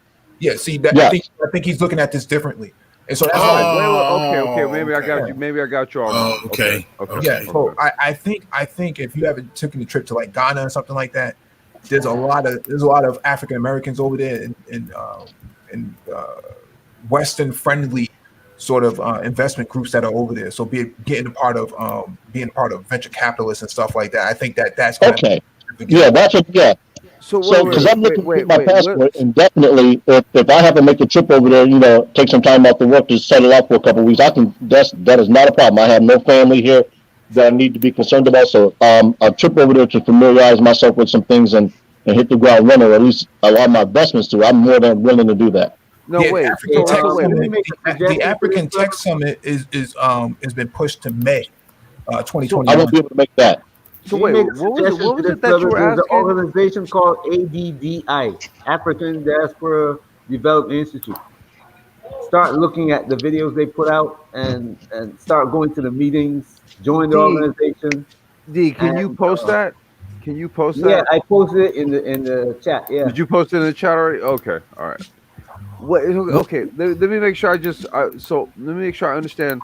What was it that you were asking? What was it, Mike? What he's referring to is what can he put his money into right now that's going from an industry standpoint that's going to allow him to actually have some stake in it. He's trying to get stake into something to actually build. Okay. Yeah. Follow my channel, man, if you want more information. I talk about stuff like that. I'm actually trying to get some startups off the ground right now. So I talk a lot about that. That's why I think you definitely are a good candidate to go to like the Africa Tech Summit because that's exactly what they have over there. Special breakout sessions for investment into African startups, things of that nature. And then they'll walk you through like a seminar and stuff like that. It's really dope stuff that they have going on over there, and 5,000 will take you pretty far. Where is it, Mike? This year? This summit, this year it's been pushed to May 2021. So. Is on the continent though? It's going to be in Rwanda, and the next one is going to be in Beijing. So I'm going to be going to the one in Beijing. Oh, the one in May is going to be in Beijing. No, the one in May. Rwanda. Oh, okay. The one in 2022. No, I think it's 2021 October or something like that. Maybe August. Oh, so they pushed the one from 2020 back into spring of 2021, and then they're going to have a second one in 2021 as well. They have multiple ones. There's always one in London. Oh, okay. There's one in one in Africa, and then this time around they're going to have it in Beijing too. Not Africa, but China is going to host it. So Okay. going to that one. African Tech Summit. Yep. Okay, I'll look at it. The problem with it is that when they had it in London, the British used to decide, you know what, we don't want this guy from this place to come. And after a while, it gets old. You know what I'm saying? The Chinese say, you know what, we'll hold it. We have it, and and everybody can come. Yeah. Oh, okay. Have you been to, or have you heard of Afro Tech as well? Herbert? I don't know if he's there. I think he might be running around. He's not there? Yeah, I think Afrotech was virtual, I believe, this year. Yeah, it was. Yeah, it was. Yeah, I want to definitely attend at least one, if not both of those next year. Hopefully, if things are back to normal, just to get more immersed in that space. Because right now I'm more in corporate finance, but it's having more Black people in the VC space is kind of what I think would be one of my next moves. Sort of getting a piece of that from the financial side of investment. Yeah, take a trip to Afro Tech Summit too, and I think that's going to be in Cali, November. Let me drop the link in here. Yeah, whatchamacallit, the Center for Blockchain Studies, or the Black Blockchain Group, they were supposed to have a summit here in LA. They were supposed to be actually January. I am not 100% sure that's going to be happening. Yeah, there's one in Atlanta too. There's a the Black Blockchain Summit is actually in Atlanta. That was earlier this year. Okay. Yeah, there was supposed to be one in LA. I don't think it's going to happen though. Yeah, but I dropped the link to the Afro Tech Summit. Okay. So there's African Tech Summit and then there's Afro Tech World. Okay. Let's see here. So here's what we do. We're gonna roll till 10 p.m. my time, which will be New Year's Central. So we're gonna bring in the New Year's Central time, and then I gotta step away because I gotta get some snacks and stuff and do the whole New Year's thing with my daughter. But I mean, I don't know. Oh wait, hold on. We got somebody. GCV. Yo. Oh, hello? Yo, peace, man. Welcome to the panel. Oh, thanks. I kind of got on the chat late, so I don't know if you talked about this. I just had like a question. Wait, who are you? Are you Game Changer? Oh, no. Yeah, your mic's a little low, man. Oh, it is? Do you like light skins?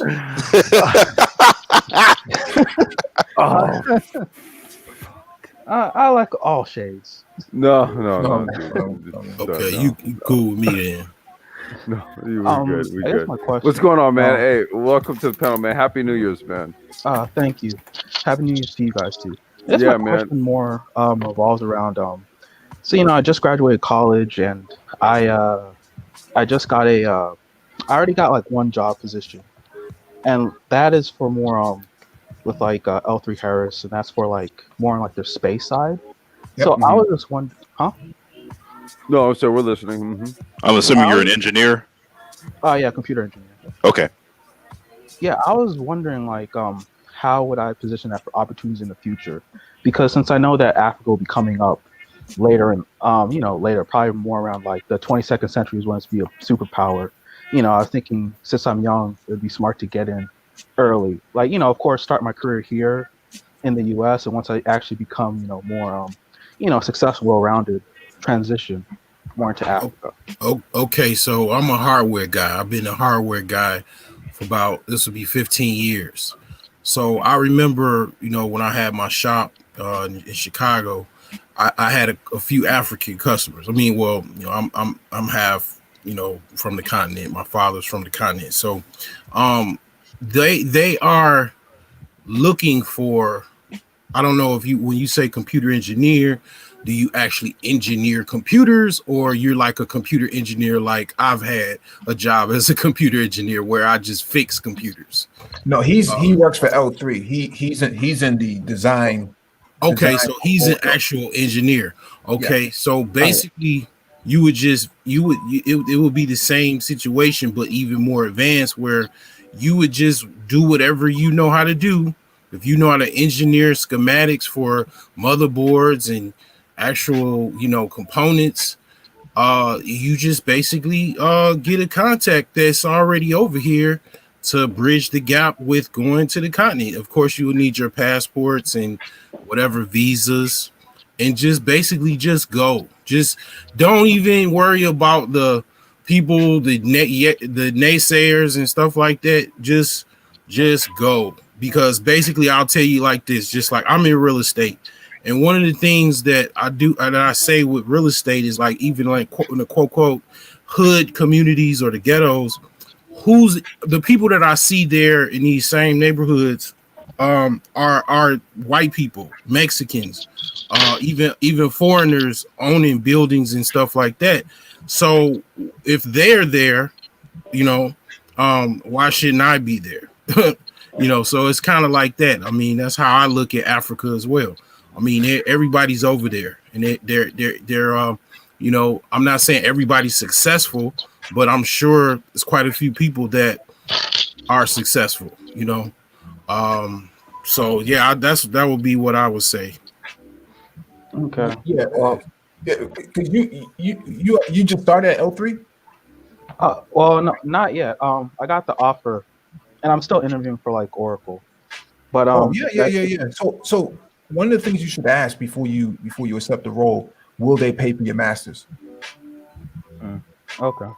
Yeah, you want to take advantage of that before you take a leap somewhere else. Yeah, I was gonna say, I work in a similar industry. If I had to guess, they may not pay in full. They may do some cutoff to, like, I know my company is about $10,000 for MBAs, and I want to say 12,000 for Masters of Engineering, unless you're in a special program, or with you being in computers, computer science. If you're going in, I don't know what you're going into specifically. If you're in an area of need, like I know they'll do a lot for cybersecurity in my company. That may be an opportunity as well, where they'll pay for your education. Well, for me, I'm more on the software engineering side, so that's more of my leanings too. Yeah, That's, I mean, there's a need for that as well too. Yeah, you won't be on the market very long. So I guarantee you, L3, Lockheed, any one of those are going to try to pick you up, because there is a hiring frenzy for bringing in minorities right now because of this whole entire BLM thing. And software in general isn't needed. Yeah, like especially at the bigger companies, because you're once again with companies like that, you're competing against the startups and things like that, and people who want to go work in more of that environment as well versus a more structured large corporation. Mm-hmm. Okay, because I also know the segment I was working is more like what's the effort that offers more like in the space and airborne systems. So yeah, I assume that. I'd assume that the best would be to look up if there's any like maybe space programs, because if I were to accept it and go into that, after a few years my skills would be more specialized for those type of things. So to your point, one of the things that when I was over there, I was at the African Drone Summit as well, and so a lot of the people who were developing drones actually came from the same sector that you did. Oh, cool. And we're not talking about toy drones, that just fly around a couple of backyards. We're talking about drones that go from one country to another, delivering goods and things of that nature, working in platoons. A platoon is a squadron of drones that work in similarly, right? So those are the sort of things that they're looking for over there, because they're traversing the whole entire big cargo, big cargo planes and stuff like that, right? So the drones that, if you go back to the archive, I covered this when I was over there. Their drones that I saw over there can pick up 65, 70, 80 pounds each. Wow. Right? So these are big, massive industrialized drones. But a lot of the people who came, who who were pushing these drones actually came from the aerospace sector, because there's less regulation over there, so there's a lot of room for growth if you wanted to build up your own drone startup, or you manage different drones, or consult with governments on aerospace management drones and stuff like that. How high should they be able to fly, and so on and so forth, landing pads and airport design. Right now, airport design over on the continent is massive, because everyone's trying to build up a new airport, because they have to, right? They have to accommodate these big 737s and 787s and Airbuses, A380s and stuff like that need to come out. And so a lot of the airports can't really accommodate them. So, like, for example, a flight for the United States, it only comes once a day in Rwanda. If you miss it, you miss it. That's it. You got to wait another day or something like that. So, because the airport is too small to accommodate that many different jumbo jets coming in. And so those are the sort of things that they look for. But that's where drones are coming in, right? These new personalized drones, people can get inside of a drone and actually take them to another location using AI, using using these sort of new fourth industrial technologies. That's what they're looking for. Mike, they pushed the date back for Uber to launch the drone service to 2023. Okay. Yeah. They're going to do it in LA, Austin, and New York. So you're going to legit see the flying drone service that Mike's talking about. Uber's going to launch it 2023. LA, Austin, and New York. Those are going to be the first locations that they're going to be launching that in. What's your preferred... Huh? No, I was just going to ask GC. What's your preferred language? Preferred language? If I could, I guess Python, but I also have to work in Java as well. Cool, man. Because I think, go ahead. No, I was just going to quickly add to GC. The other thing I was going to say, with a company as large as L3, there'll be opportunities because they have multiple business areas where, if you're willing to take advantage of as far as moving programs as well, especially earlier on, that's something you can look at if you want to get a sort of broader experience of, hey, if you're more in the space, but you want to look at like, combat systems, or I believe that communication systems as well. Those should be available to you as well. Yep, that's a good point too. Especially with they're implementing 5G over there, so you're talking about 5G based applications, VR headsets, drones, all of that stuff is going on over there. I was actually, if you go on the World Economic Forum, they actually just talked about that today, AI in Africa. Awesome. Just talked about that this morning. So I mean, I think we have to get out of the mindset of, well, I'm going to go over there, I'm going to be a millionaire. Not necessarily. You're going over there with a consciousness that says, I'm coming here to contribute, and this is my intellectual property. Because in the United States, you don't really see it popping like that out here, man. It's just not. It's not the business. They're not really friendly to Black developers and stuff like that. Yeah, you saw what happened to the Black lady who was she, like the chief AI scientist at Google? Yeah. Ended up writing a letter and ended up getting fired, and then they had to backtrack and say, hey, we were dead wrong on this. So she's just trying to point out the discrimination in the AI. Yeah, discrimination in AI, and also discrimination in intellectual property, right? Because Black people don't really. This is the same thing that Apple had a problem with, right? Apple has a large Black consumer base, but if you go look in their employee database or their employee Rolodex, there's not a whole lot of people in the roster, right? A whole lot of Black people in the roster. I can count on like my fingers how many companies I work for, and there were like other Black employees, because most of the like the position I have now, I work for alcohol distributor, and I'm the only Black guy in the entire office most days. Look, man, they don't even have Apple stores in the hood. Okay, right? Yeah. Well, I mean, stores, but the Apple campus, very few Black people actually work there, even though the consumer in Cupertino, They have a large black demographic, and so that's what I'm saying. I'm not saying. I'm saying this to GC so that he has an understanding that for whatever reason, tech companies are supposed to be so liberal, but they're actually very hostile towards black innovation and actual information input. From people. Now he should with L3 at least he should experience a little bit more diversity since they're a contractor and so much of their money is going to come from the government. Granted, they're a little bit more commercial, but they still do a lot of government work. But they're definitely look at some of the ERGs if you decide to go to L3. They'll have some sort of group for African Americans, Hispanics, women. Get plugged in with those people because they can help you navigate. Yep. And also make sure you join NSBE, National Society of Black Engineers, in your region. Oh yeah, I was part of I'm part of NSBE in my school. Cool. My college. So you're saying I should get like a lifetime membership? Yeah, because the networks is really, is really the big deal about NSBE. Once you're connected in there, man, there's a lot of people that's going to be able to get you into certain positions that you may have not been able to get into had you not been part of the network, or may not even know about. One of the best jobs I've ever had was working for Chicago Public Schools. I was an IT coordinator. I wouldn't have been able to get that job if my mother was not the teacher. I mean, a social worker in that school. Make the money that I made. I mean, it just is what it is. That's exactly when I knew it was not necessarily all the time what you know. It's kind of more who you know.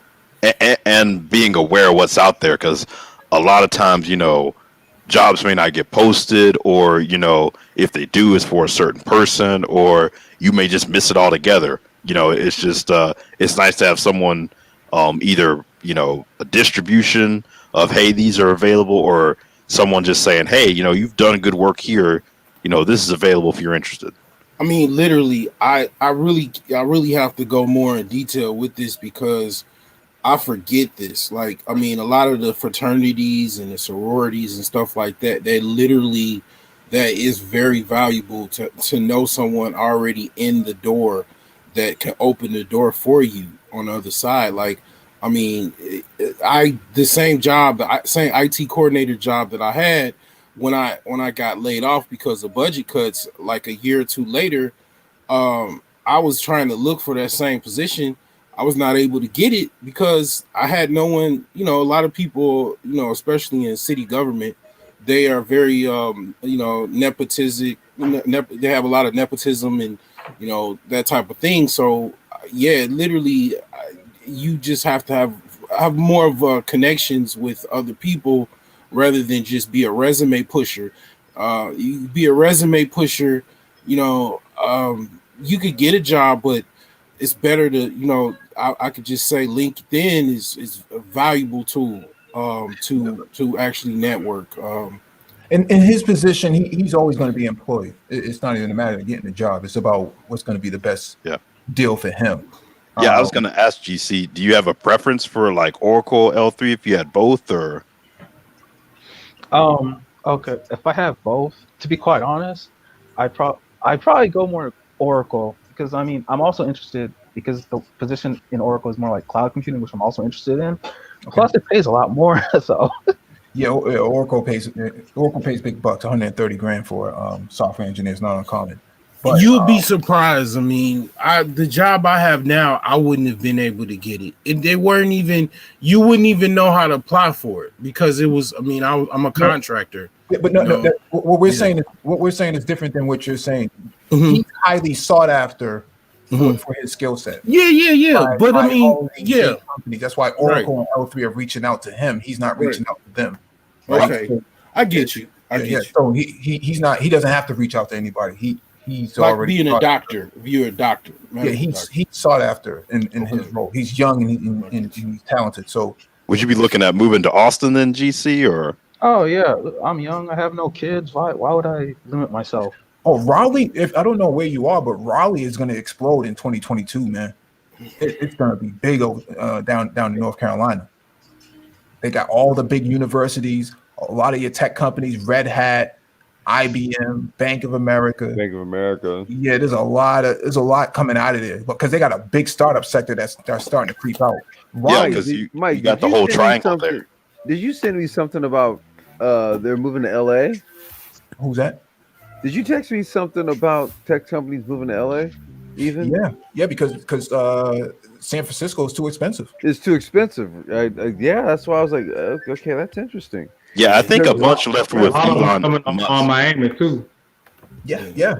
Startups are going to Miami. Is supposed to be like the mayor. The mayor been on a Twitter campaign. He been. I think he kind of took some cues from Trump, but on a productive level though. Well, like keep in mind, drawing so. I seen on Twitter people on the spot moving right on the spot from tweets, like, and showing the pictures when they actually moved down there. Like, it's been crazy. Well, keep in mind that what is the one thing that Texas and Florida have in common? No state income taxes. No state income tax. There you go. That's why they're moving down there. Yeah, they're talking about Miami is supposed to be the new fintech capital. Yeah, exactly. That's what Balaji was tweeting about that. Yeah, because they're close. They're they have a lot of tourism and a lot of the weather and stuff. The weather and all that stuff, right? So it's I was gonna say those are the four hot spots right now: Denver, Austin, Miami, Raleigh, and the Carolina. It's a bunch of people out of Sub-Zero Network in Carolina. My friend Mark, me and him talk all the time. Mm-hmm. Arizona's about to be the EV. I'm actually thinking about relocating up there. But I might stay down here now since this COVID stuff, seeing how the landscape come out. Mm-hmm. Arizona's going to be the EV hub. Yeah. Well, Arizona has a lot of space for manufacturing. That's really big. Yep. Yeah. So go ahead. And a lot of renewable energy. Yeah. GC, go ahead. You said like there was like before when we were beginning this, you said there was a group that you went to talk to with Africa. The African Tech Forum or something like that. No, I got invited by some other diplomats that do work with the governments over there. So that's how I got over there. I got invited. But if you haven't attended Afrotech what is it? Afrotech World. I think that's what it's called. Yeah, Afrotech World. If you haven't attended that here, I would advise you to attend that. Afrotech Summit, African Tech Summit is another one you can attend. I know there's a bill. I think it's BUILT. I think Blacks United in Leading Technology. I think that's another group that just started up recently too.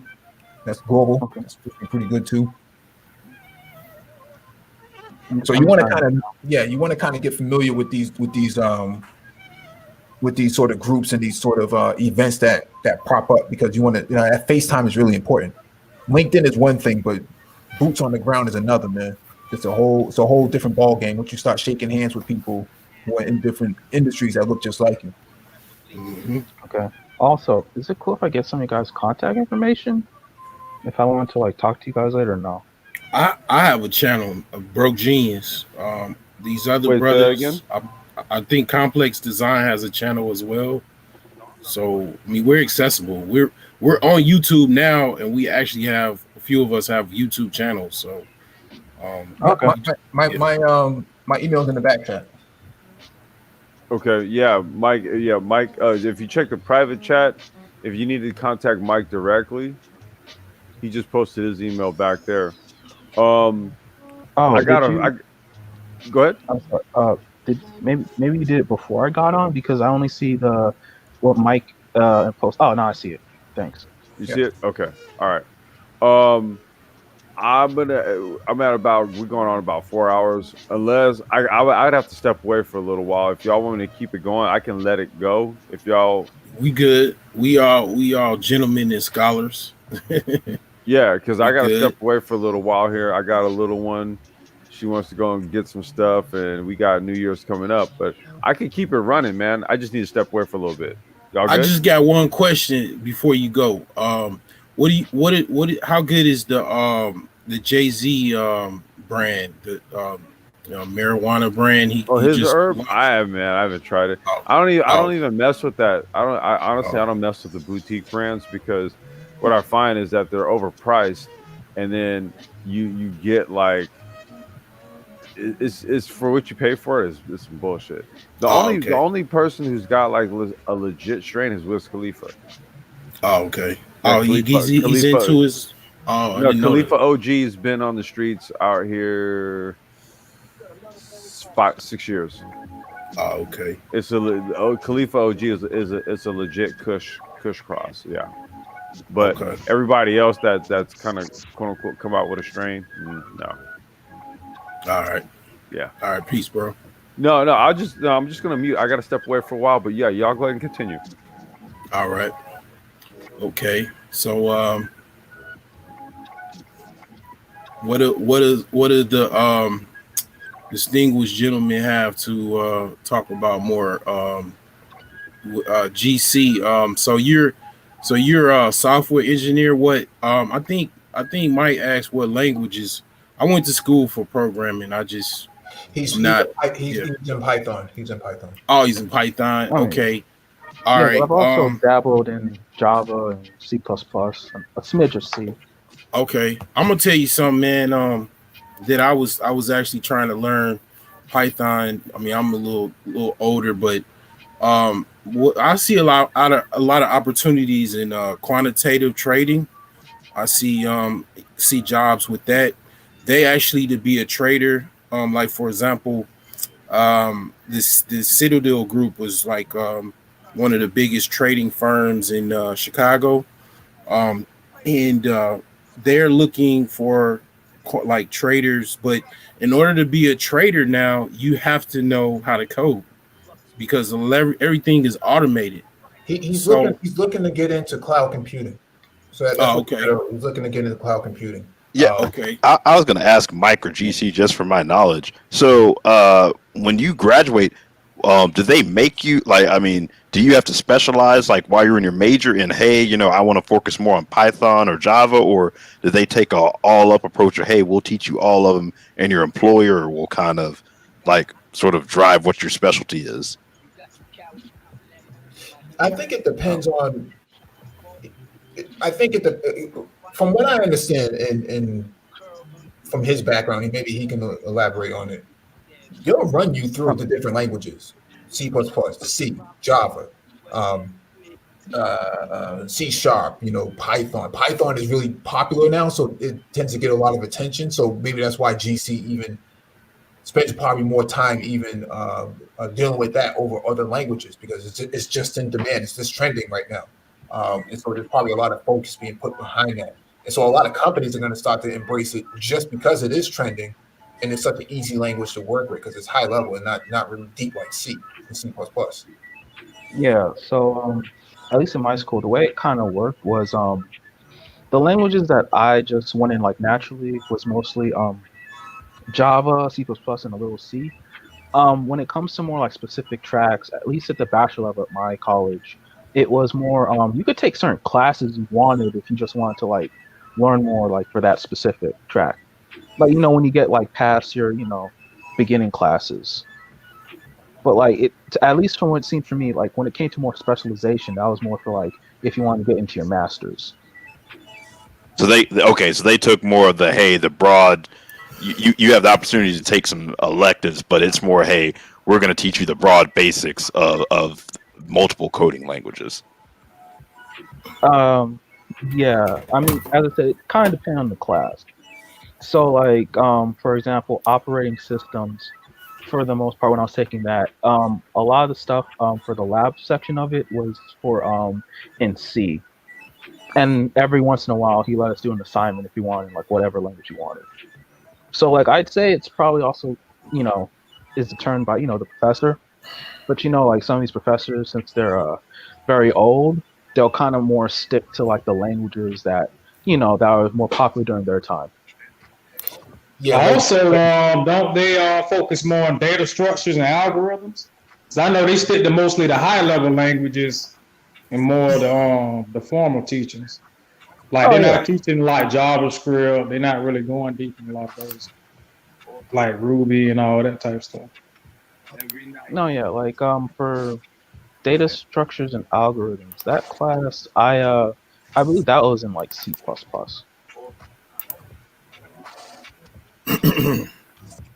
At least when I did it. Yeah, if you get an opportunity, I know Microsoft really friendly. AWS is really friendly about giving away cloud training and stuff like that to get you familiarized with their platform.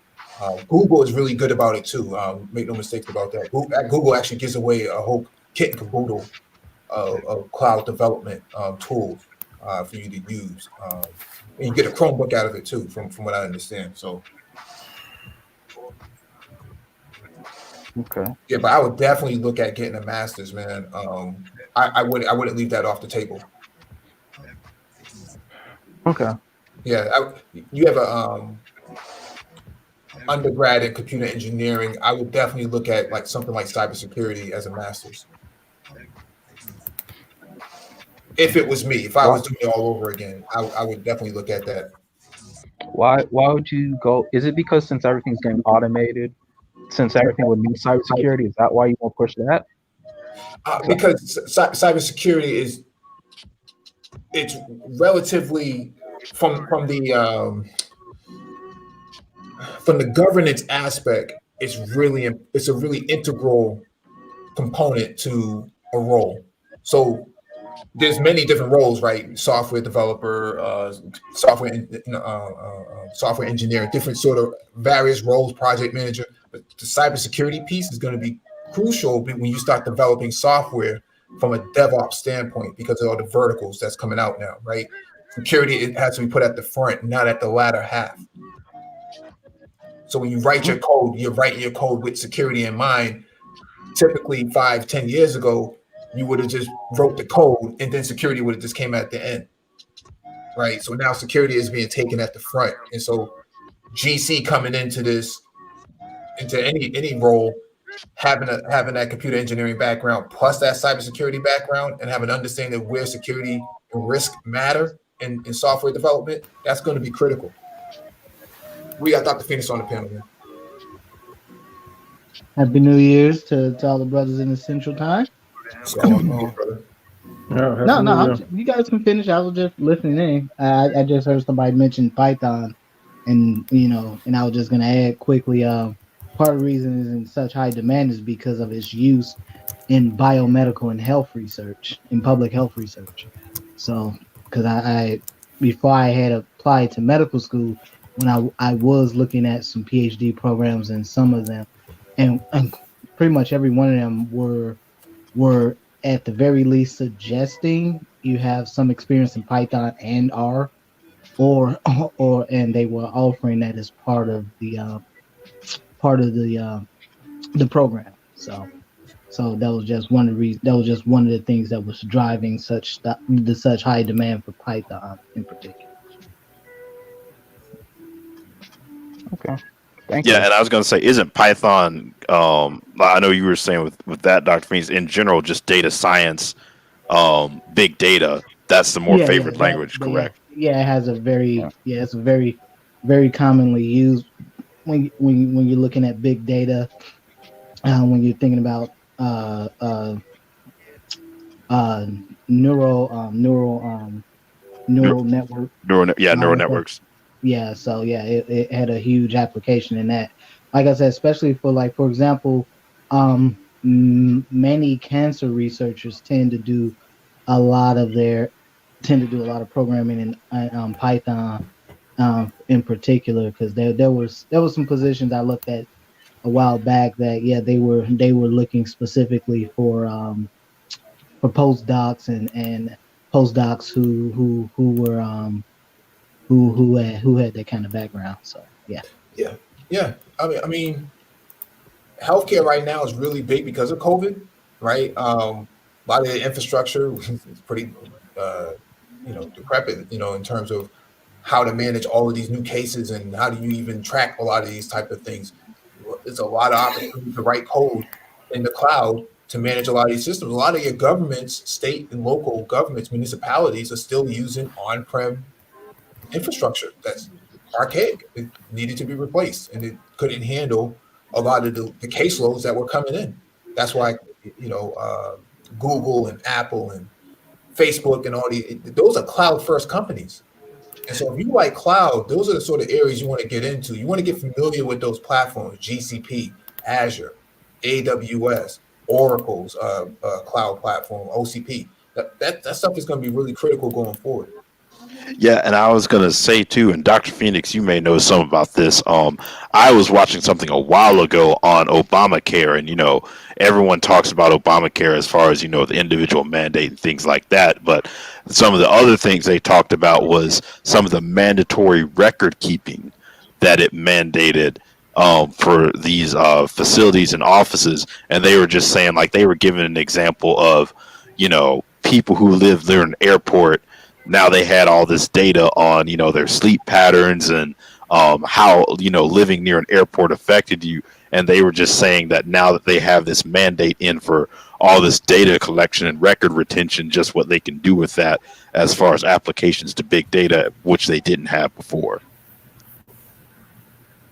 No, absolutely, and that again goes back to was it the couple days ago when there was a discussion about higher learning, and I was and Supertriz and I were talking about sort of all the data that gets collected from ICUs, for example, and how a lot of that data that they need folks who have skills and who have those particular skill sets who can tabulate that data and such. And so they have data on pretty much everything.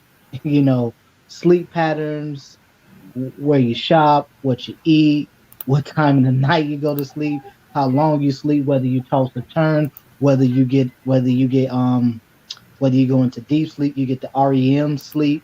There's data on all of that. They know whether or not you stop breathing in your sleep. So I mean, again, there's just so much data in relation to people's health and just their and their regular everyday functions. And so yeah, there's always that need for that. And so part of the part of that initiative under Obamacare, but also with his precision medicine initiative, also involved just really sort of this modernization of medical records keeping in the U.S. Obviously, the U.S. is kind of somewhat behind some other countries in that regard, despite the fact it has some of the premier medical record keeping programs in the country, Epic, and you have Allscripts, and you have Cerna, some other big names out there, but specifically, I'm sorry, say that again. Meditech. Yes, and so yeah, so I mean, this has been nothing, but we've had the discussion before, Mike. I talked about how the NIH, how they're modernizing all of their libraries, and all of their libraries are being shifted to this cloud-based platform that's actually being modeled out by Google. Google is helping them to build out this new cloud-based platform that the NIH is going to use in the coming years to where they'll be able to store all their research and all that stuff at. So. Yeah, there's a big push for everyone to get to the cloud. They're predicting by 2024, 60 to 70% of the companies that are not cloud now will be cloud by 2024.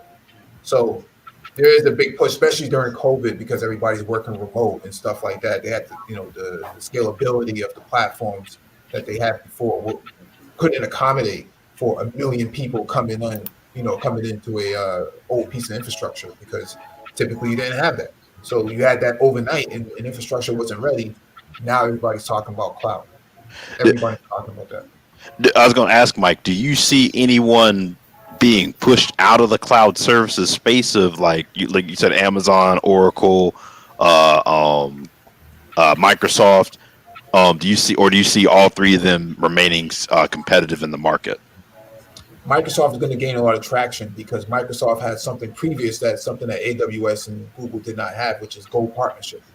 So back in the day, if you would have been a Microsoft Gold partner, you had access to different levels of support and different levels of resources and so on and so forth. Now with Azure, with Microsoft Cloud, that gold partnership didn't go away. It actually just increased. So a lot of these companies that were using Exchange before on-prem, when they go to Office 365, they get, they're going to get maximum amount of help to get that off the ground because they were timid before about going to the cloud. But now that Microsoft has polished up all of their services, now this is easy. This is a few mouse clicks, and then we're all up in the cloud within the day. Whereas before, maybe back in 2018, 2017, a lot of companies were iffy, like, I don't know if I want to put my Exchange into the cloud because I don't know how to do it. It's a little bit, cumbersome to do so. But now the tools have improved so that all these companies can say, hey, we're going to the cloud and we're not even looking back. And that's exactly where it's coming down to. So if you Yeah, don't, no, I was go ahead, Mike. No, I was just gonna quickly add about Microsoft. They've also been one of the major parties that work with integrating AI into EMR, into medical records. And so I talked about this a few times before in the past, but essentially they actually have a chief nursing officer that's that that's works for Microsoft, but she's one of the ones that is principally responsible for helping Microsoft to integrate their AI into medical records. So some of the things that they were looking at was maybe using Epic, excuse me, for example, and integrating their AI into that. And so this goes back to some of the stuff that previously talked about some of that the data that constantly gets transmitted from ICUs on site and off site monitoring and stuff like that. And so they Microsoft has been one of the major parties hard at work in that space of incorporating AI into medical records. So yep. Yeah, that's going to be really critical. A lot of your DMVs in most of these states. Let me give you an example. Atlanta and Baltimore both got hit with crypto locker on their ransomware on their systems.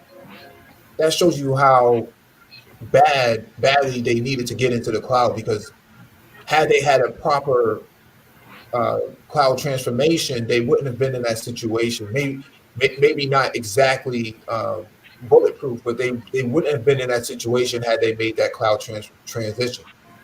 Instead, they got locked into all of this old, decrepit hardware from the 1980s and 1990s. That was their downfall, and so it was easy for the bad guys to come in and lock up their data and basically demand, $20,000, $50,000, whatever it was that they ended up having to pay for it. This is where somebody like GC comes in, and he looked at the environment. He develops an API that just basically transitions all of their data, all of their records from the RMV or any other municipality into a cloud-based infrastructure and secures it up, and then calls it a day. Wow, so they had to pay a ransom? Yeah, they had to pay a ransom for that. Oh, wow. Both Baltimore and Atlanta. Atlanta was locked down for more than 72 hours. Do they find through forensics? Have they found any of these perpetrators or? They don't. They typically don't share that information. Oh, okay. They typically don't share who they're going to arrest and who exactly it was until you actually reach trial or something like that. Especially if it's a U.S. citizen. But yeah, that's what happened, and many other states have gone through it. New Hampshire State Police, they got locked out of their systems. I forget which other municipality first responders locked out of their systems. EMTs can't respond. Firefighters can't respond. Oh, damn. Yeah. That's a big deal. Yeah. You want to cause pandemonium? Shut down the traffic light systems. Shut down the energy grid. Yeah. Shut Seriously. down first responders. Shut down your emergency rooms where they can't take in patients during a hot summer night. Big deal. Big deal. Definitely. Yeah, that's the thing with this whole hack of all these federal agencies, just understanding the scope and what they got. They were saying it's going to take years to figure that out. This was a huge year for hacking as well. It was a lot of major stuff got hacked. SolarWinds, Twitter, Garmin. I'm really, It's I'm all, really, I'm really skeptic about the SolarWinds thing, but you know, much to be discovered about that.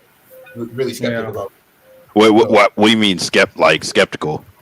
because you know they say, oh, you know, SolarWinds had their main server was like SolarWinds 123 as a password. I'm not buying that, man. There's no way, no way that somebody was that incompetent and you didn't have, you know, somebody like GC come in or somebody like Gabe A come in and look at that type of stuff from a quality assurance perspective, an auditor perspective, and say, hey, there's something wrong here. That your password is pretty weak. Hey, I ain't gonna say nothing as far as to work to where I used to work, but I definitely recall that I had the admin password on my phone, on my personal cell phone, and screenshotted all the passwords. So I don't like if I forgot, I could just look on my phone. That might lead to the like millions of dollars of you know, situations that transpired from that. But I don't know how speculative that actually is. But I swear I did have the actual admin passwords on my phone screenshotted. But I don't know. I think it was more to it than that. But yeah. Actually, I remember at my school there was this one. I was trying to get in research for this one thing where they were research on how to secure like water irrigation systems for infrastructure. Because I remember they were talking about how like it's not really secure to hackers, so it was actually really easy if someone wanted to just shut down like water to like a whole municipality. It would actually be pretty trivial. But Well, the Russians just hacked I think either not the treasury, but one of the government agencies. They actually, No one actually knows who hacked it. It's all speculation. The FBI hasn't even finished doing their investigation on it, so no one really knows. well, they speculating. I mean, well, the best because some of the best hackers is out of the Eastern Europe bloc. So, I remember I was working at this radio station in Chicago called WVON, and they had basically just intruded the network at the radio station, and it was and I had the company using, I think it was like, I can't remember the virus software, but they showed exactly where the geolocation tagged of the IP address that was intruding the network. Anybody can set up a VPN or a hop to another Oh, country. okay. I see And what you're make saying. it look like it came from there. But if you were a betting man, if you had to put money on the table, how accurate do you think that actual IP address geotagging to at that particular time it said Ukraine? How what would you want to bet um that that was the case? How much would you put up as far as to you know speculate that it was just something that was actually uh just auto directed from another country through a VPN or something like that? That's the typical process. I don't typically bet because in security either it's true or it's not. Yeah. Right? Either it's true or it's not. So I can never go to my leadership and say, hey, the Ukrainians, the Russians are hacking us. Well, how do you prove that? Well, this record right here shows that, you know, it was Ukraine. That doesn't mean anything. Anybody can be pinging from there. Anybody can be pinging out of Romania. Anybody can be pinging out of Nigeria. This is not difficult. Even your simplest hackers would do the same exact thing. So I don't rely on that. The security analysts, I mean, I'm sure they have like methods to actually pinpoint and investigate that. But Nation state attacks are usually classified as APTs. What is an ABT? Advanced persistent threat. There's usually a number that follows it, so they know who's who. The other way that you know is by the characters in the Code. Oh, okay. The Russians have 32 letters in their alphabet, and I think the Chinese have something like X amount. We only have 26. Right. So they leave little characters behind. You would know Right, by that, right? yeah. So if it doesn't have any of those indicators compromised there, you would never know who actually did it, because the United States breaks into systems all the time, and no one really knows that they did it unless they actually said they did it. Mike V, what's your thoughts on like the future of hacker culture in general, especially with everything becoming so digitized in our life? Do you think like it's just going to be like so much more of it? And the culture, and I'm looking at the culture as well. I'm actually going to start, going into the dark web and just kind of, just getting myself familiar with it. Well, I mean, don't say that on here, man. I'm saying you going on a live stream, man. But no. I mean, the dark web. He said he about to just get his backpack and just deep dive into the dark web on the YouTube public live stream. I mean, it's videos talking about the dark web. I don't see. I don't think you click on that wrong with that. A lot of people go to the dark web. Okay, you do not want to. You don't want to announce, okay, that you're thinking about being a black hat hacker on a public video chat. No. Let's just don't want to do stuff. I didn't say anything about me being a hacker. I'm just talking about just being informed and understanding what's going on around. Yeah. Stay away from that. So the stream is jumping to a conclusion. Then let me finish talking. Yeah, let me just stay away from that discussion. But yeah, he does own a black hat. It's a nice 5950 New Era. It's pretty dope, man. But I got a White Sox hat. Yeah, to answer your question, because everybody's writing all these applications, smartphone apps and different things like that.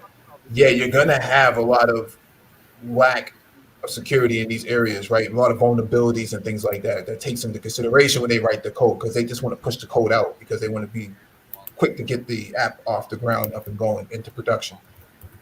That's typical.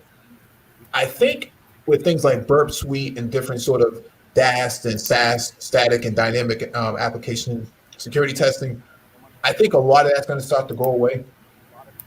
And the hacking aspect is going to be more about just it's going to be just more about bug bounties and things like that. Like you discovered a loophole or vulnerability in some app, and then they'll pay you handsomely for whatever you found. That pays really big. Bug bounties pay really big, man. If you find the right bugs. I mean, basically, you got basically a cybersecurity rise as far as the need for cybersecurity analysts.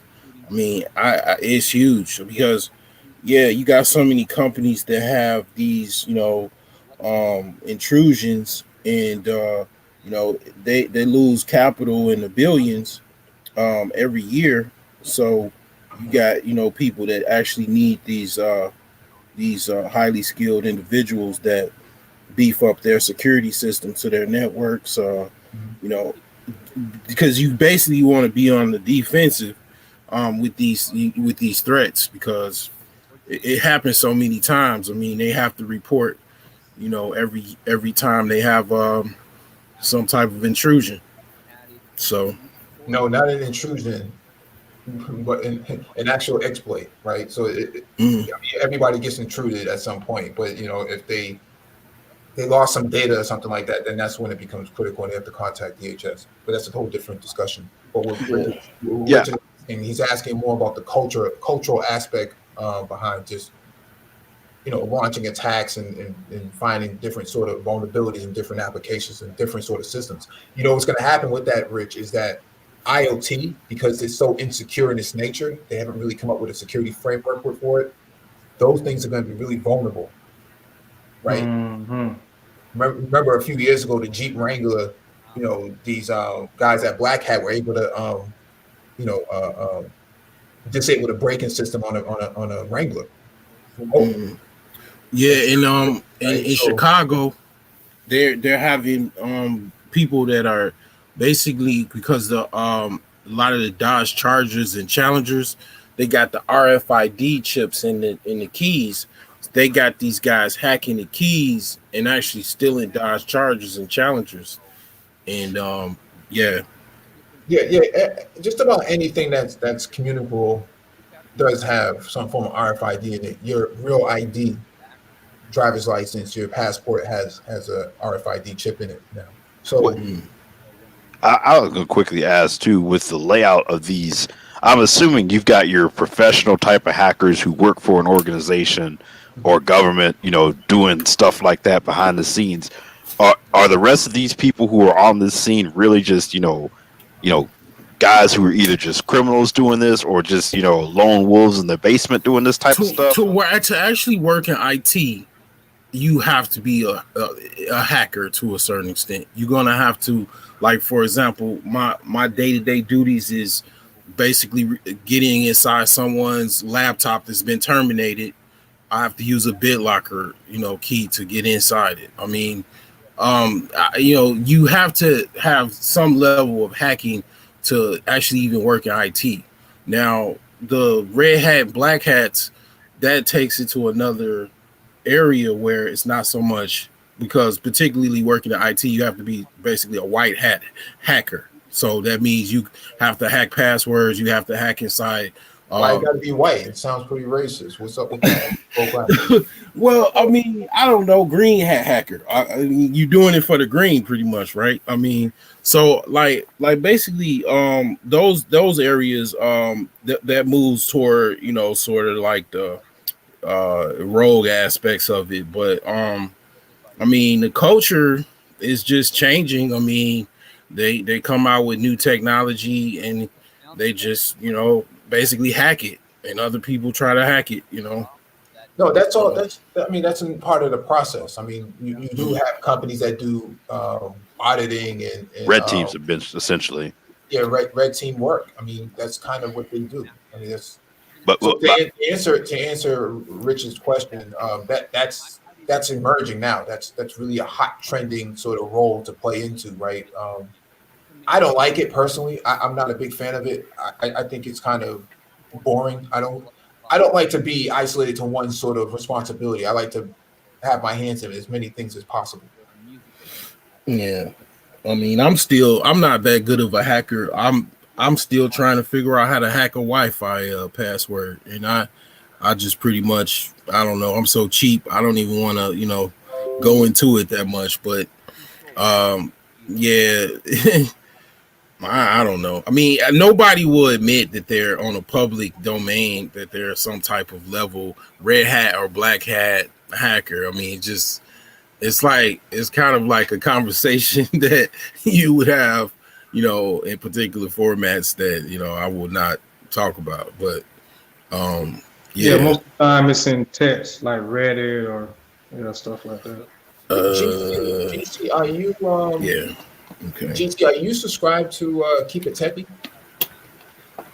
Oh no. Yeah, you should subscribe to Keep It Techie. Hey Josh, if you have your link, man, put it in the chat, please. I had an interview over there with Keep It Techie from early in the summer.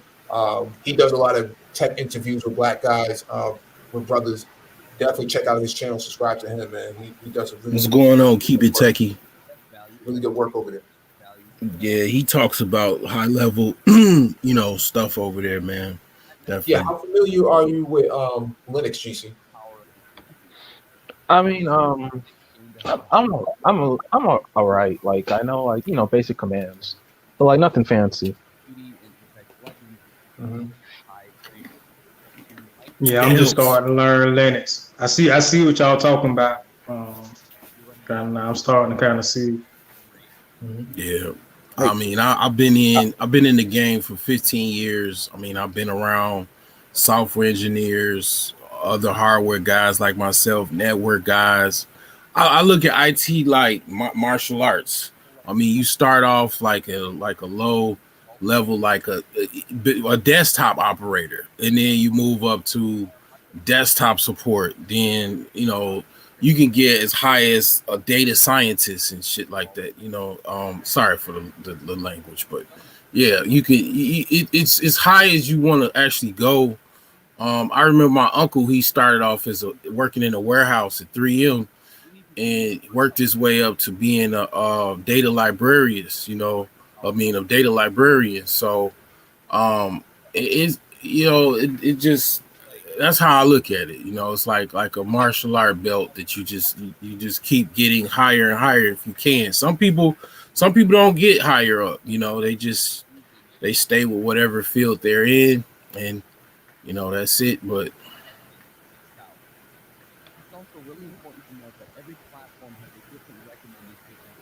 you guys there? Yeah. Okay. Yeah, I'm still here. I think Mike and Mike jumped out for. Yeah, I okay. think so. Yeah. Mike and Dr. Phoenix. I don't know if anybody else had anything else, or if I don't know if Complex back. If we want to go ahead and shut this down, or yeah, I'm a member of the Black Brain Trust, so I can keep it going. What do you guys have? Any more discussions, or anybody in the chat has any questions? Someone said, how do you get started? How do you get started with Linux? I know it's an operating system and open one. Basically, you want to start off first learning the commands. You have the basic file tree of Linux. You want to learn that, and then you want to start off by learning the commands, and then basically get a cheap computer.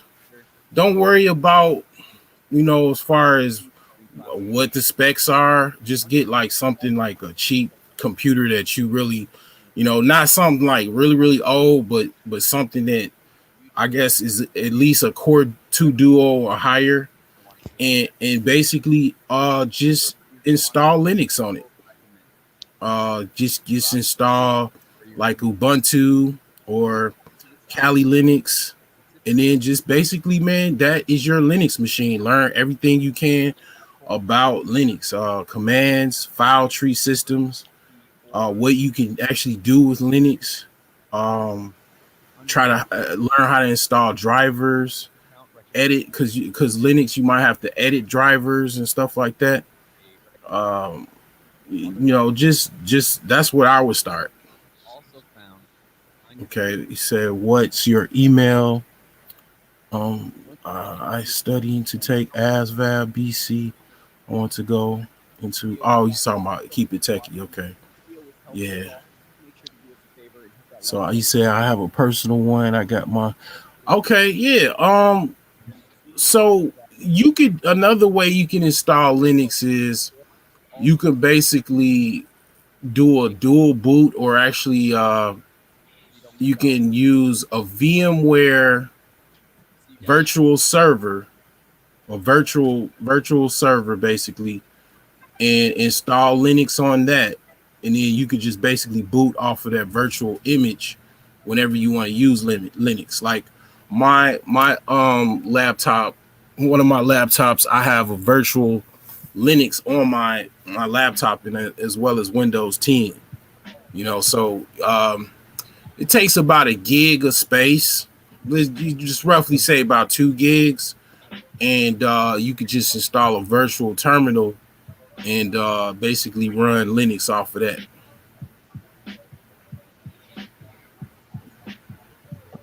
So yep. And I took the ASVAB. I'm a Navy veteran, so yeah, ASVAB definitely. I recommend getting the ASVAB book, because the thing with the ASVAB, you don't want to and this is for Paul.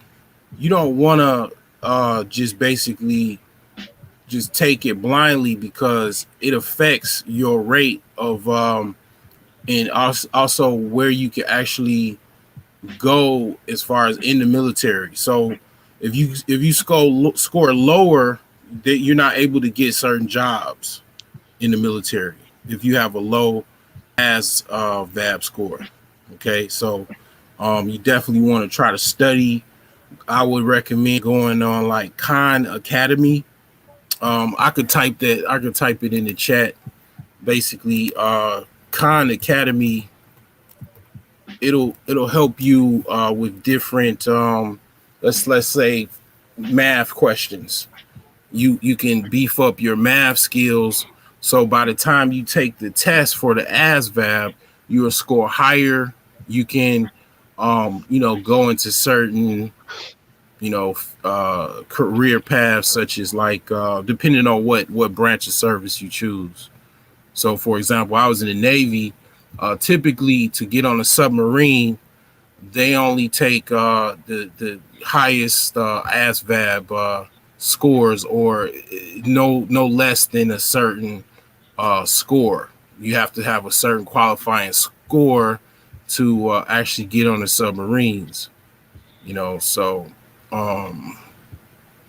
yeah, that's what I definitely recommend. GC, you still there? Oh yeah.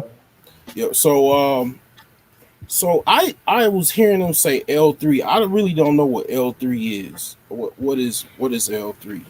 Oh, L3. It merged with Harris, so it's now like L3 Harris, and it's Okay. kind of like a military defense slash aerospace. Is what it Oh, does. okay. Oh, okay. Okay, that's what's up. So yeah, you got your security clearance already, or?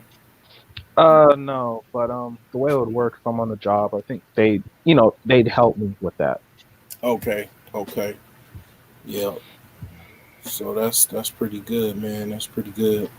So what area are you out of right now? Are you in the northeast or Yeah, south? northeast. Oh, okay. Yeah, it's definitely a lot of opportunity, man. It's I mean, this is one of the richest countries in the world. I mean, you got people in lines in other countries trying to get here. I work for an international IT firm, so a lot of the people, like for example, my manager, he's working on a visa from India. So his visa actually is expired. So I'm gonna be getting a new manager because he has to go back to India because his visa is expired. So yeah, it's quite a bit of opportunity here, man. I definitely want to learn more coding myself. It's hard for me sometimes to sit down and uh, just look at code and look at videos and write things down and just focus. It's very, very difficult for me to do that. Some people are able to do that very well. And Hey, you guys. Hey, I'm back. Yeah. Hey, I'm gonna go ahead and shut it down here because we're gonna kind of get the festivities started here. Okay. My little one. We're gonna get our little New Year's countdown going. Hey, I appreciate y'all for coming through, man. Just spending the new year. Okay. With the brain trust, just kind of chopping it up and game planning for what this new year has in store for us. Yeah, man. Definitely looking forward to 2021. Fuck COVID and yeah. Yeah, man. Okay, well, hey, man. Oh, yeah, you got any final words, brother? Oh yeah, so I guess it was more for the what he was talking about before when it came to like learning how to code. Yeah. I'd say like one of the best ways to learn is so you can use like online resources like to do like certain like coding questions to get more to break down problems, like for example like LeetCode and stuff. Yeah. There's like there's the premium for all the questions, but then there's like the free version of it. And another thing that could help is knowing certain data structures. So like you kind of know how to like approach problems. And the way that like the best way to do it is once you kind of know the data structures and everything, if you try to attempt a problem, especially on LeetCode, if like for example you aren't able to figure it out, there's usually like a discussion page where people post like their solutions in like different programming languages. So they could it's you could go through their code to see like how it works for problems, because Yeah. that's a little more fun because they kind of like hide their problems in like these cool little puzzles, like how to count the number of islands and stuff like that. Yeah, we've covered like sources like Free Code Camp, and there's bunch of different sources out there. We've highly pushed like the free ones because they're just readily available. Again, Free Code Camp is a really big one, covers different languages, different methods. Then they have like full on tutorials where it's like 5, 6, 7 hours long, where you can start not knowing how to do the stuff until the end of it, where you do know how to do it. So but yeah, GC, and that shout out to Keep It Techie. Check out his channel right there. Yeah, I definitely will. Yeah. I just subscribed to it. Oh, okay. All right. Cool deal. All right, man. Well, I'm going to go ahead and shut it down. I appreciate you guys, man. Happy New Year to everyone. Thanks. Let's try to like stay headstrong and productive for 2021. And with that, I'll check you guys out on the other side, man. Y'all have a good one. Peace. Okay. Thanks. Bye. Mm-hmm.